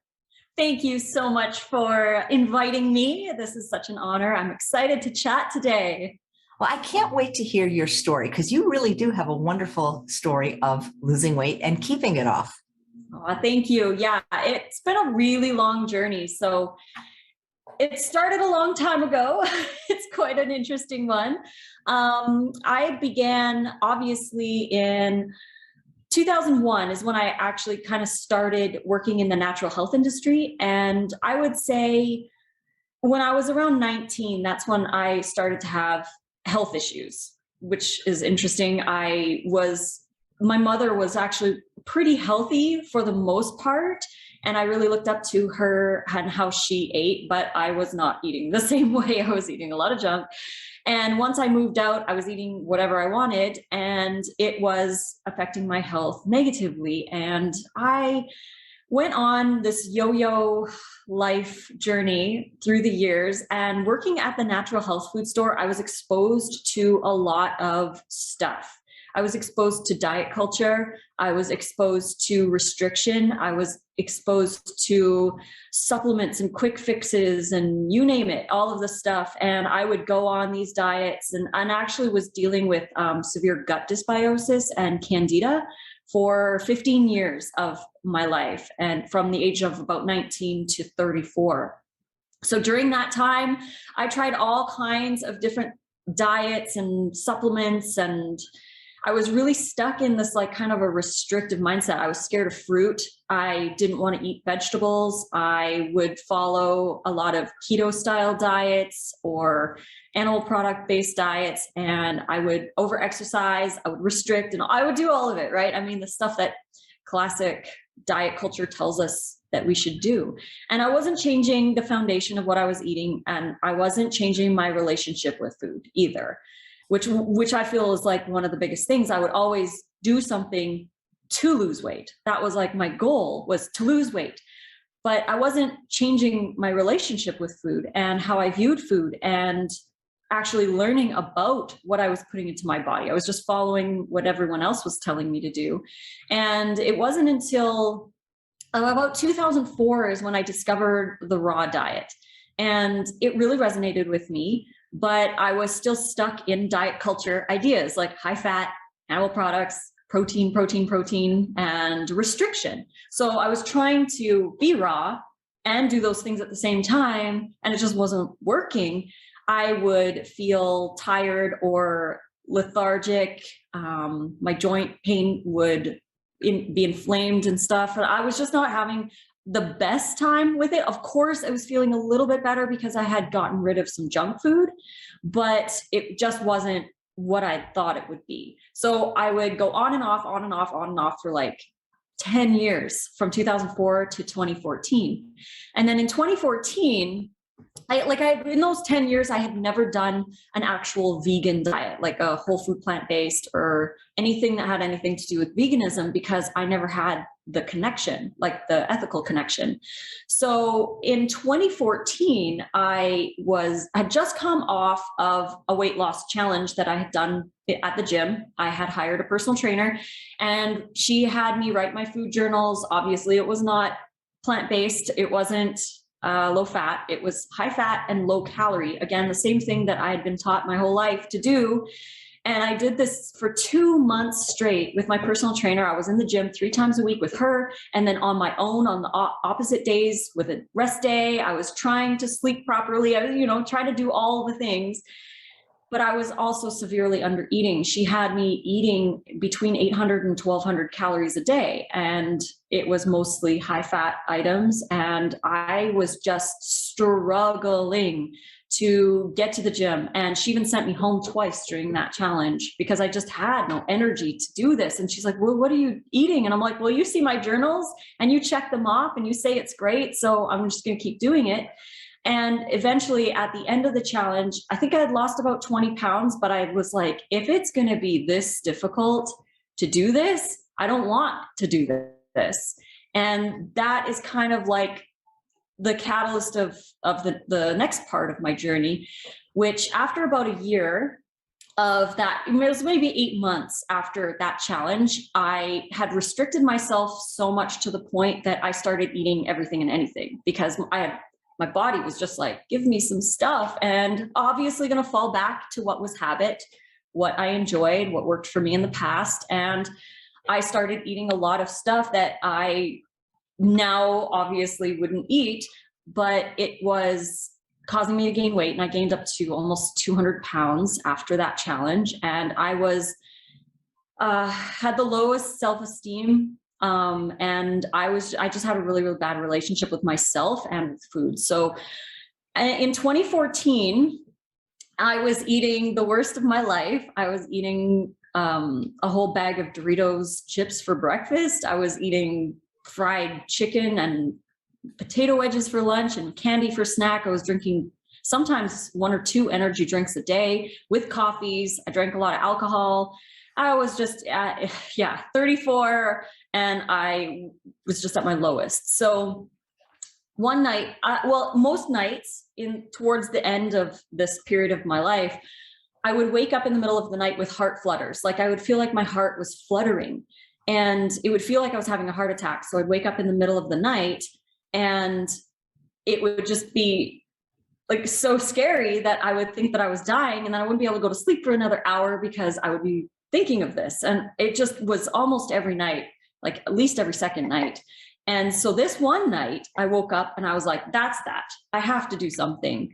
And I always resonated with raw. So I was thinking, how do I go back to raw without like struggling again? Like why was it that I was struggling so hard? So I started watching a lot of YouTube videos, gathering a lot of information, reading back on my old journals to see if I could find something that I might have been doing wrong. And this time I decided to give the low-fat version a try and eat more fruit, eat more vegetables, and just really focus on abundance, because I was not doing this for weight loss. That's the interesting thing about my journey, is that this was not for weight loss. The weight loss was a side effect. It was the bonus. It was the outward expression of how I was treating my body. And people can lose weight in many ways, right? There's I've done a lot of them, and you can lose weight with a healthy mindset and healthy choices, or you can do it with an unhealthy mindset and unhealthy behaviors. So I woke up and I was like, okay, I'm going to try to do raw, watching these videos and deciding to go low fat.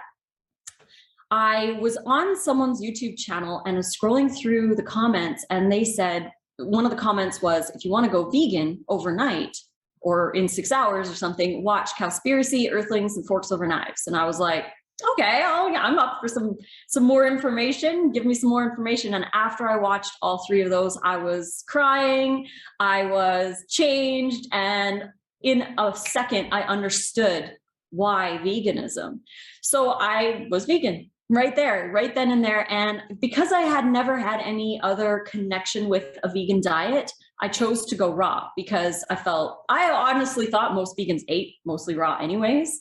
And so I just decided to go raw, and eating lots of fruit, lots of veggies, lots of greens, salads, sprouts, microgreens, you name it, fresh herbs. I eat it all. And I went on to lose 70 pounds over the next 14 months. It was low fat. That was probably the key. And I was eating abundantly. For my body, I was eating around 2,100 to 2,300 calories a day. And the weight just came off, and I wasn't even focused on the weight. And that was probably the most enjoyable part of it, was the fact that I wasn't even focused on it. I was focused on the health.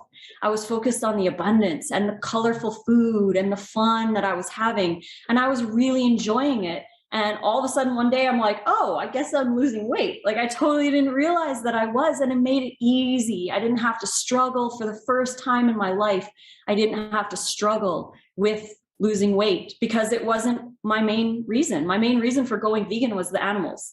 The main reason for going raw was because I resonated with it, and I wanted to eat an abundance of fresh whole foods. And so that's what I did. And yeah, 14 to 16 months later, I had lost my 70 pounds. And that was just the outward expression of my body. I had healed cystic acne that I had for my whole adult life.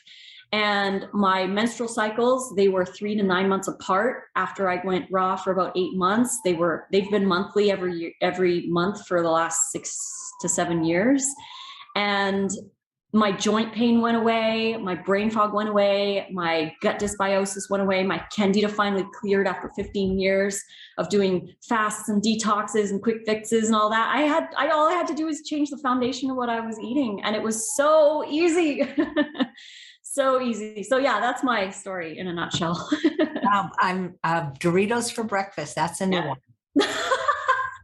Yeah, I know. As embarrassing as it is, I mean, that was where I was at that time. And I was working at the health food store when I started falling into this kind of a junk foodie lifestyle. And I would just go to the grocery store next door. Well, it wasn't really a grocery store. It was like a convenience store style. And I would just buy the bag of chips there and eat them in my office, because no one was in my office. I could just do whatever. But also, when I quit my health food store job and then I started working for myself, that's when things, I feel, started to get worse, because now I had the kitchen and I was at home. So I was really comfortable, and I wasn't focused really, because it's all in your focus. Like, what is your goal? What are you trying to achieve? And if you want to choose healthy foods throughout the day, it's just a desire, it's just a choice. And I just wasn't choosing those things. It just made it easy for me to fall back into my old habits. Just grab whatever, whenever. That's what happened to a lot of people during the pandemic. Yes, it's so true. And without the planning, it's easy, because when you're home, like a lot of people who were staying home a lot of the time, it feels kind of weekendy. Even if they have work, they're at home in their own comfortable place where they tend to make different choices. So a lot of people will say, like, well, Lisa, you work from home, it's so easy for you to choose healthy. Like for example, this is our salad, one of our salads. This is Nate's and this is mine. So we've got our salads ready to go. But it might seem easier, but if it's not a habit, then it's not going to be easier, right? That makes sense. If it's not a habit, it's not going to be easier. Were you overweight as a child, Lisa? I wasn't, actually. I was pretty lean up until around age 19. That's when things started to change for me. And I moved out when I was 21. And I mean, the way most people do, they move out and then they're eating whatever that they want, that they can buy, because you have a job, you have your own place, you can buy whatever. And I just started to balloon up. It was potato chips for me, packaged dinners, a lot of animal products, because again, I believed that we needed animal products. So like all this protein, and my mom was really into protein as well. But the unfortunate thing is she was always lean as well. She was very conscious of what she put in her body. Unfortunately, she was eating a lot of animal products, and she got colon cancer at, I can't remember how old she was, 58 or something like that. She's still alive. She's vegan now. Yeah, but she's whole food, plant-based, high raw. And she she's sad that she didn't know, but it's not anyone's fault, because we're taught these things, and we're taught diet culture, and we're taught to restrict, and we think it's just the way of life.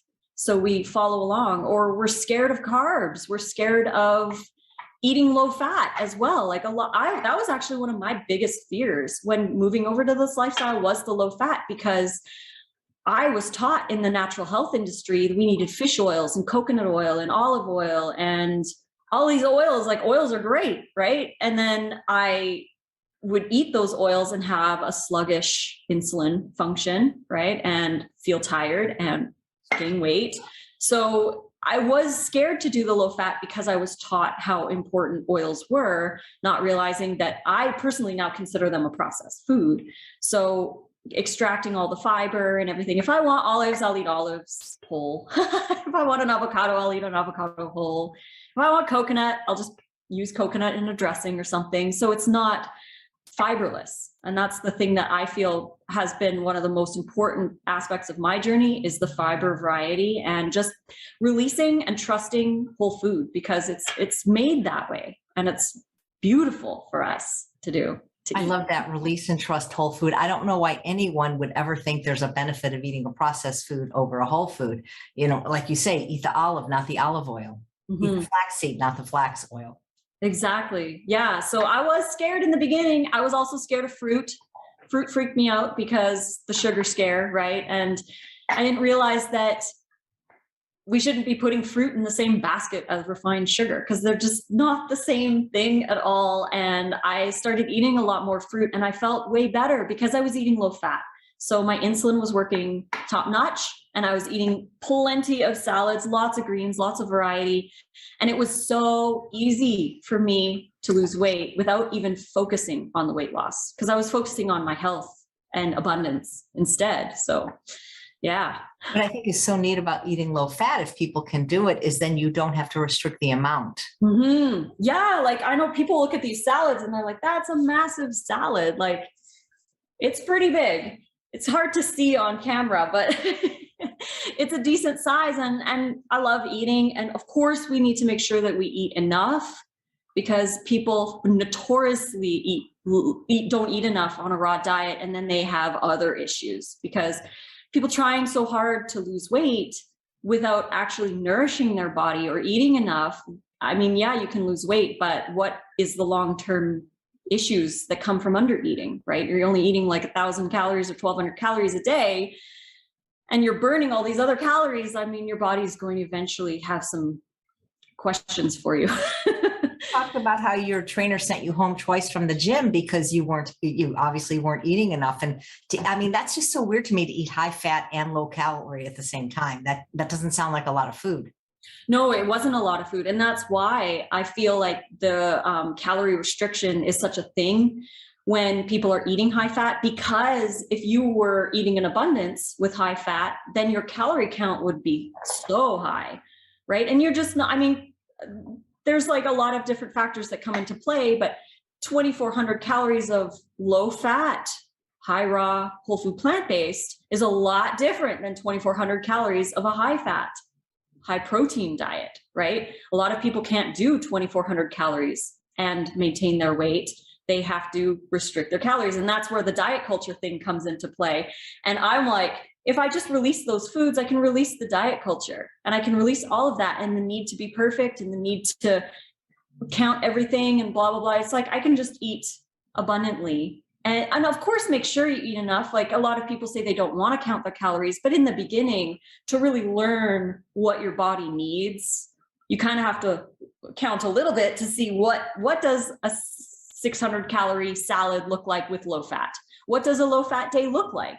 Like, we're not taught these things. So it's really hard to guess when you're first starting out. A lot of people will just guess, and they typically underguess. Because again, they're applying all these old beliefs onto a low fat whole food diet. And it's not going to work that way.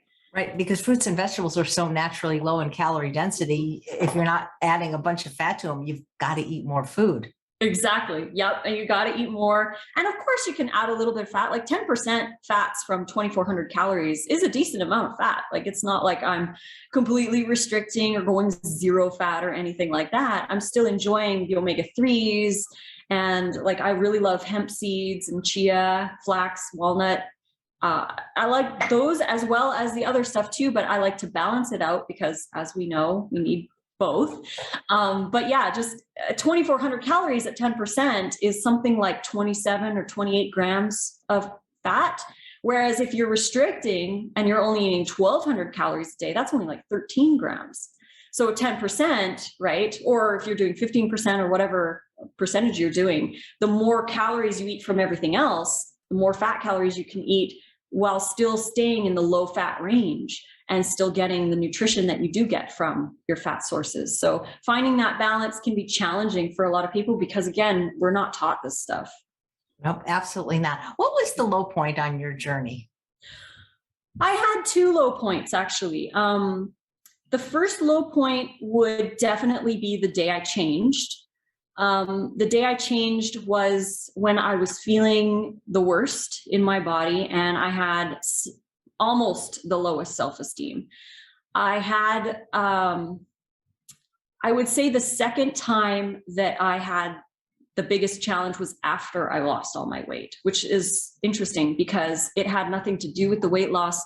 I had the lowest self-esteem probably of my entire life after I lost all the weight because I was in a relationship where I felt like I wasn't good enough.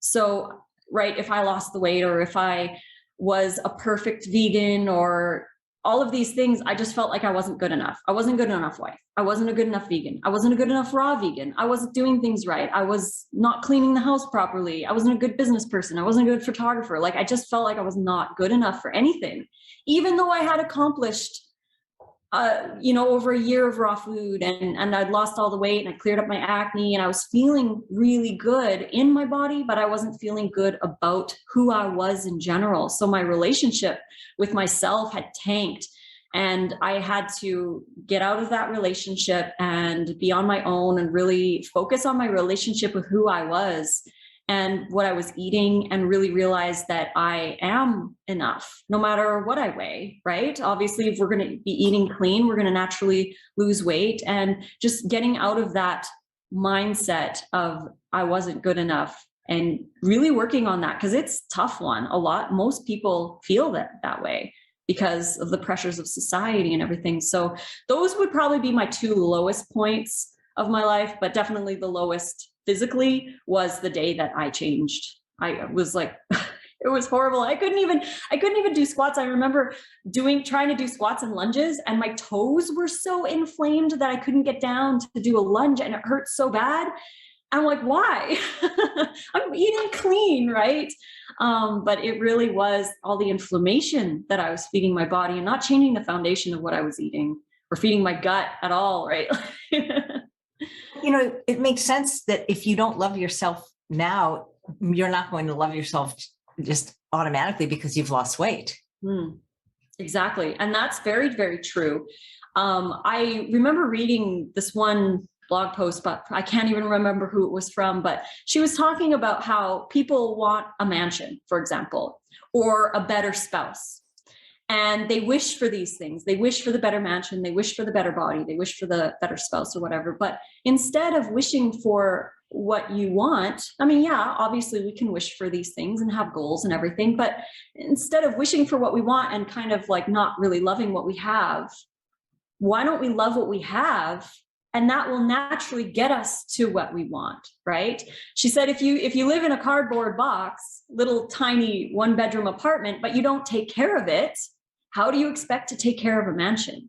If you don't love your spouse the way they are, right? Having another one isn't going to make it any different because if you're not treating them with the respect that they deserve as your spouse, right? How are you going to treat the next one after you've been in that relationship? And the same goes for our bodies. If we don't treat ourselves with love where we are at, how do we know we're going to treat ourselves with love when we get to our goals?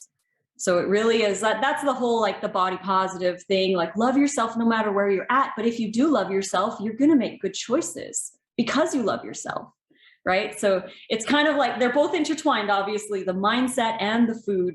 The food isn't going to heal the mindset. We got to heal the mindset first. Advice on how to do that? Oh, that's a tough one.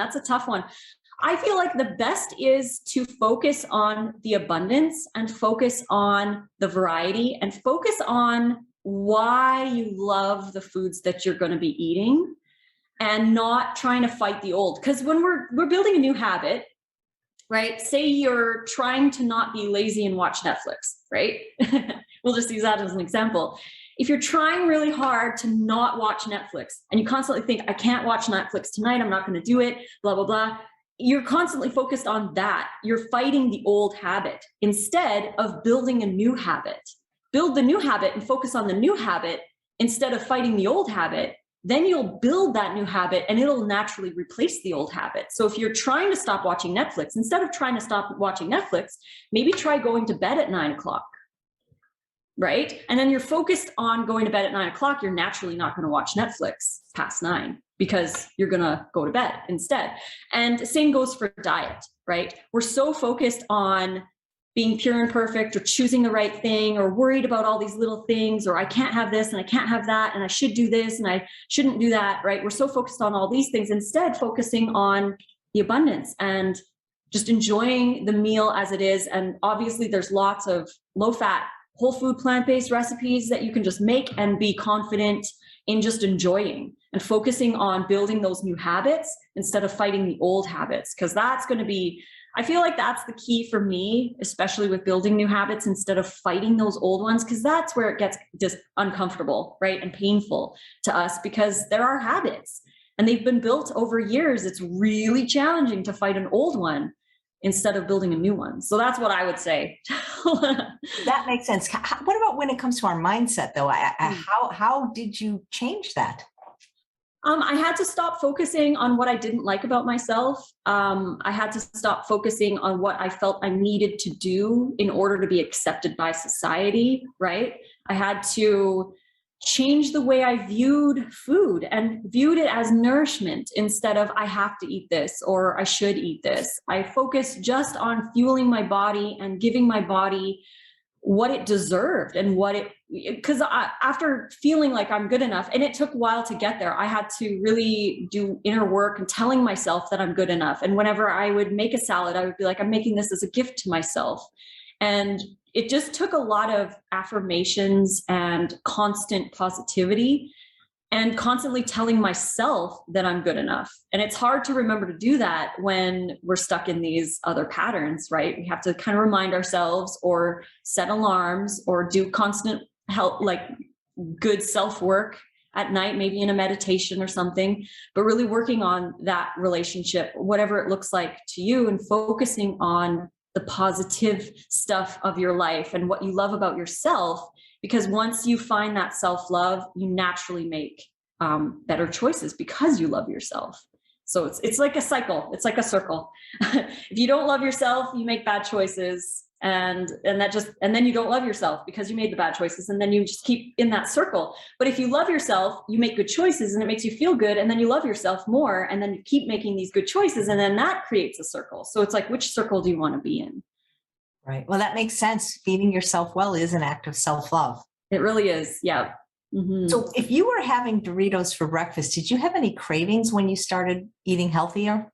That's a really good question. I get that one a lot. Like, when do the cravings go away, Alyssa? I'm trying to do this. When do the cravings go away? And after 7 years of doing this, I can safely say the cravings go away when you eat. That's the magic key. You don't need willpower. You don't need a magic program or anything. You just need to eat. Eat something, and obviously you could choose something healthy, have some fruit, make a salad, make a smoothie, have your soup or whatever that you're going to have that's healthy and abundant, and fuel yourself up. Because I feel, out of all the people I've coached with and talked to, the number one reason that people have challenges on raw or high raw or even vegan is they're just not eating enough. They're under eating, and then their body is like, hey, everything looks good, let's have something, right? And we're going to fall back on our habits. It always boils down to our habits. We're creatures of habit. So we're going to choose what makes us feel good and what's convenient and tasty and what our friends are eating and all of this stuff because we're hungry. That's the root. The root is because we're hungry. If we are full up, like say you just ate this big salad and you went to the grocery store to pick up some cilantro and zucchini for tomorrow, you're probably just going to pick up cilantro and zucchini and maybe a couple other things if you see them. But if you went on a completely empty stomach after work, after you haven't eaten for 6 hours, everything in the grocery store is going to look good, right? And the same goes for restaurants. If you go on an empty stomach after work, everything's going to look good. And it really boils down to that. So when I first started, I didn't have a lot of cravings. I would have a few here and there just based on habit. And I remember one night I had this, it was like 11:30 at night. I was laying in bed and I was craving some Chinese food from the mall of all places. And I wanted that, but I just imagined myself eating it because it was really just the habit that I was stuck in. And it would pop up, and it wasn't a craving because I needed the food. It was a craving because it was a habit. So that's really all it was. But in the beginning, I immediately started eating enough. So I was constantly full up and I was making great choices. I was feeling good. I was feeling hydrated, and I just really loved what I was eating. And I didn't have as many cravings as I thought I would. When I went raw between 2004 and 2014, however, I had a lot of cravings in that period because I wasn't eating enough. I was eating way too high fat. My insulin wasn't working properly, and I just was not doing it right. And that was causing the cravings. Under eating is so key. Also variety. A lot of people will eat only a small, because they want simple ingredients. They like things that have 3 ingredients or whatever to keep it simple. But if you're limiting the amount of variety that you're eating, then you're kind of limiting the amount of nutrition you can get and the fiber for your gut microbiome and all that. So increasing my variety really helped as well, because I was getting a broad range of nutrition and different fiber sources that my body was just like so happy that I was doing that. So yeah, cravings, definitely just eat something. eat some fruit, make a smoothie. And yeah, we're taught to distract ourselves if we have a craving, right? We're taught to distract ourselves, or go take a nap or take a walk or call a friend, or ignore it, wait 10 minutes. It's like, it's just going to get worse because your body just wants some fuel. So If people don't understand calorie density and they try to apply the diet culture they learned to this new way of eating it, and it doesn't work. Yeah, the calorie density thing is another thing that's really important too, because people are used to eating small salads. They're used to eating small amounts of vegetables, and then the bulk of their calories are coming from animal products, oils, high fat, dense stuff, right? Or even like really dense, you could get dense vegetables, you can cook with oils and make them even denser and all of that stuff. The bulk of their calories are coming from that. So when they go over to a raw or high raw diet, they're eating the same size salads that they were before, and they're just eliminating everything else. So then they're only eating like a 200-calorie salad, and they wonder why they're hungry all the time or why they have cravings. It's just because the calorie density is so low that you have to eat more in order to avoid having those cravings for the dense stuff, because we're naturally just drawn to the density, and we're drawn to the fat, oil, or the oil, salt, and sugar thing combo, because that is the most tasty and it's the most dense. So we're drawn to it because of a state of restriction. So the binge restrict cycle is causing a lot of the cravings for these dense things, because we're restricting too much, trying to lose weight, restricting your calories, not eating enough, skipping meals, going too long without eating. This can all cause cravings, which makes us want to eat those other things that are dense and just the stuff that we're habitually used to and we love the taste of. Absolutely. So do you remember some of the different diets you went on? Yeah, I did. I did Atkins at one point. I did Nourishing Traditions, the one with the raw, there was raw animal products in that one. That sounds terrible, actually. Yeah, it was a really big thing in the health food store that I was working at, like raw dairy. Oh, because it was Weston Price had done the dental studies or whatever, and how cultures would start eating standard North American foods or canned foods or off their traditional diets, and they would start to have dental issues. So he was saying we need to eat more traditionally, which included a lot of raw animal products for a lot of those cultures. And so obviously it was a thing. I had raw milk and I had raw cheese, and I didn't feel any better. Like I did feel better because I wasn't eating the junk food when I would do those diets, because I was eating more whole food, but I wasn't feeling this amazing level of energy and health and I wasn't losing weight either. for me. And so, but I also tried raw like at least 100 times in those 10 years. I would try like every month or whatever. I would go raw and it would only last for like 3 days. I think the longest I went raw for was like 2 months. But again, I was under eating every single time. I just wasn't eating enough and I wasn't able to sustain it. Just like falling back on peer pressure as well. That was a big one. They would be like, what are you doing? Whatever, you're not doing it right. And so I'd be like, oh, okay, I'll have a little bit of your food. And yeah, it really wasn't a click until I went vegan. As soon as I went vegan, it was like my whole world entirely changed in that moment. Because now I wanted to care not only for the animals, but I wanted to care for myself as well. So yeah. That's so cool. Well, because you had said earlier that you always needed to do something to lose weight. Yeah, I always needed to do something. And I've done like a lot of cleanses too. I've done a lot of cleanses, like the herbal kits and the fasts and the master cleanse and right, fast to lose weight. But what happens after that? What happens when you start eating again? And you're not changing the foundation of what you're eating. If you are already eating junk food and then you go on a fast, what are you going to do when you're done? You're probably going to fall back to your old habits because you haven't changed your habits.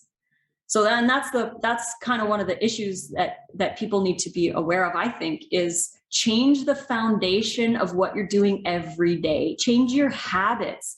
And when you change your habits and you start eating different foods and you become habituated to those foods, and you really don't even need to do anything else because you're just going to be choosing those every day and it's going to be easy. You're not going to have to force your body into anything because your body is going to respond to what you're giving it. Do you think that what helped you lose weight with the raw diet this time was the fact that it was low fat?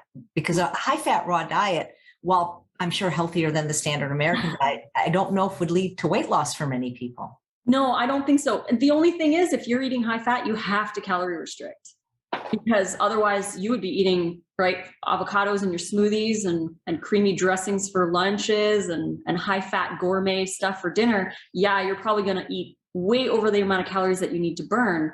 So for me, I feel like the low fat was by far key and eating abundantly. So eating a lot of fresh food and eating low fat, that was kind of the twin flame of of raw, is eating abundantly and eating low fat. Those are my two keys for how it worked for me.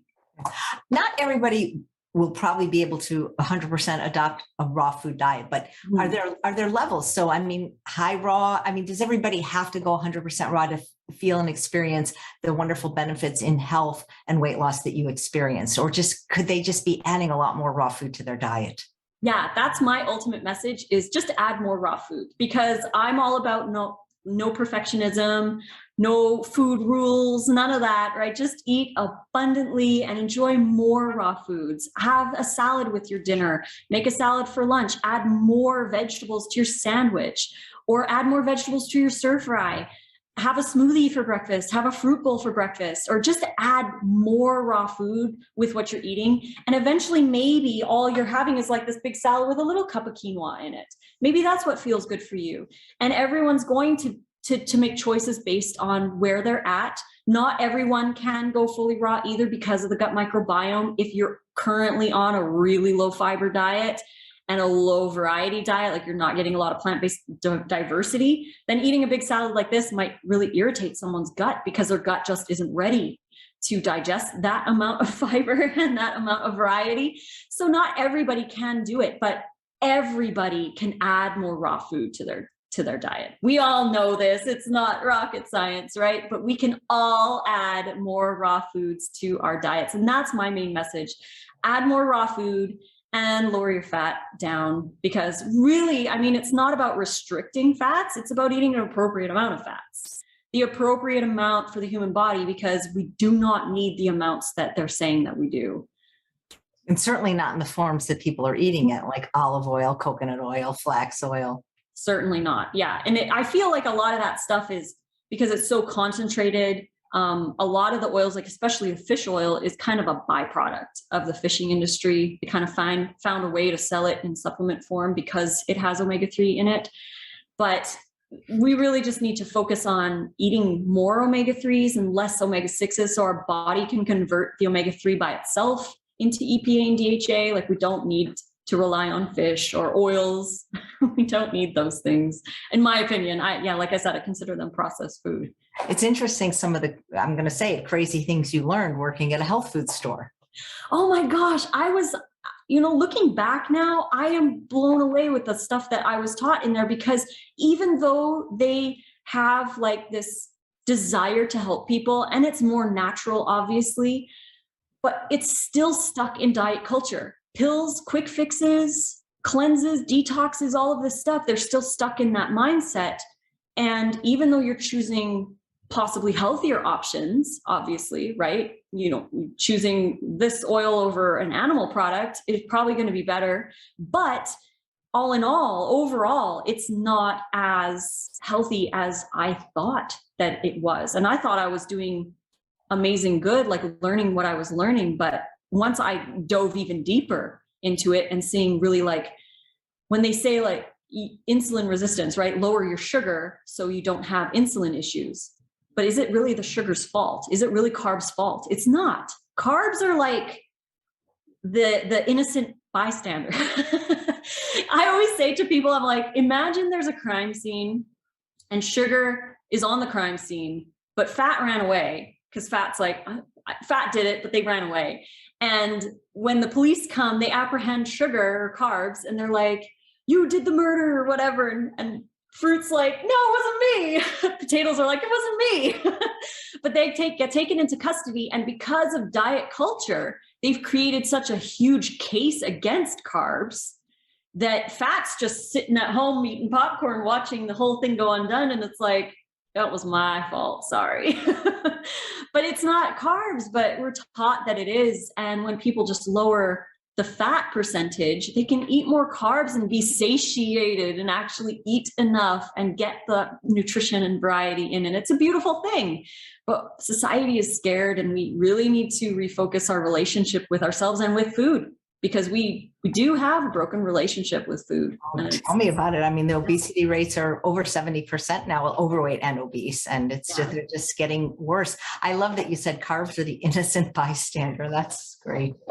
And the stuff that you learned at the health food store, whether it was healthy or not, it's not sustainable to take some product, that's gonna that claims it's gonna boost your metabolism. Which, by the way, one of the experts on the summit is Dr. Herman Ponster, who wrote Burn, who said it's not even possible to do that. Interesting. Yeah, you just really, your BMR, if you want to increase your BMR, just lift some weights, right? Like build more muscle so that you burn more calories at a sitting rate, and just enjoy your food. Enjoy eating whole food, plant-based, good stuff, low fat. And it's really easy because when you, like I said earlier, when you step out of that, I have to lose weight, or I'm not good enough, or whatever. When you step out of that and you just focus on your health because you love yourself, it's so much easier. So can you take us through like what a typical day of food might look like for you now? Yeah, for sure. So when I first started losing weight, I was doing, I really eat the same that I did back then. I just prepare things differently. I have new recipes, but I use the same stuff. I just kind of mix it up. So while I was losing weight, I was eating 2,100 to 2,300 calories a day, give or take.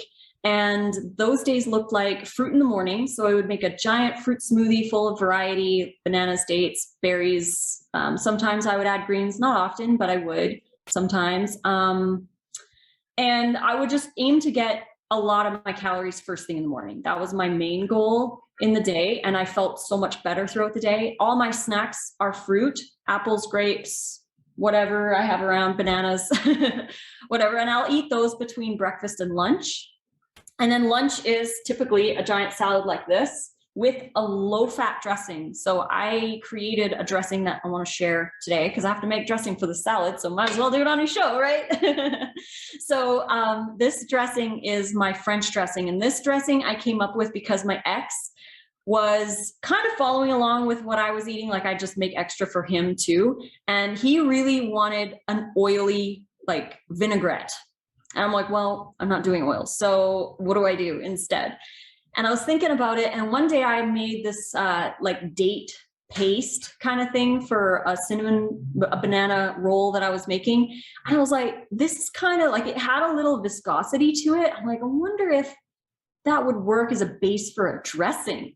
So I blended dates with a little apple cider vinegar, some lemon juice, some garlic, smoked paprika, and a little chipotle. And I blended that without any fats, and it was mind-blowing to me. I was just, sitting there eating my salad, and I remember like getting kind of emotional over it because I was so happy that I found something that tasted so good, like a vinaigrette, but it had no oil in it and no fats at all. So I was like, this is amazing. But now I do add like a teaspoon or two of chia seeds for omega-3 to that one, or I'll add like maybe a tablespoon of hemp seeds or something to get a little creamy, while still getting the omega-3s, because I do believe that those are very important for us. But in small amounts, obviously, is totally fine. And so, yeah, that's the recipe that I'll make for lunch. Normally a low-fat fruit-based dressing, mangoes, garlic, again, apple cider vinegar, lemon juice, right? You got your sweet, your sour, your savory, your fat, possibly if you're going to put a little fat in it, and your umami. So I like to use miso paste, or celery sticks are really good. Maybe some mushroom powder, seaweed, right? Like something like that to give it a little bit more grounding. Got those 5 angles and you're good to go for a dressing. So that's what I do for lunch. And then dinner is typically something similar, another salad, but the dinner salad is where I will have my darker leafy greens, more like the veggies, like the broccolis or cauliflowers, or I'll make like sushi. Nate and I will make burgers, like raw burgers, raw soups. Like we'll kind of get creative with dinner. But most of the time it's just another salad with a creamier dressing. We'll put like 2 or 3 tablespoons of seeds in a dressing, and then we'll use that. Or maybe coconut based, or we'll do a low fat dressing with a little avocado on it. But that's dinner. And typically it ends up, right now I eat a little more than I did when I was losing weight, just to maintain. I eat around 2,400 calories.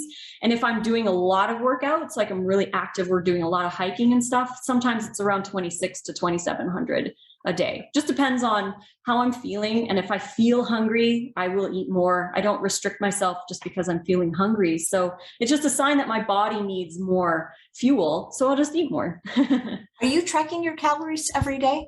No, I'm not. The reason why is because I've done it so many times that now I know what a 500 or 700 calorie salad looks like. I know what an 800 calorie smoothie looks like. I know what 10% fat looks like. But in the beginning, I did track.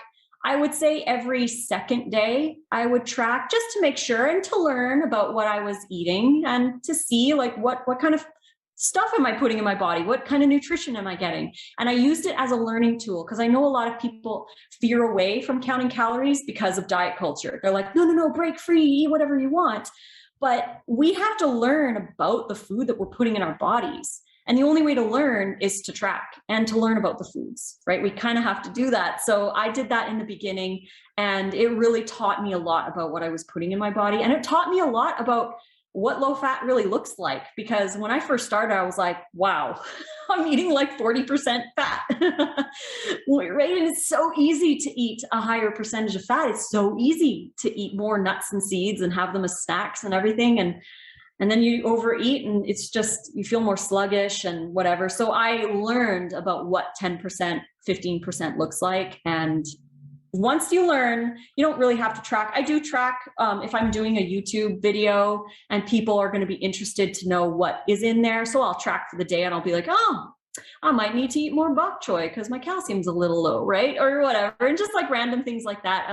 I observe. I don't put any rules on myself or any have-tos. I just observe what I'm putting in my body and how I react to it. And then I just go from there. Yeah. I'm curious, what takes longer, Lissa, to make a salad that big or to eat it?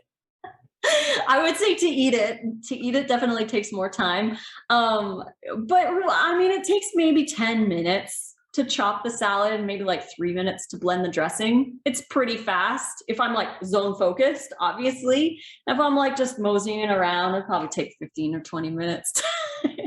Like get on social media and like answer a few questions while I'm chopping. It'll be 20 minutes easy. But it doesn't take long. We chop the lettuce. Like we rinse stuff if we need to. Yeah, these salads really only took me about 8 minutes to make before the show. So it's pretty easy to chop stuff, but it does take longer to eat. What about 30 minutes? Yeah, about 30 minutes. But I mean, Nate and I will watch a show or we'll play chess or something like that. And it really doesn't seem like it's that much time. And we enjoy it too. It's so tasty. And sometimes I'll be eating a salad. I'm like, I don't want this to be over. It's so good.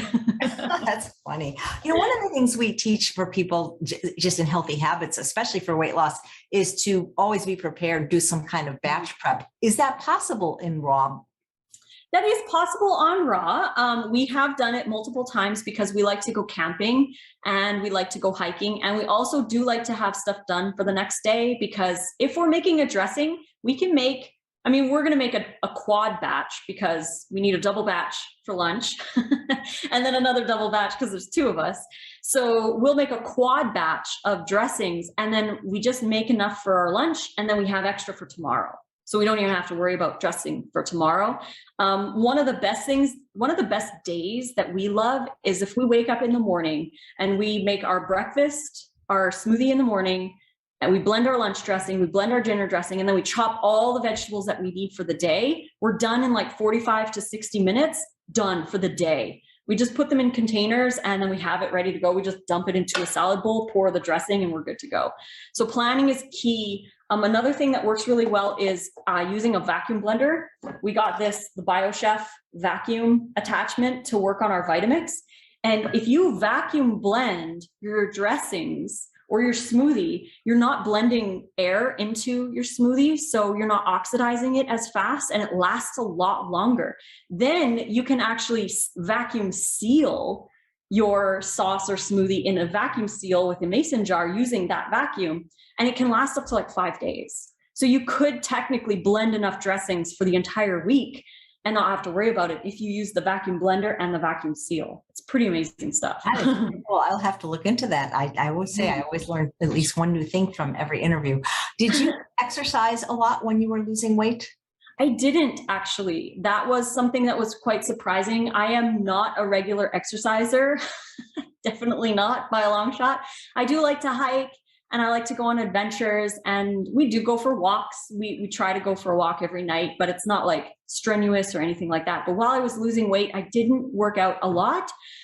I would go through spurts, just like most people do. I would do like 3 weeks of exercise. I'd go to the gym maybe for a week or 2, and then I wouldn't do anything for a month, or I'd go for a hike here and there, and then I wouldn't do anything for 3 weeks. Or I would sit at on my couch and lift weights with the TV for a couple days, and then I wouldn't do it for like 2 weeks. So it was really sporadic. I didn't follow anything specifically at all as for exercise. I do wish I did more exercise, not for the weight loss, but for the health benefits of the exercise. But I just have too much to do. Yeah. That's a bad excuse, but yeah. But no, that's what we're learning from the experts is exercise is not, it's important, but it's not really necessary for weight loss. Yeah, exactly. And I feel like exercise is used too much as a weight loss tool when that's not its main purpose. Its main purpose is improving your overall health, improving your sleep, improving your mood, improving your circulation, improving your digestion, and moving your body and improving your muscle tone and your strength and your bone density and like all this other stuff, right? But society has us believing we need to exercise to lose weight. And that's, again, the diet culture. Like we should be eating to maintain our body weight and exercising for health. And that's another mind shift that we have to get out of as a society. Do you ever worry that you could gain the weight back? I don't worry about it because I love my body the way it is, and every body is going to fluctuate even throughout the day, right? Like it depends on your stress level, the heat, your environment, where if you're a woman, where you are in your hormonal cycle. There's so many factors that can come into play. And if I gain a little bit of weight, it's not something that I concern myself with because I know what to eat, what makes me feel my best, and I can just keep sticking to what works and what has worked for me in the past, and just love my body at every stage, because we're not going to be the exact same weight for the rest of our lives after we lose the weight. We're going to fluctuate a little bit, 5, 10 pounds, whatever. But just to recognize and observe your body and what you're putting in your body, and just take a step back and look at things logically and say, oh, I see what happened. And this is what I did before. And just to gradually get yourself back on there if there is something, but to never feel guilty.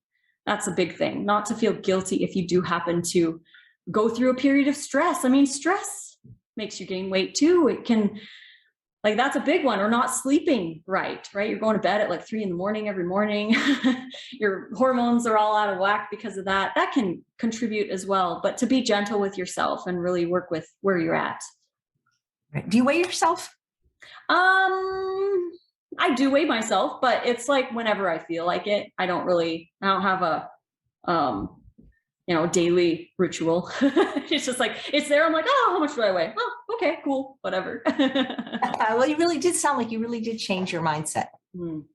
Yeah, I'm definitely in a different place than where I was originally. And I love my body where it is and whatever it does, because this is the only vehicle. I mean, we're given this gift for free. It's free, right? People are buy like $100,000 vehicles and they treat them with the utmost respect, but they don't do it with their own body that they got for free. They got it for free. It's like we don't value things that we get for free. And our body was like the biggest thing that we got for free. It's the only reason we're here. So yeah, I have definitely changed my mindset a lot over the years. What would you say to somebody who's given up hope that they could ever lose weight? Oh, that's a big one. I had given up hope too when I first went raw. And I feel like the biggest thing I could say is to just give it up and focus on health. Focus on choosing these foods because you love yourself and you value yourself where you are. And it will be uncomfortable because of diet culture. We're taught that we need to lose weight in order to feel beautiful. But if we feel beautiful, then we'll naturally want to eat healthy and we'll naturally lose weight. It just comes with the mindset shift and really caring for ourselves the best way that we can. So if someone has lost hope, there is hope. We just need to change our perspective over it. And instead of forcing ourselves into that, because that's a lot of the problem that got me to where I was, because I was constantly fighting that I need to lose weight and I need to look this certain way. And it kept me in that cycle. So when I broke free from that and I just started focusing on health and learning about what a body needs to be an appropriate weight, that's when the freedom came, because I was now free from needing to be what I thought I needed to be and just being me and loving myself and learning. There's so much information out there that we can learn from to apply to our life that we really need to change. I'm sure your example is an inspiration to so many people. I'm dying to see this dressing recipe. Ooh. Will you be able to share the ingredients and the measurements with our viewers? Yes, I would love to. So this salad dressing, or this salad, is a typical lunch salad for Nate and I, and typical dinner as well. Sometimes we'll add some darker leafy greens, but there's romaine lettuce, cucumber, tomato, bell pepper, purple cabbage, and green onion.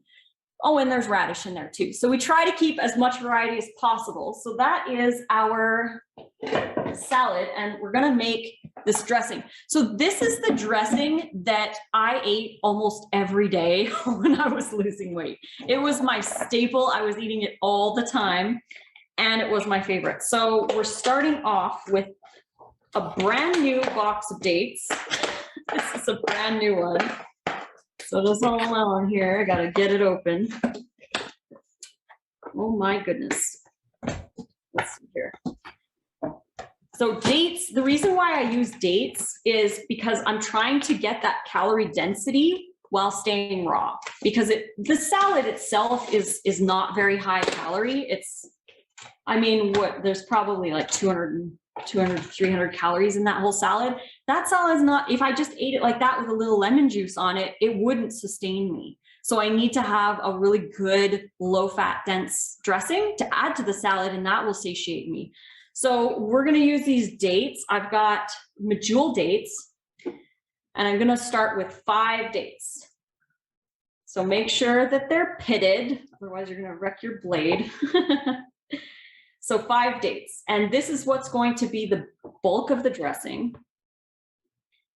And you could add fruit to this too. You could add mango or peach or plum or apricot or whatever you wanted to add to it to give it a little bit of a different flavor.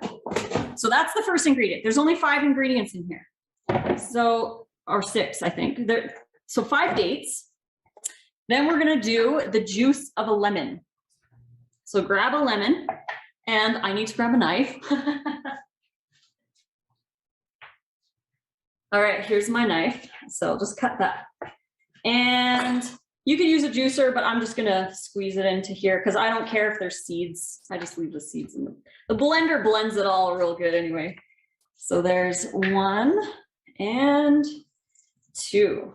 That lemon has a lot of juice. Sometimes I get lemons and nothing comes out. I know, I'm like that with limes too. Sometimes limes are like, what? I got like 1/4 teaspoon out of that. So we got lemon juice.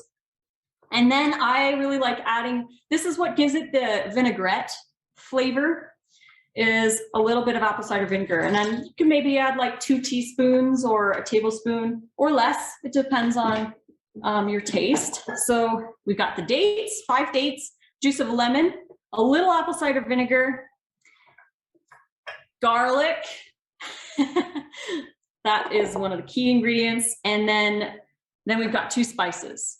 I've got smoked paprika. I like to add about 1/2 teaspoon of smoked paprika. You could add more if you want it. It depends. If you have a sweet paprika, you could add a little bit more. And then I always like to add a little bit of chipotle, like maybe 1/8 teaspoon to that. And that's it. So easy. So here's what's in the blender. And if you wanted to, like right now in where we are, we like to add a little bit of fat. So we're just going to add maybe a tablespoon or so of hemp seeds. So it's just a small amount. You can leave it out. I didn't have the hemp seeds in it the whole first year of my raw, and then I started adding a little bit, but totally chia instead of hemp if you wanted to. Yes, you could use chia as instead. I like chia because it's so high fiber. It's like almost more fiber than it is fats. So which is it really also makes things, it makes a nice viscosity. It does, especially if you grind it first and then put the powder in. It gives it the kind of a gel-like texture. Then we're gonna add about 1 cup or so of water. Now, for the water, if you use like about 1 cup of water, it's actually going to make it more like a vinaigrette because it'll thin it out. So it's a really thin dressing, but you could use less water and make it a thicker, creamier dressing if you used less water. So we're gonna blend this with our vacuum blender. So we've got this lid that kind of goes on here. And we've got the little vacuum seal top. This is the BioChef. It attaches to the top of the Vitamix base. And then we use the vacuum seal on top, and you just push the button and it starts to suck the air out of the blender. So you're not going to be blending a whole bunch of air into your sauce. And this is so good for people who are eating more plant foods, because if their digestion is off a little bit, they might feel extra gassy because they're just drinking smoothies that have a ton of air in them. Like, you know, when you blend a smoothie and it's like this high, after you blend it, it's like this high. You haven't made food. You've just blended air into your smoothie and you just made it foamier. So it gets bigger, right? And that, you're swallowing that, gets in your colon, and then all of a sudden you get like lots of gas because that air's got to go somewhere. So if you blend it in, it's going to go somewhere. So I highly recommend getting a vacuum blender if people are having issues with gas or bloating. So it takes like 20 seconds, and it depends too. Like if you have a lot of air space in your vacuum, it's going to take a little extra time to suck all the air out. But this BioChef we got from John Kohler's website, Discount Juicers. That is really cool. Yeah, it's really cool. I really like it. Just gotta get, there we go. It's all done. So now we can just do a quick blend.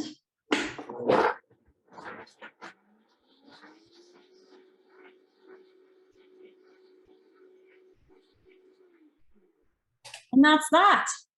Super easy. You just got to get this lid off because it's vacuum sealed in. Have you ever frozen the dressing? I haven't actually. I haven't tried freezing the dressing. We like to take the vacuum seal is the best. Ooh, it's hard to get that off sometimes, but there we go. There's the dressing, and then we'll pour that on our salad and enjoy a lot of tasty dressing. I'm definitely going to try that because smoked paprika is my favorite spice in the whole world. Oh my gosh, me too, sisters. Well, this has been really wonderful. Listen, one more question. What's the real truth about weight loss? The real truth about weight loss, I would have to say, is like we've been talking about, is to just release the need to be and focus on yourself and health. Focus on the positive things that you can do for your body. Focus on how amazing it is to go have a workout. Focus on how much you love eating whole food, plant-based. Focus on the abundance, the variety, the joy, and really ask yourself why you're choosing healthy things. Is it because you love it and you love your body? Or is it because you're worried that you won't lose weight if you don't do it, right? The mind shift is so big and so powerful. We tend to discount the mind and the relationship that we have with our food. So I feel like the secret is to not even focus on it. focus on the health, and it'll come without you even trying. That's well said. Thank you so much. Thank you. Thanks so much.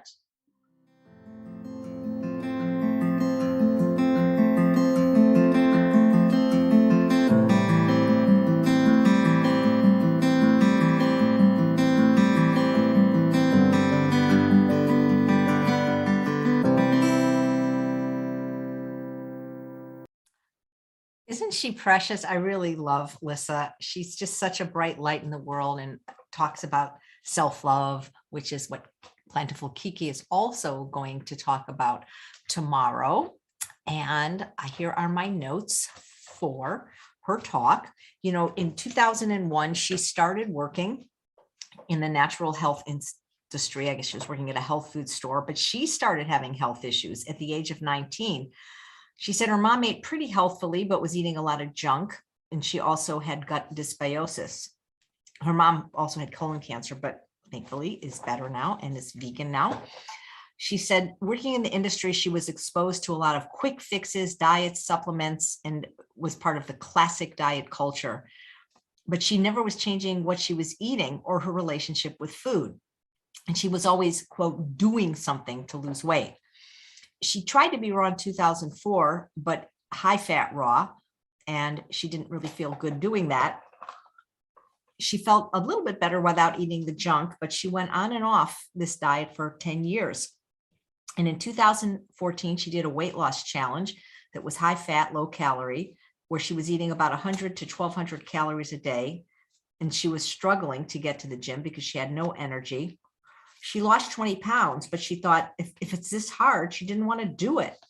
And she restricted so much, she ended up eating everything in sight up to 200 pounds. That's why we are not a fan of the restriction that Dr. Rolls and others had said. The calorie counting, it's not going to work. The weighing and measuring is a short-term fix like keto. You've got to eat in a manner that's going to facilitate weight loss, but also sustain it. She had a very bad relationship with food and herself. I mean, I thought I was bad having Coke Slurpee for breakfast, but Doritos and Red Bull, that's a new breakfast to me. And, you know, fried chicken, things like that. She was not eating very healthfully.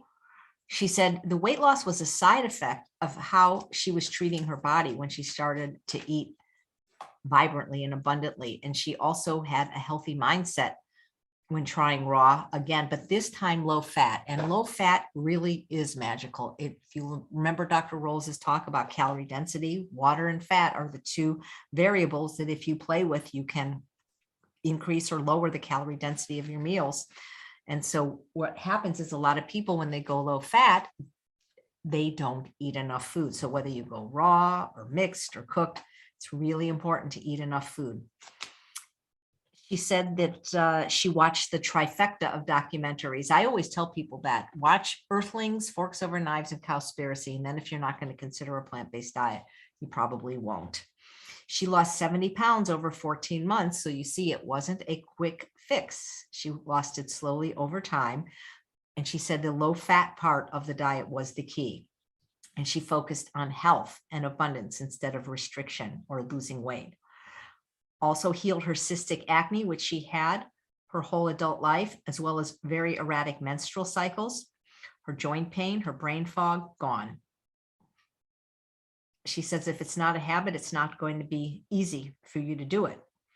She was taught in the health industry that she needed fish and olive oil and coconut oil. Now, if she feels she needs any of that, she'll just eat a whole olive. She said, release and trust the process of eating whole foods, and that eating enough when raw is important. And now she eats abundantly. It's important whether you're raw or not, because the food is of such a low caloric density. She eats about 10% of her calories from fat and about 2,400 kcals a day. And so that's a decent amount of fat. And she does affirmations like, I am enough no matter what I weigh. Lissa says, don't focus on what you can't do. Focus on building a new habit and focus on abundance. And build new habits instead of fighting old ones. That's what I always say to people when starting out. Instead of thinking, oh, I can't have sugar, I can't have cheese, start adding in the healthy foods, the fruits and vegetables, the whole grains. Think of food as nourishment, as fuel. She had to tell herself she was good enough. She used affirmation, positivity. What do you love about yourself? And see eating well. I love this. See eating well as an act of self-love. See eating well as an act of self-love. And she said, cravings go away when you eat. A lot of times you're just hungry. Your glucose is low. She said, not eating enough is the #1 challenge. And people tend to always fall back on old habits. And many cravings are based on habit. If you want to learn more about that, Dr. Lyle did an amazing YouTube video on something called the conditioned cram, where people apparently at night, because of this classical conditioning, just eat even when they're not hungry. It's a wonderful YouTube. Undereating will always cause cravings, and limiting variety limits nutrients for your gut microbiome. People are used to eating small amounts of fruits and vegetables and eating most of their calories from animal products and processed foods. So you're going to have to learn to eat a lot more of the nutrient-dense, calorically dilute foods. We're naturally drawn to calorically dense foods and high-fat foods. And if you restrict calories too low, you for sure will have cravings. She tried various diets and never felt great or really lost weight until she went vegan. And she also wanted to care for herself as well as the animals and the planet. She said, change the foundation of what you eat every day. If you're eating high fat and you want to continue eating high fat, you will have to calorie restrict. Just add more abundant raw food, whatever you're doing. Not everyone can go fully raw. If your microbiome can't digest the variety and the fiber right away, you can start just by adding more raw and lowering the fat. She eats the same now as she did when she lost weight, about 2,100 to 2,400 kcals a day. She likes to have fruit in the morning, a giant fruit smoothie. And she tends to get more of her calories in earlier in the day. She'll have fruit as snacks and huge salads, as she showed you, for lunch and dinner with a low-fat dressing. She likes to vacuum blend her dressings because she says it lasts a lot longer. She does the same for her sauces. She really didn't exercise to lose weight. And other than loving to hike, she really doesn't exercise.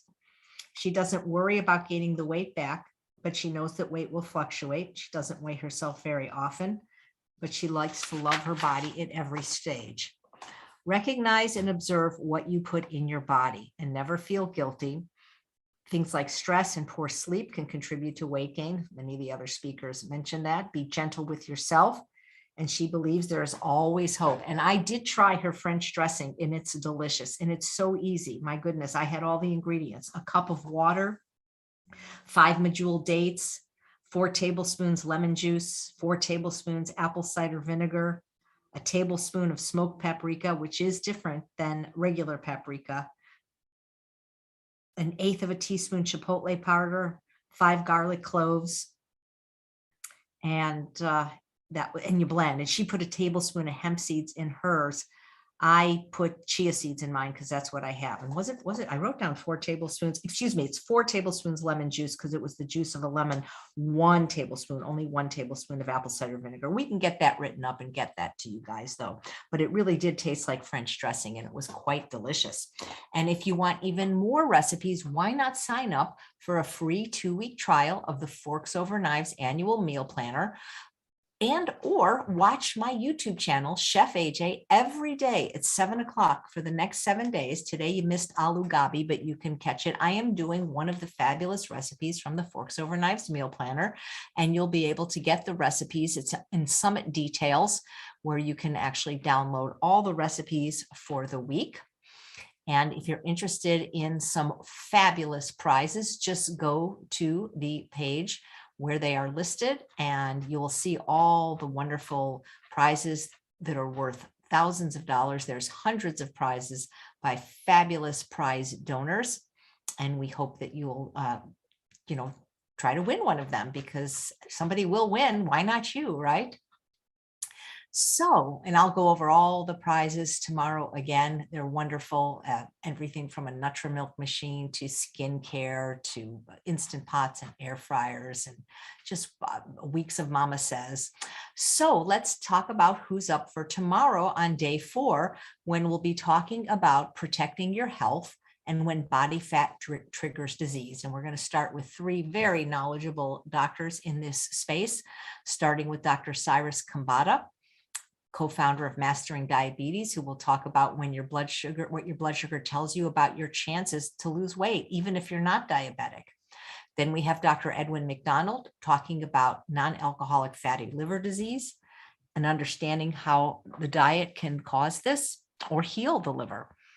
And Dr. Will Bolshewitz, known as Dr. Will B, he's going to talk about how your gut health unlocks a surprising weight loss mechanism in your body. And then we'll end with a success story / recipe from Plantiful Kiki, who will talk about how to find the strength to overcome weight struggles and even cancer scares. So thank you so much for being with us. We do hope that even if you can't upgrade to the Summit package where you'll get all these bonuses and help us continue our mission, that at least for free, share these links of the Summit. There's 7 more days. The replays are always available till the next days begin. And we do appreciate all the wonderful comments and emails we're getting. And we do love it when you share this with your friends and loved ones. So on behalf of Toby, Better Life Summits, and myself, Chef AJ, we thank you for your attention. We love giving you this summit. It's our life's mission and it comes from the heart. As Valentine's Day, we want you to have a wonderful day. And we will see you bright and early tomorrow, 8 a.m. Pacific time for day 4 of the 4th annual Truth About Weight Loss Summit 2022. Take care.